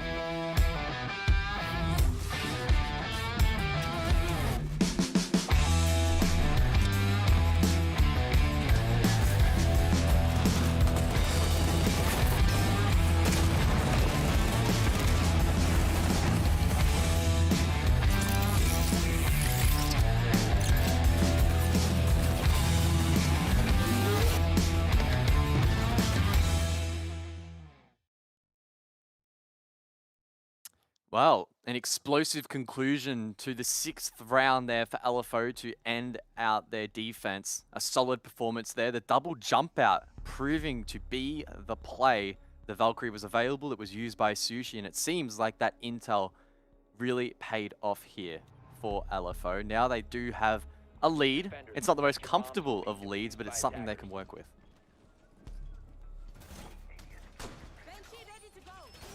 Attackers have located a bomb. Well, a much needed round win for LFO, but I'm not sure if they're out of the clear yet. Chiefs, of course, over the last couple of rounds have started to look a little bit more like themselves. The Chiefs that we expect. And the fact that now LFO go over to the attack, guys, are they going to be able to muster up an attack to break down the Chiefs' defense? I'm not so sure. Despite that first half, I think I'm still sort of on the Chiefs bandwagon, despite the fact they're 2-4 down. You know, LFO didn't really offer much in terms of aggressiveness or, you know, looking to make things happen. They played a pretty structured defense, didn't really move away from that at all. It was quite stagnant, but the Chiefs were just unable to break it down. That's to the credit of LFO. But now that they're on the attack, LFO have got to be the ones starting to make things happen. Yep. when you're on the attack, you need to be the team that's showing initiative, showing intent to convert the round. It appears as if LFO are going to go for the traditional on-meta attack at the moment of Garage. Expect AFX here on the ace to open up the wall. Now, unfortunately, it has been stalled out here a little bit. Digital with those mute jammers making life a little bit difficult. That may force Deptra to go above, maybe even Hills on the IQ. I believe the Chiefs have extended a little bit above here, so ooh, that might not be the play. Sushi with the Gun 6 will burn the ADS, but Digital will find the pick as he swings wide to clear that utility. Now, fortunately for LFO, the wall has now been opened, but at a man disadvantage on a Garage execute. That's the round. That's rough. Yeah. They can still make it happen. It's you never want to count out anything, right? Like throw a couple of haymakers towards the end of the round, maybe find a few kills just like this. Wedables did catch Digital. It was maybe lingering a little too long. Gold Legion pushing down yellow stairs. Hills is watching. He's heard this. But he gives away the shot there. Just wonder if Gold Legion's going to want to continue to push down and peek this and swing onto Hills, but I think just even holding this position keeps LFO a little vulnerable towards this yellow stairs position. Minute 15, 4 versus 4. Chiefs cannot afford to lose many more. AFX is in though. Do they have the information on this? I don't think so. Wedables holding the cross. Now they've got it from above. Gold Legion got the kill onto Hills. 2 versus 2 now. But that diffuser is stuck inside. Deptra's outside. What a play there from Fisho to deny the plant. He stopped the first plant attempt and in fact just stops the second as well. That said, the round's far from over.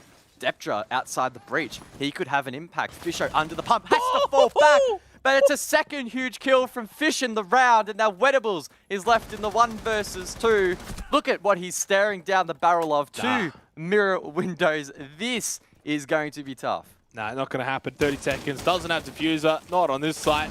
Not in a 2 versus 1. Even if he is 10-3 and having a pretty decent game. Chiefs will make this 3-4. They get the opening round of the second half.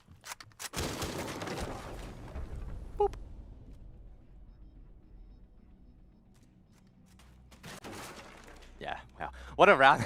What a round from Fish. And I had a quick look at his kill count heading into that round, and it was in the back of my mind. I was like, oh, Fish, his rating, it's not great. You know, I don't really feel like it's probably appropriate to be mentioning it just yet. And look, I'm glad I held that thought, because in that round, not only did he deny the first plant attempt off camera, but he also denied the second there. It was a second away from being stuck there by AFX. Not only that, but he also hit the fadeaway shot there as well onto Deptra. If he had have died there trying to reposition, Worthy would have been under the pump. So that is a huge round from Fish, highlighting just how valuable he is to this roster. And now they're slowly crawling back that deficit. Yeah, and that's without, you know, really getting too much there on the stats, right? I think we touched on that a little bit in one of the earlier matches. Might have been Wildcard Night's call. But yeah, sometimes there are plays that happen and you don't really always get.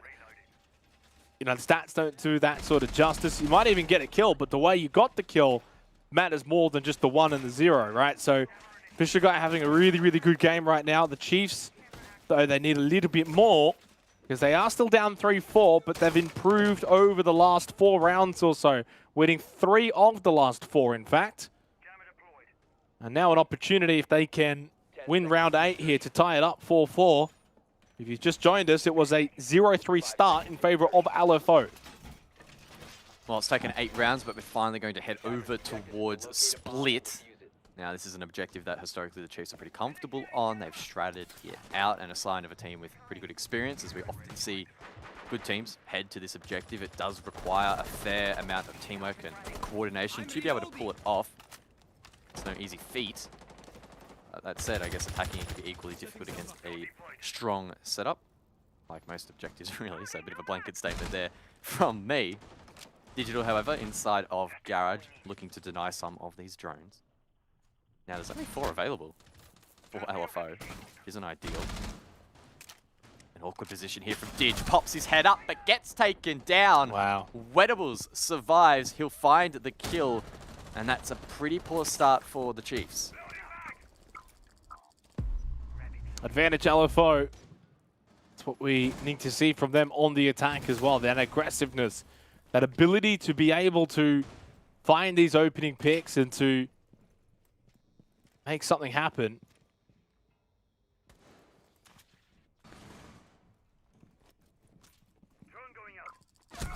Oh, Wettables just gets sacked down though. EE1D. Not really going to make too much of an impact in the end. Nice shot from Deptra and can get Wettables back up. How quickly things can change. Barstow with a pretty decent angle, but he can't hit the shots. Another EE1D is going to be deployed. Minute and a half remaining, and LFO with a two-man advantage. Yeah, the Chiefs remain in the worst of positions. Fisho swinging and has put them under the pump, but maybe they can crawl it back. God Legion left in the 1 versus 3. He's on the top floor, will drop down towards lobby, has an impact to get a line of sight in towards kitchen, but may elect instead to drop garage. Claymore taken down. Player watching that angle. Somehow the defense has intel, maybe off a Mozzie drone, but elsewhere the plant has gone down. God Legion, his hand is forced, and LFO will take the round. They're looking good, guys. They're looking very good right now. LFO, it's probably the best we've seen them in a long while, at least since June. Up 5-3 against the Chiefs, looking to, you know, try and keep that top spot available with one play day to go. You lose this, and it's not going to be achievable unless Ruffle win in regulation against Team Bliss. You don't want your destiny in the hands of another team. It doesn't usually go well. No. And a couple of the members on the Chiefs roster will know that all too well. And Raven's going to kill me for bringing up this story because he was the coach at the time, but Consulate was the map where they did unfortunately lose in the final play day of Pro League Season 10, which meant they didn't make the LAN. And yeah, you just don't want to put your fate in other people's hands. This does not work out well. And talk about curses here. Whilst we're playing Consulate, there is also that LFO curse looming over Chiefs, where they just seem to struggle a little bit against this roster. Now, I have to say, so far, they are putting in a decent performance. 3-5 is strong. However, LFO winning that last round off the back of a couple of aggressive misplays there from the Chiefs has got to hurt a little bit. It just gives LFO that in. The door is well and truly open for them to get the next round. If they do that, that's already significant points taken away from the Chiefs.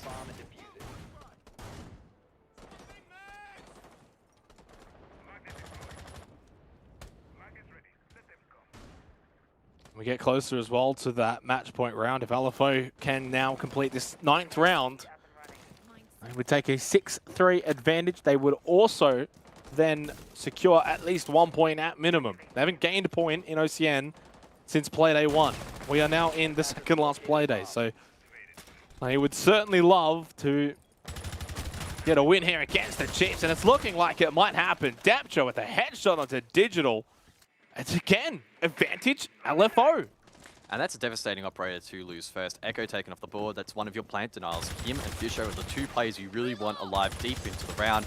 Digital can serve info to the rest of the team, but unfortunately now those Yokais will be left stationary and the team will need to play off them as they are positioned. I guess fortunately for the Chiefs, they at least have someone dedicated now to watch the Valkyrie cameras. You can see Digital watching them at the moment. That may facilitate an aggressive counterplay here from the Chiefs.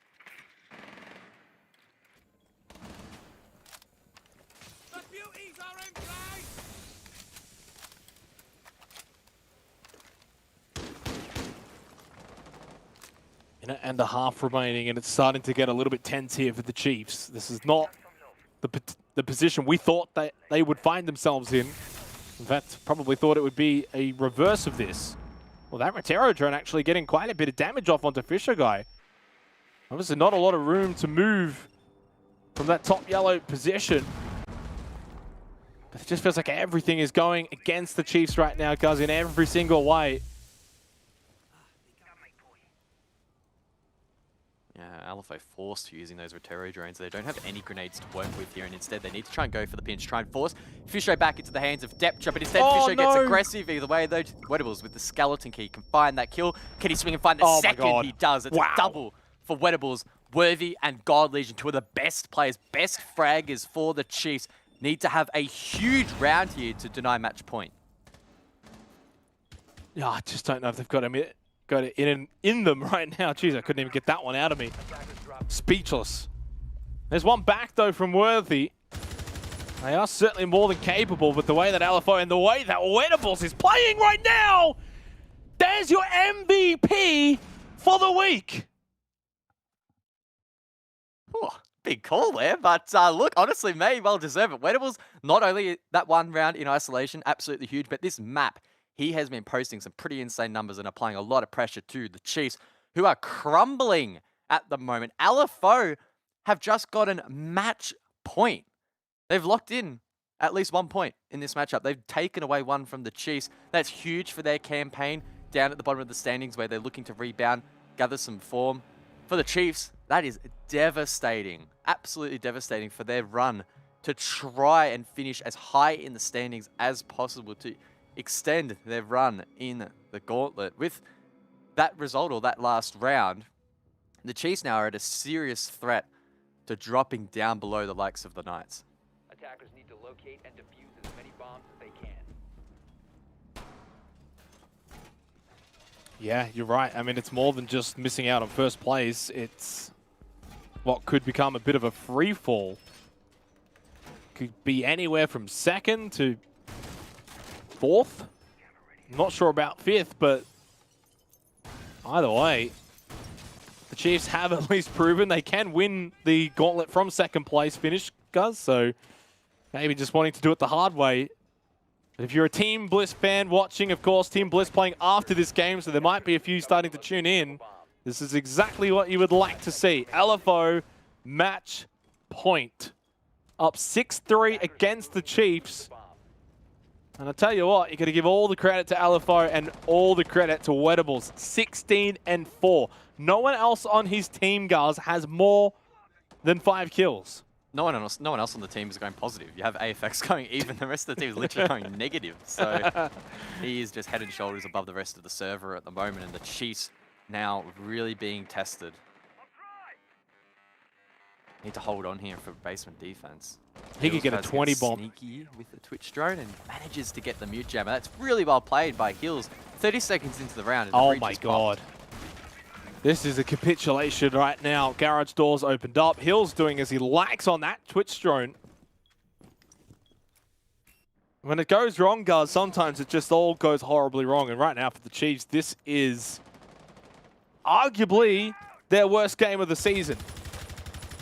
It's honestly not even close. This is a team that has not lost in regulation this entire stage.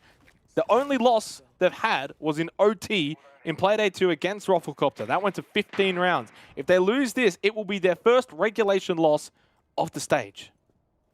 That would just be absolutely unbelievable. But still work needs to be put in here by LFO. The breach has been opened. Both of those holes, I believe, are vaults. So that's going to make things a little bit dicey. Digital sitting comfortably over towards pipes.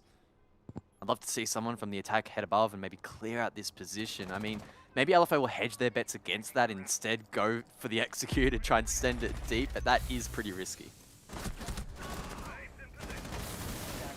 Well, this is where it's go time. Wedables once again in the kill feed and on the left-hand side, but now he's on the right-hand side. Fisher guy with the kill back, but it's AFX who gets that plant down, and this is where it gets really tricky for the Chiefs, but I'm stumbling over my words because they just killed them all.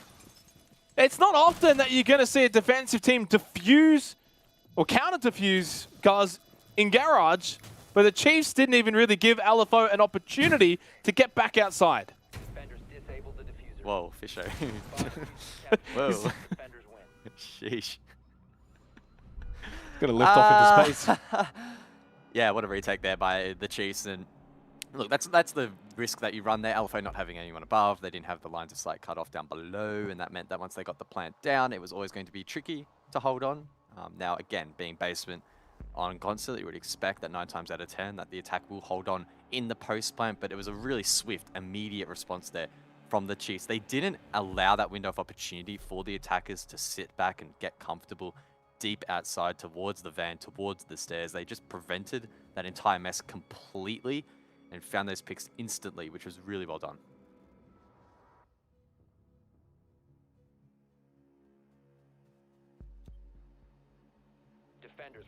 Still a long way to go though, right? It's still 6-4. It's still Chiefs needing 2 more rounds. Now, in terms of the fact that they can't get 3 points, 2 points is honestly more than enough. It would put Chiefs on 13, and let's say in the event that Bliss get all 3 points against Rufflecopter, that puts them on 17. So actually, no, it wouldn't be enough. No, I'm wrong. They would still have to hope a lot of other things go their way. 10 seconds left before insertion.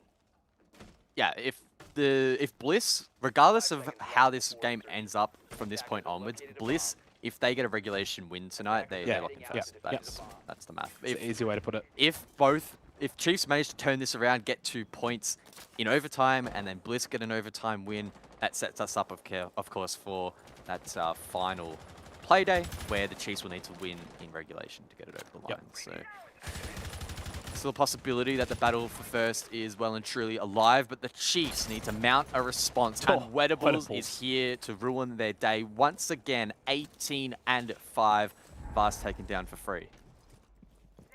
Yeah, and I don't think that there's anyone from the first 2 matches that's going to be able to dislodge him as the MVP. So unless something happens in the Ruffle Bliss game, he's the front runner now for this week. Massive, monstrous game, and a very large reason as to why LFO are winning this game. I mean, Sushi 4-7, Hills 2-6, Deptra 5-7, AFX 5-6. They're all negative. If you were to just look at those 4 guys, you would think that team is getting beaten up 7-1. Oh, Digital. Forced back by the smoke. That's a really good play there from LFO to make that position not as comfortable to hold here for the defense. Also forces out the Nitro Cell there from Fisho, meaning that he can't use that later in the round if LFO attempt to plant above. Only 2 C4s left here for the defense, and Digital, that mirror has been taken down, compromising his position. Worthy on the roam though, does find one back. Deptra taken off the board.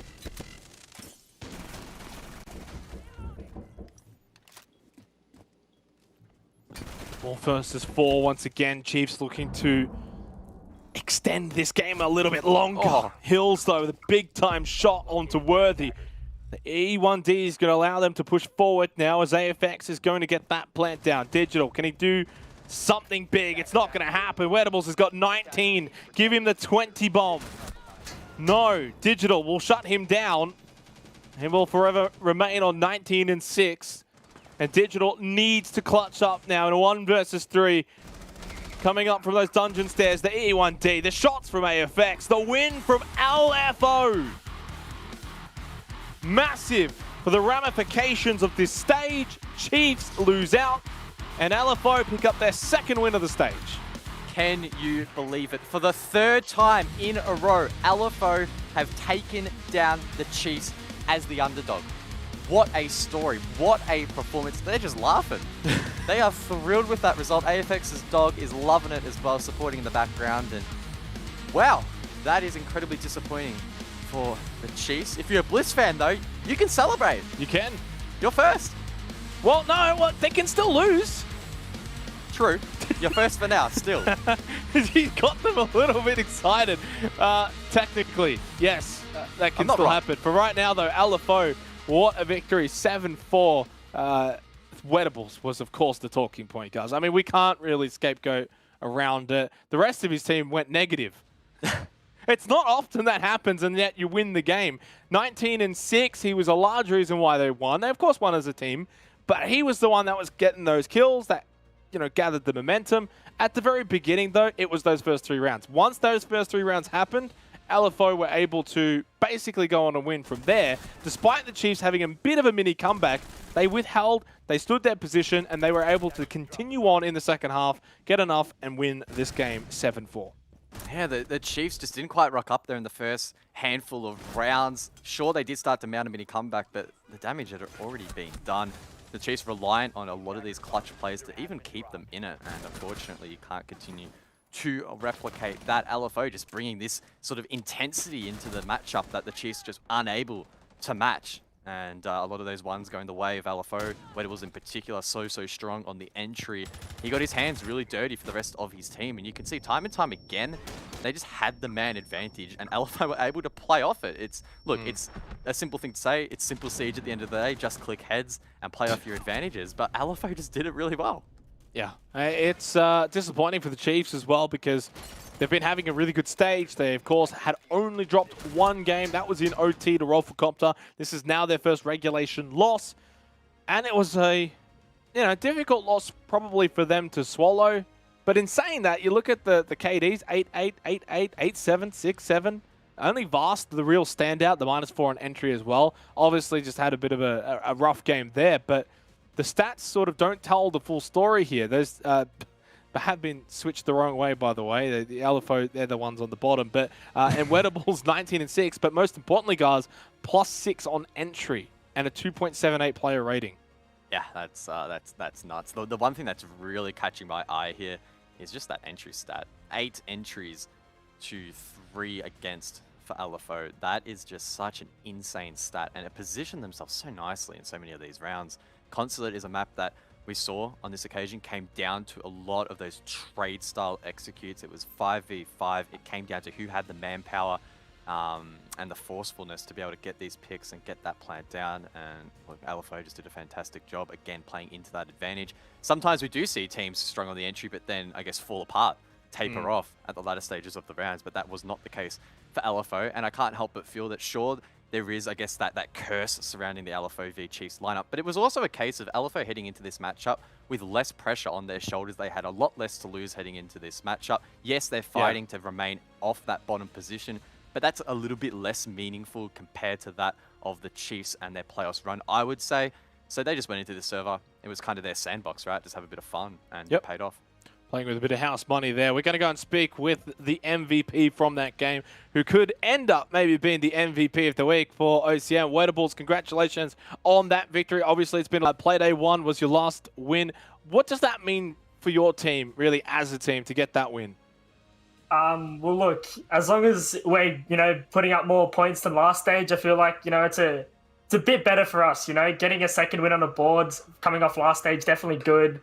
Beating a team like Chiefs, they've got their, their stuff together. So, it's not an underlooked win for us. It's a big win. We're feeling good, and I don't know. I'm shocked at it. The thing, I still have no words for it. Yeah, well, this is the third. This is the third time now that LFO as a roster has actually taken down the Chiefs. Is it just something about the Chiefs that they find it really difficult to play against your playstyle? What's the go? Look, I don't know. I've only been on LFO now. This is my second stage, so I don't know how long this has been a thing for, but every time I've been in both games now, last stage, Jig dropped 20, I just dropped 19, so I don't know. I feel like you see Elevate, one guy pops off. Yeah, who knows, next stage. Your performance. Yeah, Look, talk us through your match, Wet, because you just popped off. I mean, I think, the rest of your team literally went negative, right? So you were just absolutely popping off in the server. Was that your teammates feeding you info? Were you just feeling it? What's the go? Well, look, if someone's feeling like their aim or they're feeling their play, I feel like you enable them and you go, keep peeking, and they saw that halfway through the game, and they're like, Wet, push this, Wet, peek that, Wet, go kill this, and they just kept on feeding me the info where someone was, and end of the day, I was just feeling my aim, hitting my shots, and that's, I don't know. You had a that's really really good game, mate. Like, it was probably maybe one of your best games of your career? Definitely my best game so far. Definitely the best game. I mean, especially I guess the opponent of it as well, and the circumstances too. What does that mean to maybe hinder the Chiefs' season a little bit here? Because you're a team that probably can't make playoffs. I don't think you mathematically can, but to still influence the sort of gauntlet and playoff position, that's still pretty good. Well, I don't think we can. Like, unless something like happens, I haven't really looked at it. I don't know, but yeah, I'm on the path with you that we can't. Yeah, so yeah, but still to win against one of they won last stage in OCN, so to still take them down, it shows that when we are on all on the same page and we are showing up on game day that we can compete.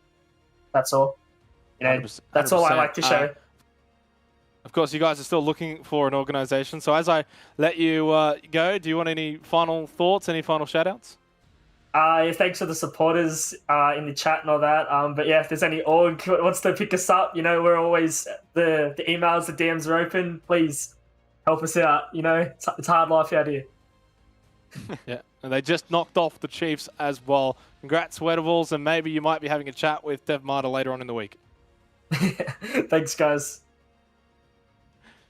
Well, what a performance from Wedables. What a performance from his team, LFO, knocking off the Chiefs, guys. If you were meant to have a meme pick, you went for Rhythm. You probably should have gone for LFO. Yeah, I should have thought about the curse, the damn curse. I just didn't. I rushed my predictions this week, which was not the play. And wow, I guess the champs have fallen. Now, will that fall, I guess, hinder them for the rest of the stage? We don't quite know, but it is a hurdle that they need to overcome. It's really, really important that the Chiefs do not allow this result to blow up into something more. Look, it's just a one and done. Don't worry about it, lads. If Bliss don't win tonight, we can really fight hard next Playday. But all our focus, or all their focus, really now needs to be, let's just hunker down and get ready for the playoffs. Of course, one game to go tonight. It's a pretty big one now with a lot of ramifications. It is going to be Rafflecopter versus Team Bliss after the break.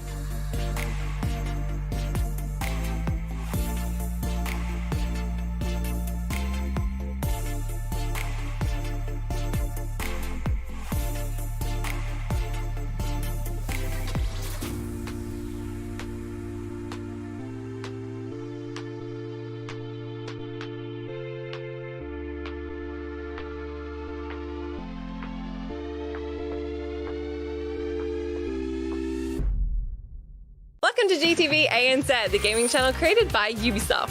Every Tuesday and Friday on YouTube, we'll be doing fast plays, game challenges, 1v1 face-offs, and so much more. You happy? When did we get a dog? It's a good question. My name is Marty Koshnam, and I'm an entry fragger for Team Bliss. But what you don't know about me is I'm an actual athlete, unlike the rest of these guys.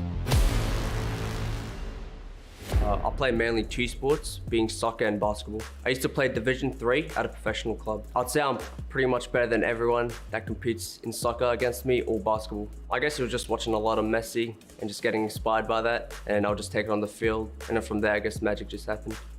My biggest achievement in sport would have to be the MVP award back in 2015. My most memorable moment would have to be when it was overtime 3-3 and I scored the winning goal. Nothing too fancy, just a standard kick. The worst thing I've done would probably be when I slide tackled someone and I kind of injured him.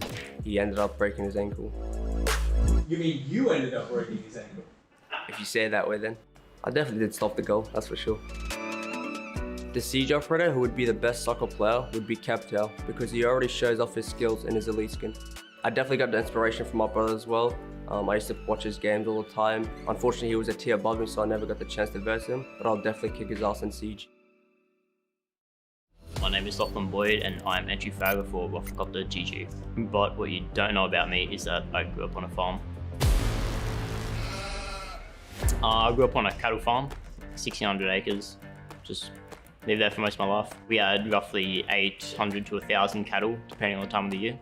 So I used to muster cattle, fence work, help feed out hay, anything that needed to be done. It was good in some aspects and challenging in others. A lot of empty space, ride motorbikes around, just chill.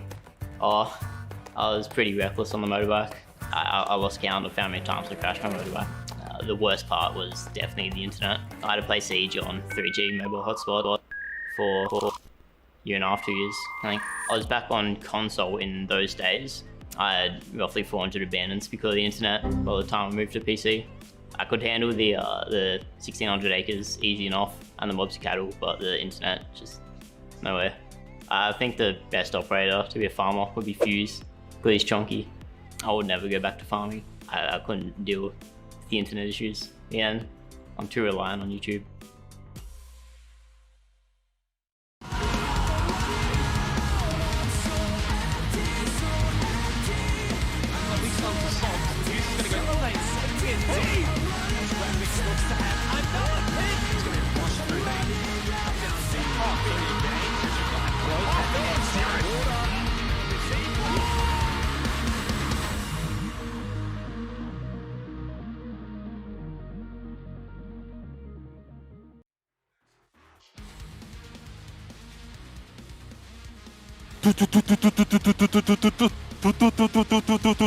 That's the Rufflecopter sound coming our way here for the final game of the day.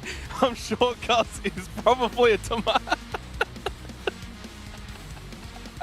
I had to do it. It's Rufflecopter versus Bliss coming up. Final game of the day, Gus. And it's a big one, all right? All jokes aside. Can we go to the lineups? Are they ready yet, production? We just whip one up. Is it ready? Or the matchup? Just give us something, please. Anything. There we go. Take it away. Yay! Woo! Ruffle versus Bliss. This is going to be a really exciting matchup. Ruffle looking to try and secure their position in the top 5, or at least bounce their way back into it. Bliss, on the other hand, they need to get 1 point to lock in first place. Yeah, but let's go and have a look at Rufflecopter's lineup first, of course, as they ruffle their way into this stage. They're looking pretty good. This is not necessarily a must-win game, of course, as we touched on in match 1 tonight. They've got the wildcard matchup in Playday 7. You win that, and you go through. It's as simple as that, right? But why not maybe keep things a little spicy going into Playday 7? Why not knock off Bliss, be the first team to do it in regulation, and then keep that top spot alive for the Chiefs? It would also mean Rufflecopter go to 10 points, and there's a chance that if they win this, guys, then they beat Wildcard. Forget 5th, they could be beyond that. They could be up as high as 2nd or 3rd. Yeah, Ruffle winning this matchup keeps things really exciting for the final player day. So look, no bias, but fingers crossed Ruffle can get a result over the line. I mean, hashtag Bliss up, all that jazz, love them as well. But Ruffle winning this matchup would be really exciting for the rest of the league. And this wouldn't be the first time that Ruffle has upset a run from Bliss. Casting our minds back to Stage 1 during the playoffs, Ruffle took down Bliss 2-0. It was a 7-4 on club and 8-7 on coastline. So they're no strangers to, I guess, inflicting a bad day on Bliss. Yeah, certainly not. Let's go and have a look at the Team Bliss lineup. Of course, they are now the only team in this entire OCN product that is unblemished, guys. They are the only team that has not lost. That is quite the record, and that does sit them nicely on 14 points. Now again, just to go into the specifics, they have a 3-point margin to the Chiefs. Those two teams will face off in the next Playday. What that means is Bliss need at least 1 point. So their goal is to get it to 6 rounds. It doesn't matter if they lose in overtime, they still will finish first here. In doing so, they secure their position in the grand final. Now, if they lose completely, get 0 points, then they need to bank on beating Chiefs next week. Yeah, and for Rufflecopter, of course, for Team Bliss, of course, you get any point in this game and you will secure that top spot. And that will, of course, book you a position in the grand final immediately in the gauntlet. So that's what's up stakes here for Team Bliss.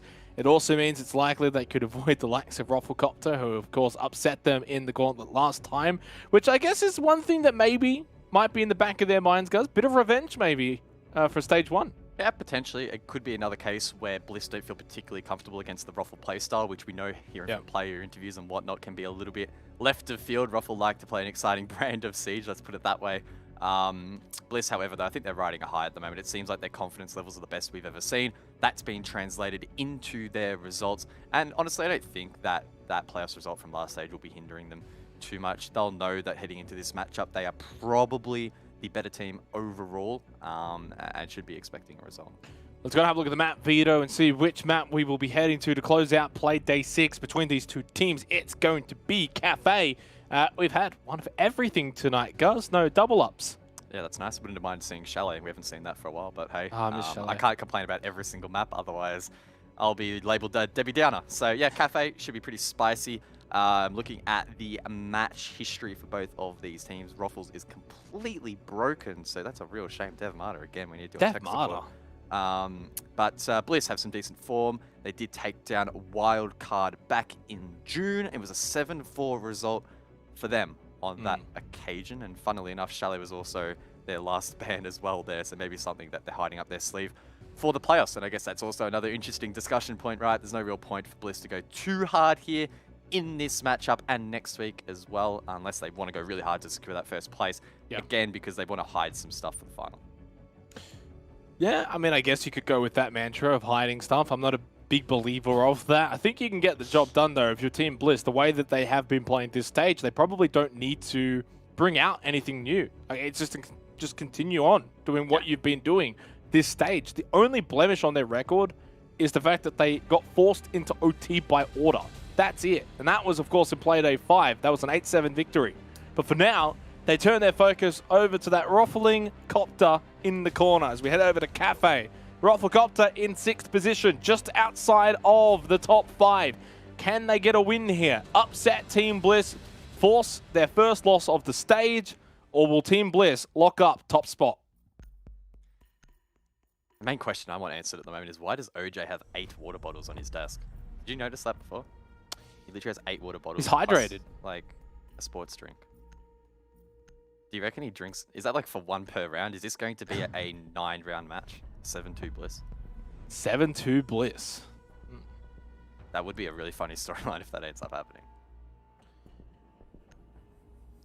Going to talk about the bans, or are you just going to talk about the water bottles? Oh, look. I can do my job if I have to.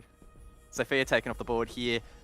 And Jackal. So that's a pretty interesting combo. We're seeing all the hard breaches make it through. We're seeing the Thatcher, the Flores also make it through. Sophia, a bit of a comfort ban for both of these teams, probably with strong opponents on each. Jackal, with that off the board, will make the roam clear a little bit spicy, so expect teams to roam quite a bit. I guess the mute does negate that a little bit, being unavailable, and Valk expected here on Cafe. So I'm expecting quite an open matchup. Ruffle love to play super aggressive and love to antagonize their opponents a little bit. Bliss have their occasions as well, where they like that playstyle. And with so much available to the attack, this is going to be really, really tricky to defend. Honestly, with Bliss starting out on the attack, I am anticipating, I'm just going to say it straight up, 5-1-1/2 here for Bliss. 5-1-1/2 for Bliss on the attack on Cafe. Yeah, clip it. For a map that has literally the best defensive win rate in OCN. Yep. Okay. 5-1-1/2 for Team Bliss on Cafe. Let's see how it plays out. Let's see if Mr. Guz, the reigning prediction king, can predict this one. Big game. If you're Chiefs, are you watching this game right now? If you're the Chiefs, guys, are you watching? Sorry to interrupt that point. Why is Ruffle the favorite team heading into this matchup? Come on. Lads, the Twitter bots must have been at it for this one, because that's not right. Bliss are undefeated, chat. Come on. Maybe they know something we don't. Sorry, what was your point about? I was just gonna say, you know, as we get started here, we get kind of settled in. Are the Chiefs, you know, watching? Are they taking a bit of a peek as to their fate? Maybe. I would anticipate that the Chiefs would be, you know, keeping at least one eye on this matchup, because again, if Bliss lose, then next match between Bliss and Chiefs is ultra critical for that first position. So I mean, yeah, might be a case of one eye closed, one eye opened here for Team Bliss. You know, keep overwatch of their potential first place opponents. They are playing next week. Oh yeah. Potential first. I was going to say potential opponent. I was like, that makes absolutely no sense. So potential first place opponent, which doesn't make sense either, but you know what I mean. First place face off.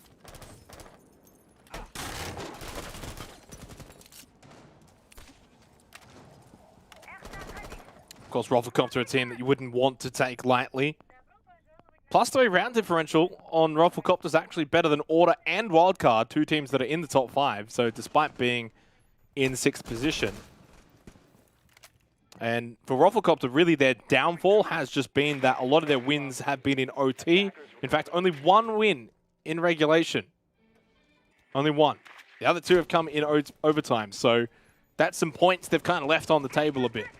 quite a bit of time being spent here by Bliss clearing out this side of the map. I anticipated with all of those clearers available in the hard breach and the Flores, Thatcher, etc. here for the attack that this would be sped up a little bit. And honestly, at this point of the round, more pressure would be applied over towards Cocktail. Now, maybe with Mirror sneaking through, that's slowing down progress a little bit. They also have to be careful of OJ down below on the pulse, feeding info to the rest of the team. Also posing a threat. Oh, they combo with the shotgun. The Nitro Cell heads out. That's huge. Repic's taken down. The teamwork there from Roffle to find that kill. Really impressive.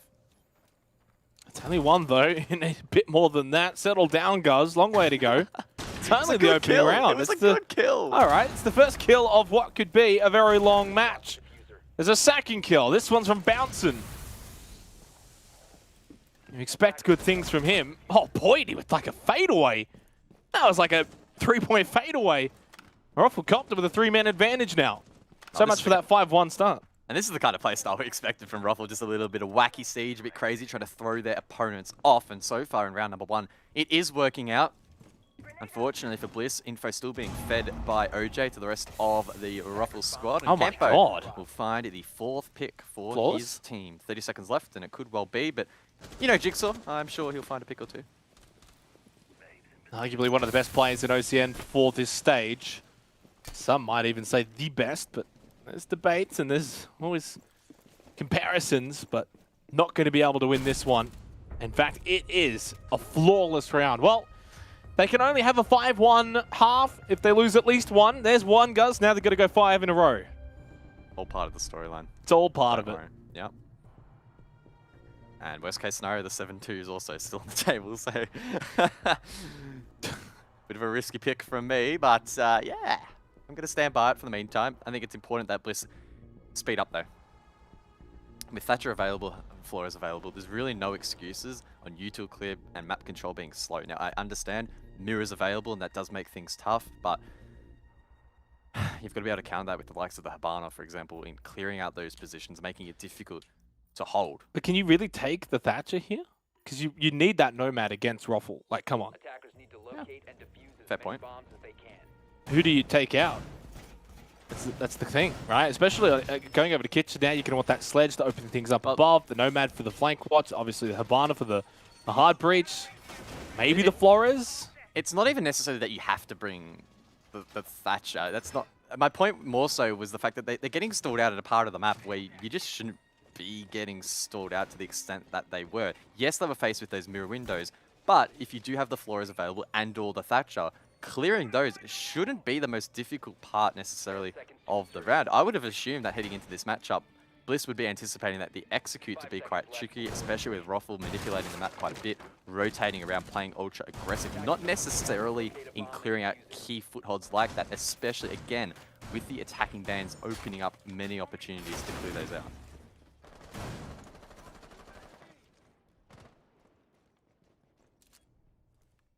I'm just trying to think back to all of our games tonight, but I'm pretty sure all 3 winning teams started off well.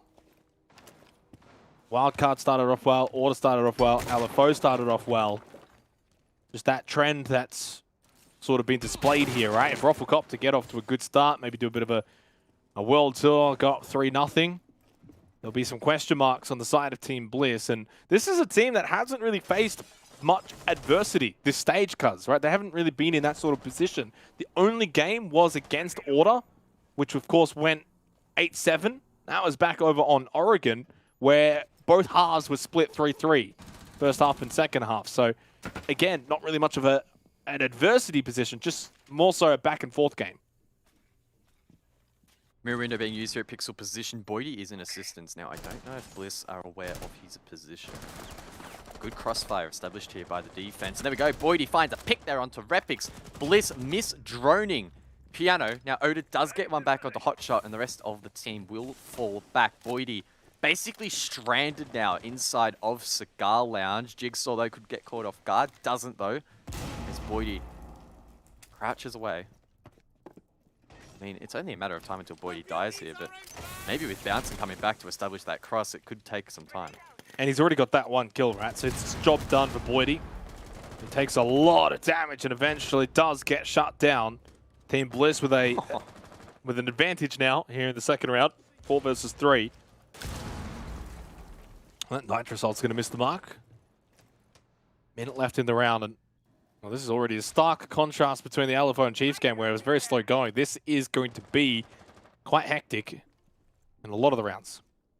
A disappointing start there for Bliss, but they're able to bounce back, and some good intuition there to cut off the rotation, particularly the one from Boydie there. The use of the garage balcony from Todd. Really, really intelligent. Now, though, there's still a lot of work to be done. Shade finds the one there onto Campo. Great pick at Brown Stairs. That wall, for whatever reason, is proving to be really difficult to open. I vividly remember that a couple of weeks ago when we were casting. I think it might have been Campo struggling to open that wall, whoever it was. Either way, Bouncin and OJ need to hold on for another 20 seconds. This is certainly doable, but it's not easy. Need to play to the time. A lot of damage has been actually applied over to Todd. Bouncing with a bit of information here on the move. 5 seconds. That diffuser is down. Shade is down though as well. 2 versus 3. OJ with a quick double. He gets Todd as well. Now it's a 2 versus 2. Suddenly with 35 seconds left. But the position on the side of Team Bliss. Oh, Jigsaw though from above. OJ falls into that trap, but now Bouncin is left in the 1v2. He's going to be forced to fake out the diffuser. Sticks it. 3. Just stick it. 2. Oh. But no. Jigsaw finds the kill and wins the round for his team. He almost went to Gemini in. Had he done that, I think he actually loses the round there. You saw him cancel that Gemini Guz and just went for it and dropped down. 1-1. And this is kind of what Playday 5 was like for Team Bliss. Right? That sort of back and forth against order.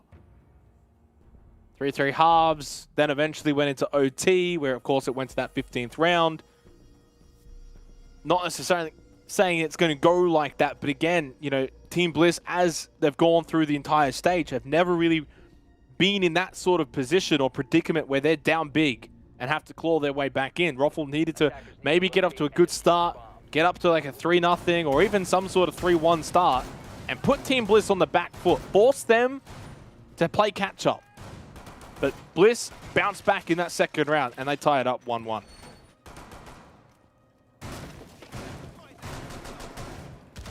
Upstairs we go, round number 3. And again, we get to see how effective Bliss are in clearing out that lounge position. Now, last time it Ruffle extended. We did see Bliss have a couple of teething issues, but they're able to resolve those and ultimately convert the round, as the scoreboard suggests.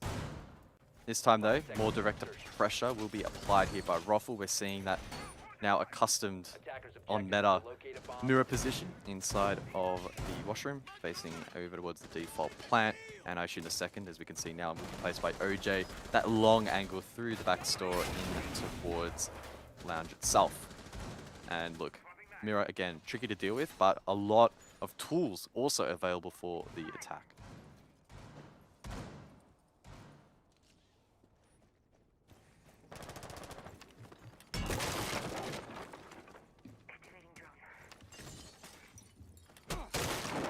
And this will probably be the sort of game that you take round by round. You probably can't think too far ahead into those sort of possibilities of what if this and what if that. It's very easy for both of these two teams to honestly beat each other. We've seen it in the past. Rafflecopter, of course, brushed by Team Bliss in the gauntlet for Stage 1. But for Team Bliss, they've been brushing by everyone in OCN here for Stage 2. Well, they add Rafflecopter to that list. And if Jigsaw's playing well, Bliss tend to play well as a team. And so far, after a 2-1 start and hitting some shots. Returo Jones sent over towards Pixel. And Rebix uses the first one perfectly to dislodge that shield, forcing the defense back. And there we go, Shade with the pinch there onto Campo. What a fantastic play from Bliss halfway into the round to gain some control. Minute 20 left.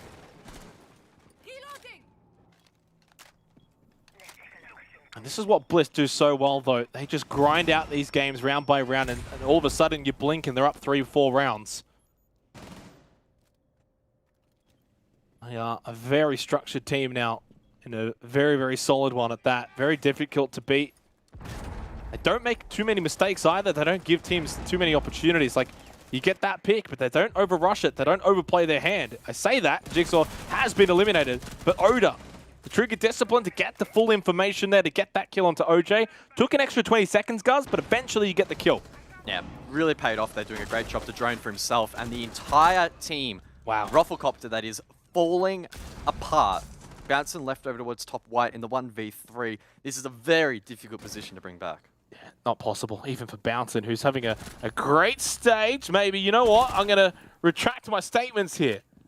Great headshot onto Shade. He's suddenly 4-1. He's playing well. Diffuser goes down. Surely the angles, though, are all being covered.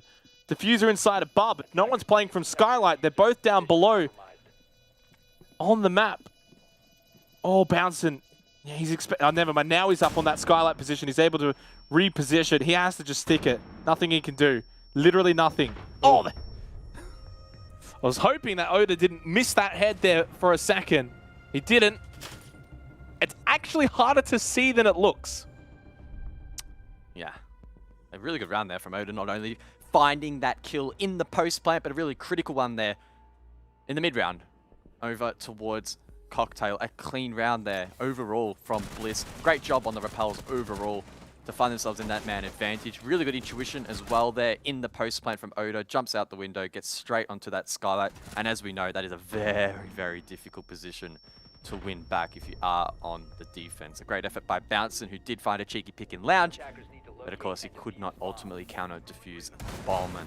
Bliss starting to prove why they are one of the better teams, or the best, some may say, currently in OCN. Yes, a shaky first round, but they seem to be finding their stride now.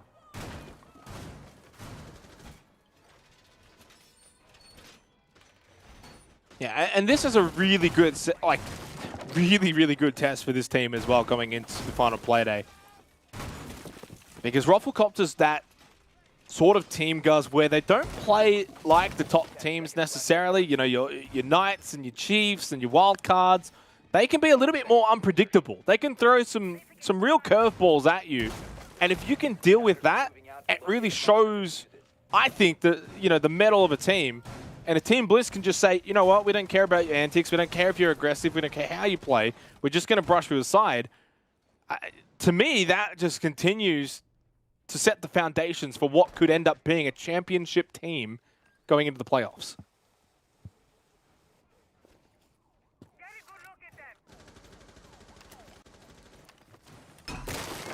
Bliss again committing to a top-down take. Jigsaw having a quiet one, at least by his standards. 2-2, still posting good numbers and having an impact when needed, but has of course been the standout player in OCN for Stage 2. Just holding down the fort at the moment, holding that long cross through mining over towards the reading hallway. Won't catch anyone off guard at the moment. The rest of the team still working up above. Bliss looking to likely accelerate control of Cocktail again. That was where they had some pretty severe issues last time.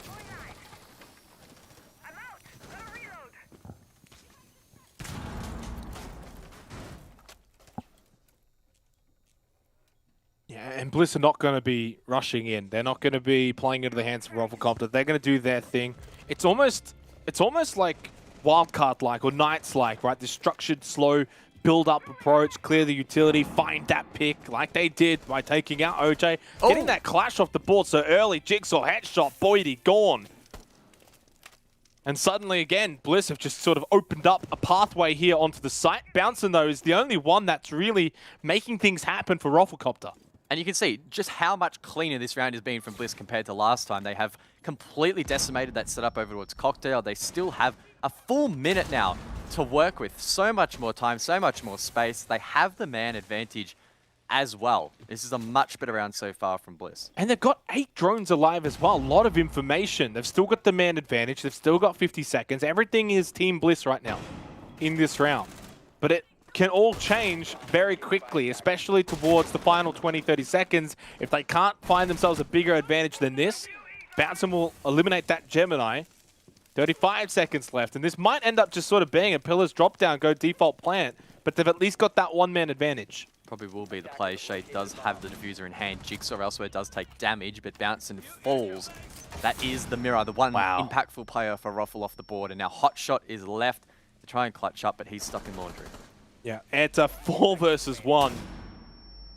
He can deny this though. Never mind, Todd just... Whew, actually really want to watch this kill cam here and just sort of watch him. And talk about timing there. Had he not elected to push in like that, could have maybe been some interesting moments, but no, didn't happen. 3-1, Team Bliss. Off the back of losing the opening round, Guz, they've gone and won now 3 in a row. How's that 5-1 smelling? Pretty good. You know you're never going to hear. You're never going to hear the end of it if I'm right. I hate it. Look, I'm not completely confident just yet, but I must say I'm genuinely really impressed at how Bliss were able to significantly improve that take. It's almost like they were listening to me in their ears. Oh, jeez, calm down. But maybe I'm giving myself a little bit too much credit. But I commented on them taking a little bit too much time. They got stalled out. They didn't clear the mirror windows. Yet we were halfway into that round. Mirror windows were completely gone. Everyone started of Cocktail forced to rotate. They were under the pump. And Bliss, able to capitalize upon those rotations, gave themselves that clear advantage. And from there, it was a really nice conversion. So a big improvement there from Bliss. And I think that's a really positive sign for a team where if they lose a round and they can discern as to why that may have happened. Look, there's probably other reasons outside of what I've mentioned, but again, they did improve overall. If you're able to achieve that in such a small time frame, under the pressure, in an official, that's just a great sign overall, and that, it's an indication that Bliss are a serious team. They certainly are. I mean, the indication for me is the fact they're in first place with 5 wins. I don't know. This also does add to it, I guess, but I've taken this team seriously for basically the better half of a month. I've been saying on the reload all stage long, 7-zip, 7-zip. Right now, they're at 5 wins, 0 losses. If they can win this one, it will be 6 wins, 0 losses. Gone 6 to open up that castle barricade. And of course, a win here for Bliss will secure them the #1 position. And it will mean they go straight to the grand final. It's as simple as that. Jigsaw looking increasingly menacing as this match progresses. He got 2 kills in the previous round, and we just know so far in the stage he's so dangerous. Campo, don't peek that. You'll regret it. Bliss, I think, have intel on that position at least. There is a yellow ping being sent out. Now, the reason that, of course, they're trying to dislodge these players, or at least disrupt them, is so the likes of Repix can get in above, start sending out Rotero Jones and clearing out the other side of the map. Boydie, in a risky position, pops up, but he does win the kill. He wins the fight, and it's a good start for Ruffle.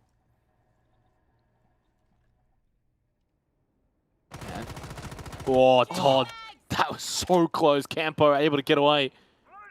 Barely, though, and is severely wounded.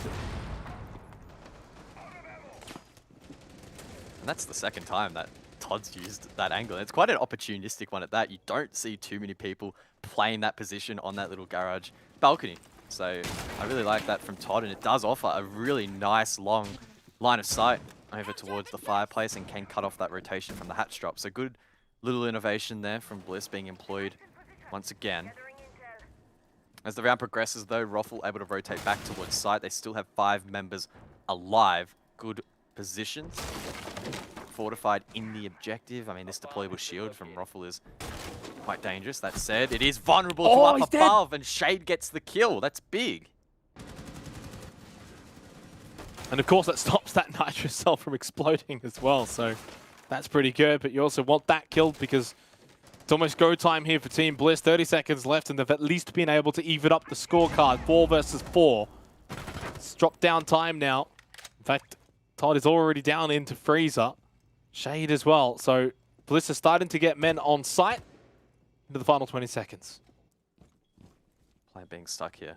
OJ not on his Yokai drone, so it no will one not watching? be denied. It's a 4v4 post plan now.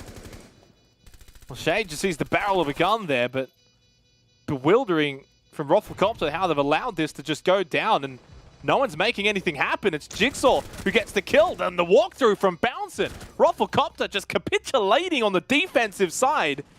And of course, you can't really expect 1 HP Campo to do anything. Team Bliss go up 4-1. Guz, please tell me what just happened. Bliss up, baby. Yeah, let's go. I have no idea. OJ mustn't have had any Yokai drones left. Now, I didn't specifically look at the graphic to know, but Why he not? mustn't have. Now, it is typical to place one up above Coffee. You get a really nice one and line of sight there into the default plant, but for whatever reason, not employed there. So you can see OJ had one left halfway through the round. Yeah, he actually had none left, unless they were deployed. Look, I can only assume that he didn't have any left. Either way, though, Ruffle not having any plant denial there, retaking that, always going to be very, very, very challenging. So, well done by Bliss. They get another round on the board, and that 5-1 target doesn't look so distant anymore, does it? No, it doesn't. Oh, I'm smirking so much right now. It doesn't. Things can still change, though, guys. There's one round to make it happen. Yep. It is the final round of this half. Team Bliss up 4-1. They are in cruise control currently. It is a non-contest because they've won the last 4 rounds in a row. Yeah, Bliss definitely flicking a switch after that first round. They're playing Clinical Siege like they have throughout the majority of Stage 2. Only one blemish so far, and it wasn't even a loss for Bliss. It was just no T wins. So no doubt that they are a very competitive lineup. Once again, proving their worth. Still a long way to go, however, and again, like I sort of prefaced, I am expecting this map to be pretty attacker-sided, with the options available as none of the hard breaches were banned. Thatcher and Flores both made it through. Now, as you mentioned, of course, Cafe very defender-sided here in OCN, but that hasn't seemed to count for much so far. Fortunately for Ruffle, they might be able to post another round on the board. Boydie kicking things off with a nice opener.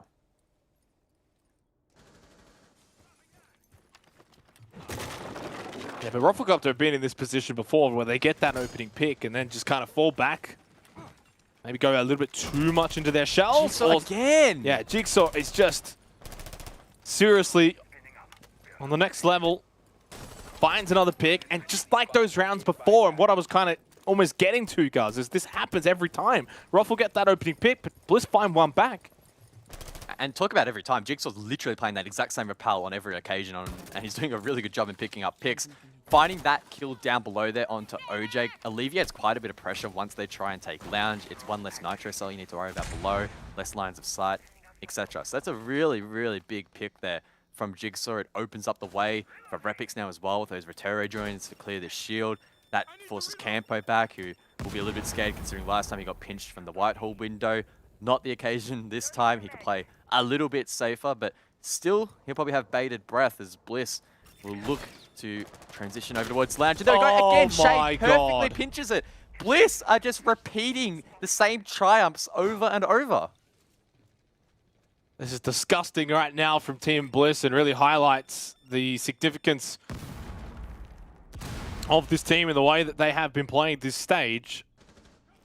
As they're opening up this bar position, we've seen it a few times this stage, guys, with the Rotero drones. Bouncing's going to make something happen here over towards Red Stairs. Oh. Yeah, he really does need to. Ruffle in the 3v4.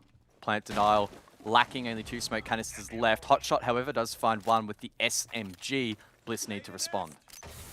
Thanks to the 3 versus 3, though, at least evens things up momentarily. 40 seconds left of the round. That Rotero drone's going to explode. Boydie can do nothing but just watch as he reloads.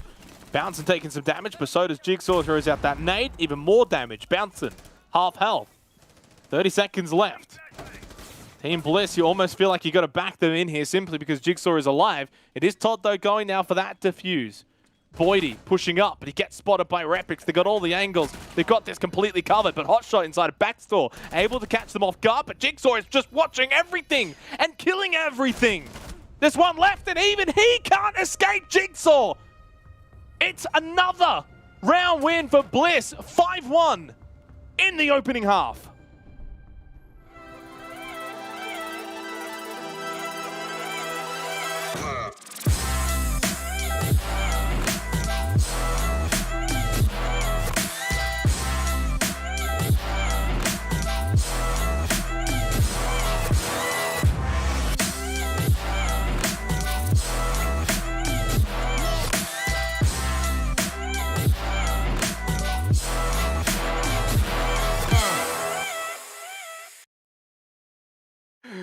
Welcome back from the break, folks. Team Bliss up 5-1.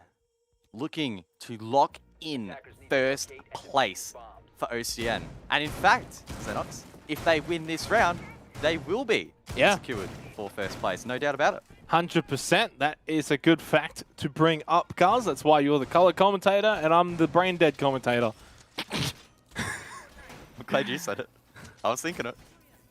One more point is all that Bliss need. That will put them on 15. Of course, Chiefs 11 plus 3 is only 14. I did the maths and I am correct. One round away from, well, not glory, but grand final position glory and first place. It's still a bit of extra money. Well, look, Ruffle will win this round and then Bliss will win the next two after that. Do you give Jigsaw has to get stage MVP, right? First place, best performing player. No one else is very close. I mean, if we want to talk about raw statistics, there are a couple of players that are quite close, but honestly, Jigsaw, you know, he's got a flashy playstyle, catches the eye, but he also does have just a significant impact. Like that last round, for example. Another example where, yes, he's posting numbers, but he's just getting really critical kills, and his mechanical skill is honestly just head and shoulders above so many other players at the moment. So, yeah. I think at the moment, he's probably the stage champion, but it is important that he still posts up big performances when Bliss never make the playoffs. I didn't even see how that happened, but he's down. Yeah, I don't know. Somewhere. Rapix. Oh, they shot it! Oh, that was close. That might... Ooh, I don't know if that would have got all three. Would have got bouncing. Definitely would have got bouncing. Wasn't meant to be, though. Oh, well. Look at the aggressive defense, though, inside of Bakery. Like, this is something we weren't seeing from Rufflecopter on their defense. And I think this is the kind of aggression you need to bring. Again, with so much utility for the attack to work with, it makes sense to try and at least stall them out as much as possible. It is 100% inevitable the attack is going to take Bakery, but if you can stall them out, that is the play. Trades go out elsewhere, however, Ruffle on top at the moment. It's up to someone like Repix to find a response. Is this the comeback? Maybe. Boydie, that's a big shot. Rufflecopter, can they just build some momentum, get back into this game? Down 5-1. Of course, still playing for their own stage here at Rufflecopter. They don't have to win this game. They only have to beat Wildcard next week in Playday 7. But one thing that they cannot allow is actually an OT win. They will have to win in regulation, Guz. So by not winning this game, by not getting points from this game, it does make things a little bit more difficult next week. Tough road ahead for Ruffle, but this round's going well so far. Todd in an off position, tucked away in the corner. Boydie sends out a frag grenade, and there we go. Todd actually is dealt with swiftly. Oda in the 1v4. I think you said 7-2, didn't you? I said Ruffle will win this round, and then Team Bliss win the 2 after. Well, thankfully there's a drone inside Oda to your left. Oh. Oh.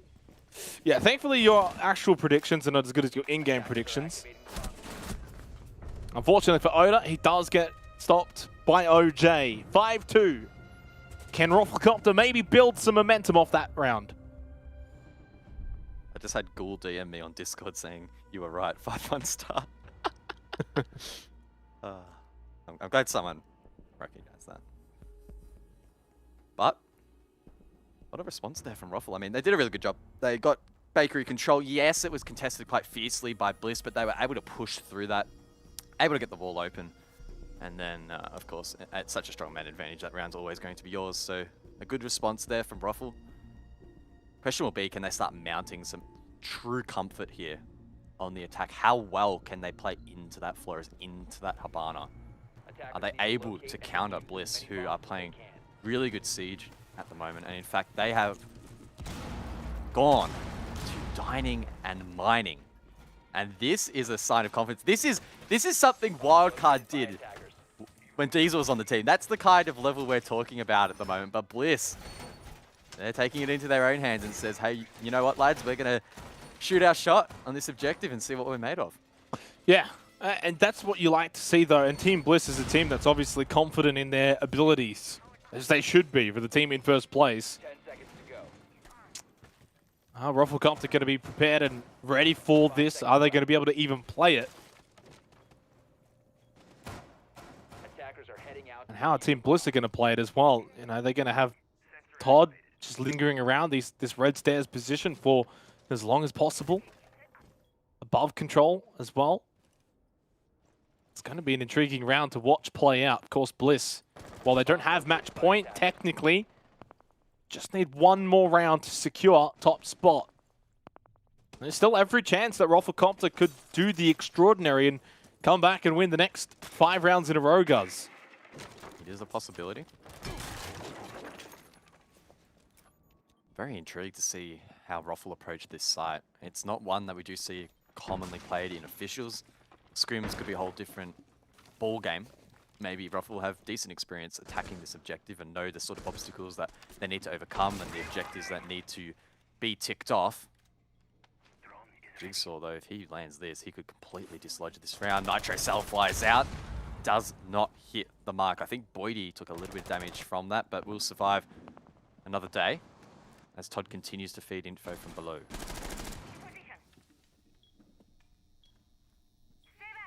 Yeah, and the main thing here for Bliss is to just keep the pressure on Rufflecopter. Make it difficult for them to get much information, make it difficult for them to figure out what's going on and what they need to do. Just keep that pressure applied and be the aggressive team. Be the ones making something happen. Only one Nitro Cell remaining though. That's with Todd on the pulse. Minute 20 on the clock. Still no real engagement from either team. Utility clearance here from Ruffle as they slowly set themselves up to hit the site. More grenades fly out. That's all of them used now. So there's still one left for Bouncin'. A slow round here for Ruffle. Yeah. It's hard to also... I'm not going to lie, I've got no idea who's actually winning this round right now. It's a very tough objective to sort of measure where everyone's at. Yeah. And I think the fact that there's still 5 defenders alive and the fact that Team Bliss obviously have gone to this objective for a reason, probably are in front. Although Todd? Jigsaw's quickly found 2. Todd's going to be very careful because Bouncin' is roaming around down below in kitchen. 30 seconds left. It's a 3 versus 3. Well, the thing is, Bliss have really long, deep angles here. They're not going to be pressured from pillar. That makes life really difficult for Ruffle, who are filtering all of them from red stairs. We're going to hit that illustrious red time now. Rufflecopter are not going to be given too much room to breathe here once they push onto site. Jigsaw with the long angle through the wall. Spots one head go by, but he's able to get by. Oh. There's a shot, though. Does not allow that plant to go down. It's the Jigsaw show here. That's actually a bit more of a tongue twister than it sounds like.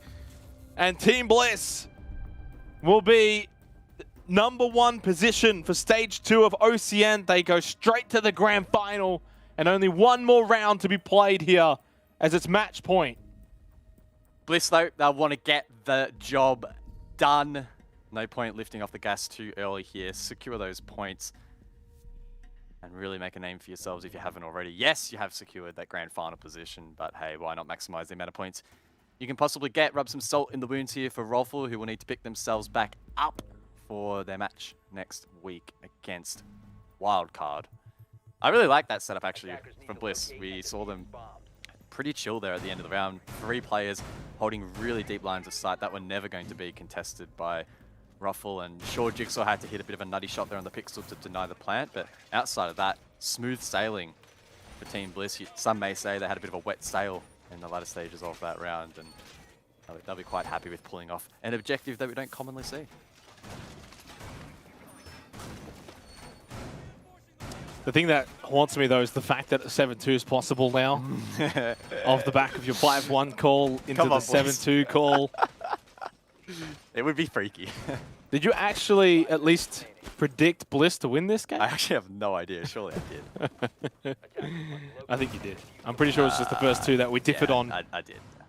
I'm pretty sure we will still be also leading the predictions going into Playday 7. I'm not sure if we've maybe had someone join us or not, but that'll be fascinating to have a look at too at the conclusion of this game.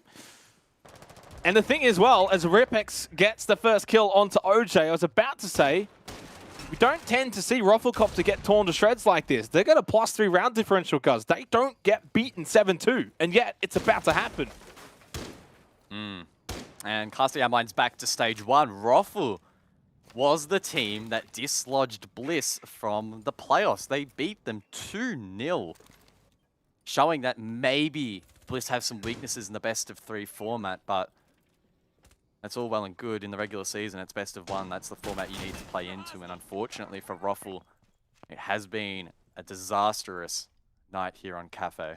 And if Bliss do win this round tonight, just some fun number stats. 7-4, 7-2, 7-4, 7-2. Our 4 games tonight.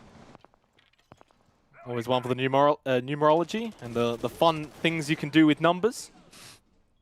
Speaking of numbers, Jigsaw's got some pretty big numbers again in his KDA. He actually hit him. Jesus, I thought he was going to headshot him for a second. Oh my God. I thought he was about to kill him. He was close. He hit him. Taps the shoulder there of Bouncin, makes his presence known and says, you know what, Bouncin, don't jump in that window or it will be your death sentence. Boydie, though, has made his way in towards mining. Jigsaw sees his feet that misses the shots. Oh, he swings in response. Jigsaw still alive. The man just does not die. Staying alive for so long in this round. Surely doesn't get away with this, but does again. Prone, caught, eventually taken down. Bouncin also with a nade, flips it. Now Ruffle have the advantage. Oh, is Shay trying to get Jigsaw out of here? Not going to happen, though. Tried to open up that exit strategy, but with a nade, though, will finish off Jigsaw. Bouncin dies to Todd. And it's again, like the round prior, 3 versus 3. Boydie's low. Boydie, though, with another nade kill. This one onto Shade. 2 versus 3, Oda and Todd to confirm the 7-2 victory against Rufflecopter. Boydie, Campo and Hotshot, 30 seconds on the clock. Oda over towards White Stairs and Todd caught in reading. Decent positions being held here, and Boydie is quite low, so I wouldn't count Bliss out of this round necessarily, but it could be tough. Oda has to win this gunfight, but he misses. He falters, and Boydie takes off his head. Bit of a whiff there from Oda. 10 seconds left. Todd coming around the back over towards Pillars, though. Plank going down from Hotshot, but Campo lands the shot. So no 7-2. They should have won that. The dream is dead. Gaz's prediction falls flat on his face. And my numbers, fun fact, is also going to, fall on the face as well. But hey, big round win for Rufflecopter. For Team Bliss, though, this is the thing, right? Like, it doesn't really matter anymore, right? It don't matter. They are already first. This could be an awesome, amazing comeback for Rufflecopter. And the only team that it will matter for is Rufflecopter, guys, right? They're still fighting for something. If they can get 1 point from this game, so if they can somehow force OT, they go to 8 points. Now, what that means is an OT win against Wildcard would get them into the playoffs. So it gives them 1 extra avenue. It means that an OT win or a regulation win would be enough. If they can't get that 1 point from this game, then they will have to win next week in regulation. So there's a bit to fight for here for Ruffle. Wait, why can't they win it in OT? If they lose this game. Well, they'll only be able to get 2 points, and Wildcard will get 1 point. Ah, yeah. Duh. Okay, good. It's getting late in the night, so my ability to do math is even worse than usual, so thank you for clearing that one up. So yeah, still a lot to fight here for Ruffle. I mean, arguably Bliss have already done their job. They secured first place, and they can basically just chill here for the rest of this matchup. But I'd like to think they want to close this one out with another OT win. Continue that form. Jigsaw towards Lounge. Unable to find anything.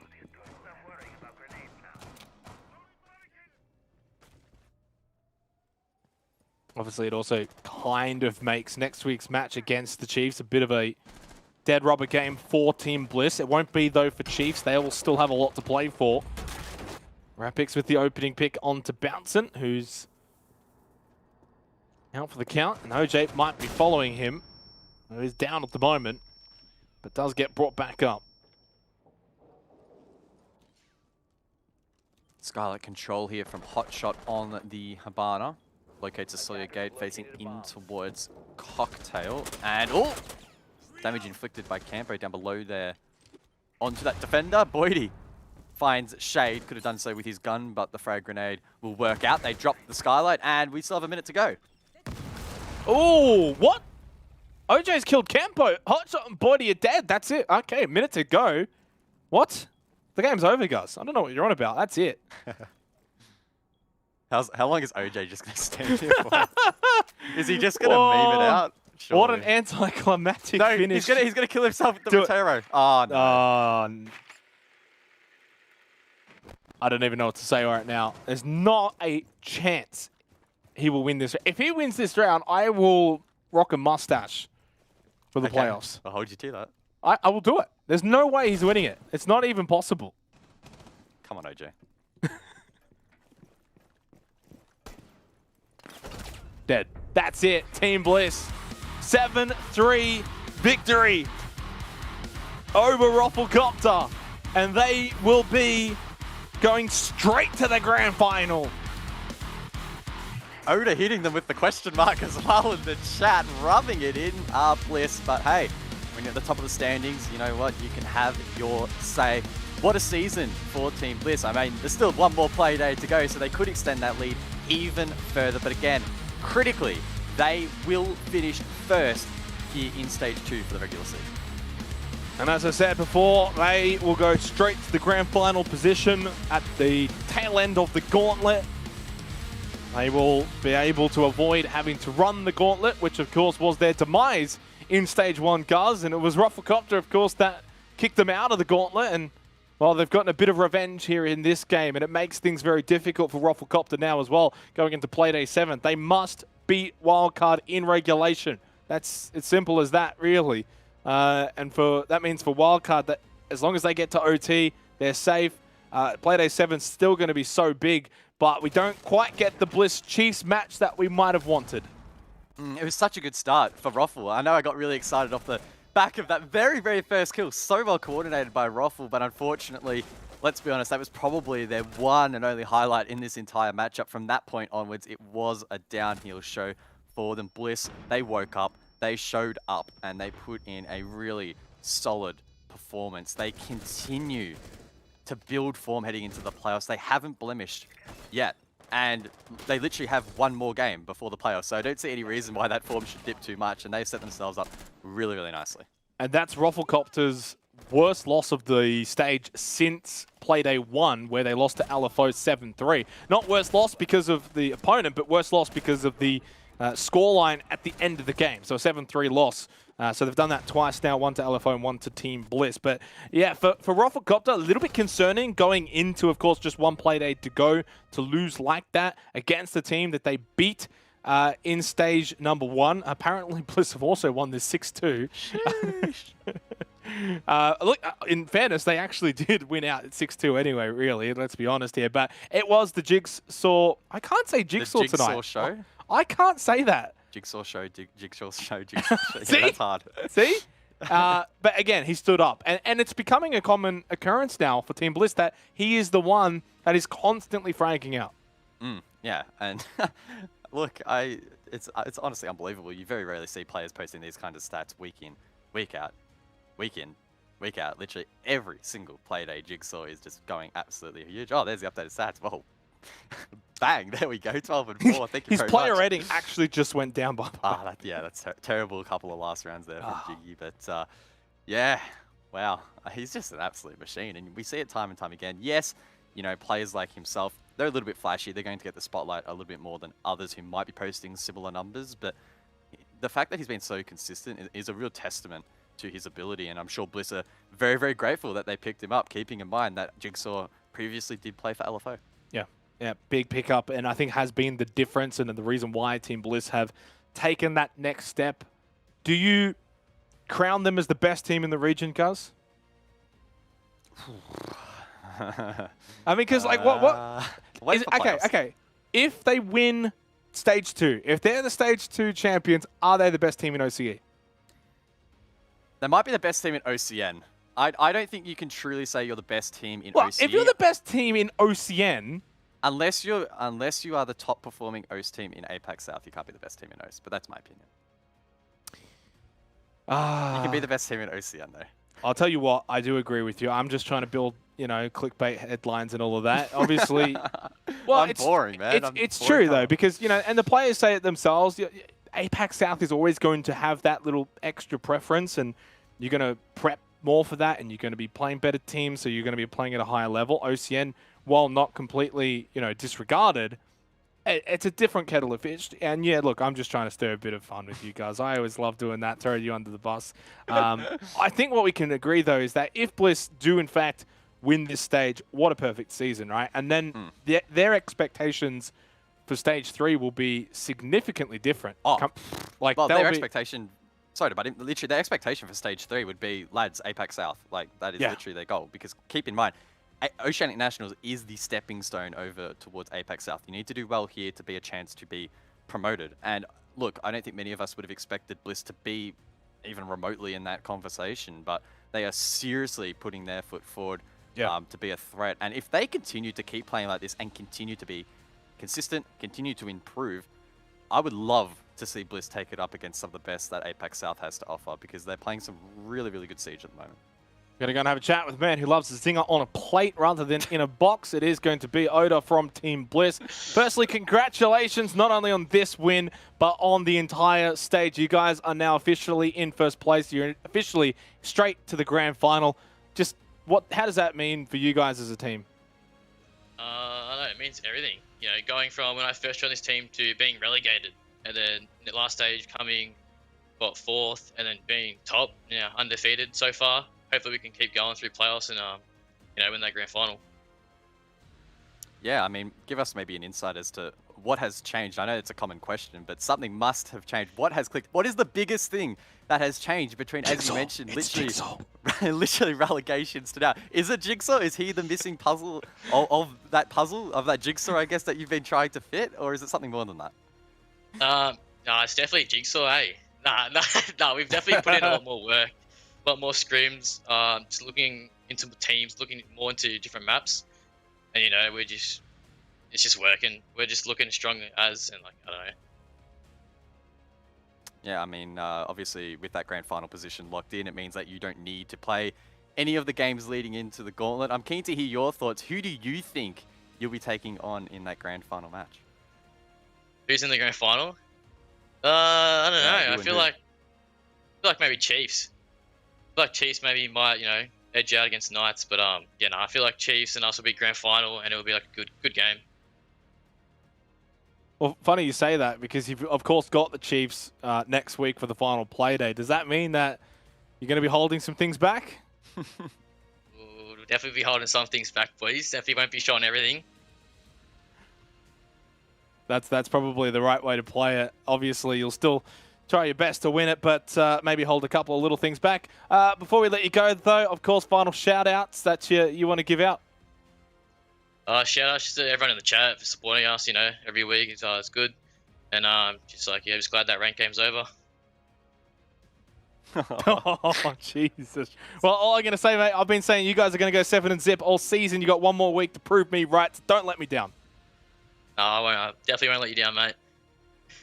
Thank you very much. And again, congratulations to not only Oda, but Team Bliss as well. They will be going straight to the grand final. That top spot is all locked up, 100%. No one can catch them, even with one Playday to go. Ranked match, really, Oda? Oh my God, he had to go there, didn't he? Look, that last round was kind of like a ranked match, I'm not going to lie. Last round was... Yeah, it was an interesting matchup. But yeah, again, congratulations to Oda, and it has been such a big turnaround for this roster.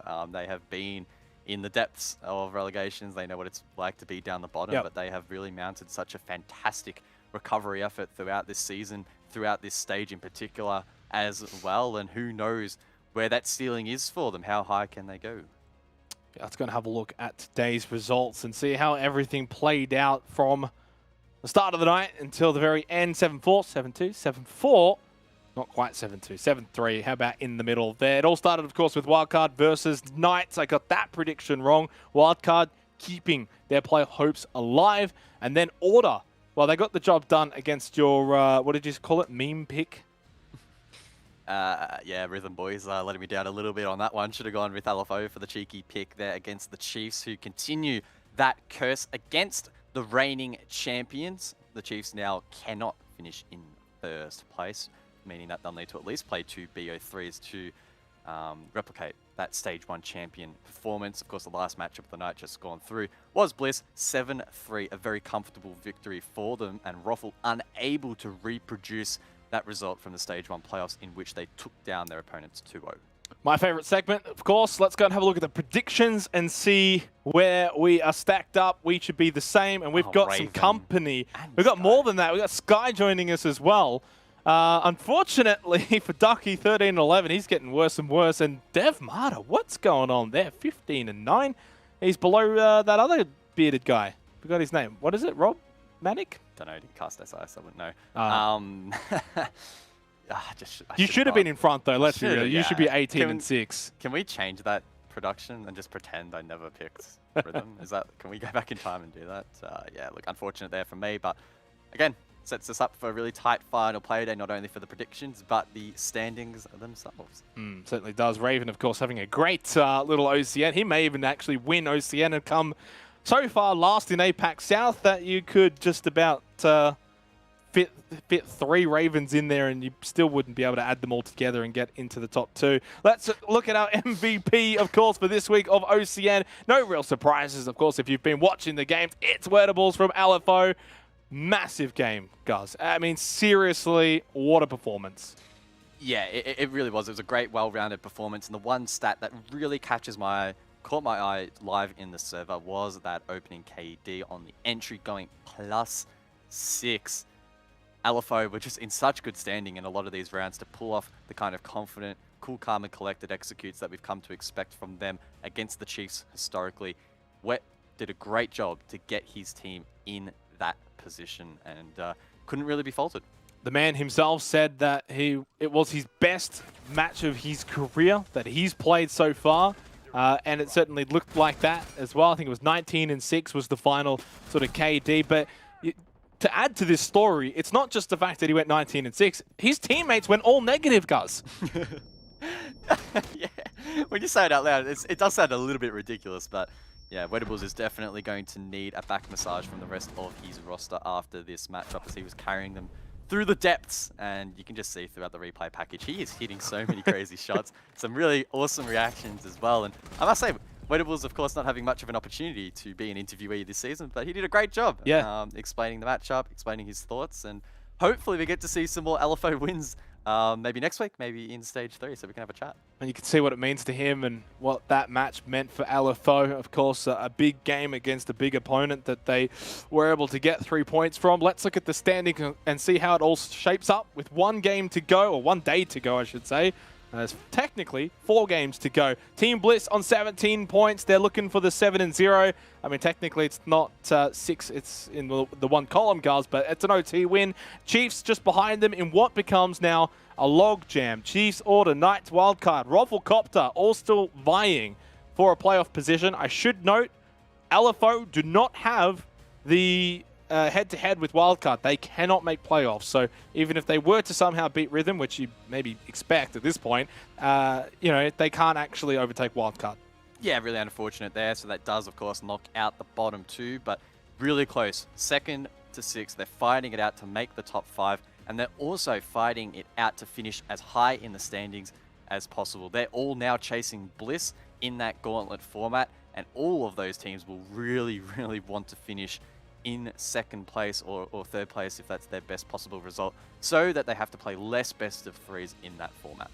Yeah, if I'm correct, so 4th and 5th, of course, will play each other. They will be the 2 teams that begin the gauntlet. So from 3rd, 2nd, and 1st, that's when you start to, you know, watch on and then eventually jump in when it's your turn. And running the gauntlet's difficult. Copter attempted it last stage, guys. They got to the 3rd round from that 4-5 position, almost reaching the grand final. Didn't quite make it, losing out to the Chiefs, of course, the eventual stage champions, who, you know, started in that 3rd round. They finished 2nd. They didn't get that immediate spot like Bliss, and who knows, maybe history could repeat itself. Could be the case. I still do believe that starting deeper in the gauntlet is a pretty significant advantage. It gives a lot less intel for the other teams to work off. It also means that your endurance isn't being as heavily tested, and you should be better and well rested heading into those matches. I guess on the flip side, maybe it doesn't give you an opportunity to warm up, and that could have been to some of the other teams' demise in Stage 1. But Bliss seem to be coming out of the gates really, really strong in a lot of these best of ones. If they can do that in the best of 3 format, then they've set themselves up for a really, really good playoff. I certainly have. We are also set for a massive Play Day 7 coming up next week. Wildcard, Rafflecopter, who makes playoffs? Knights Order, who's going to get that better spot? And then Chiefs, can they also maintain a top spot? You do not want to miss next week's matches at all. And we'll be there to bring you all the action.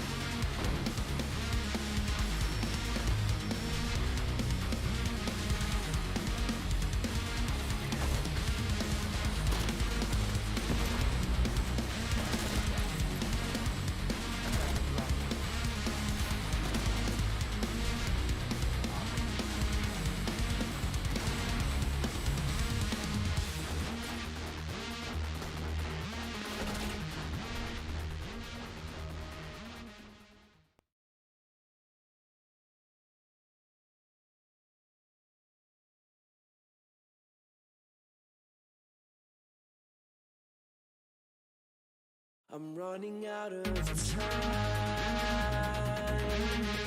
I'm running out of feeling, so I'm running out of time.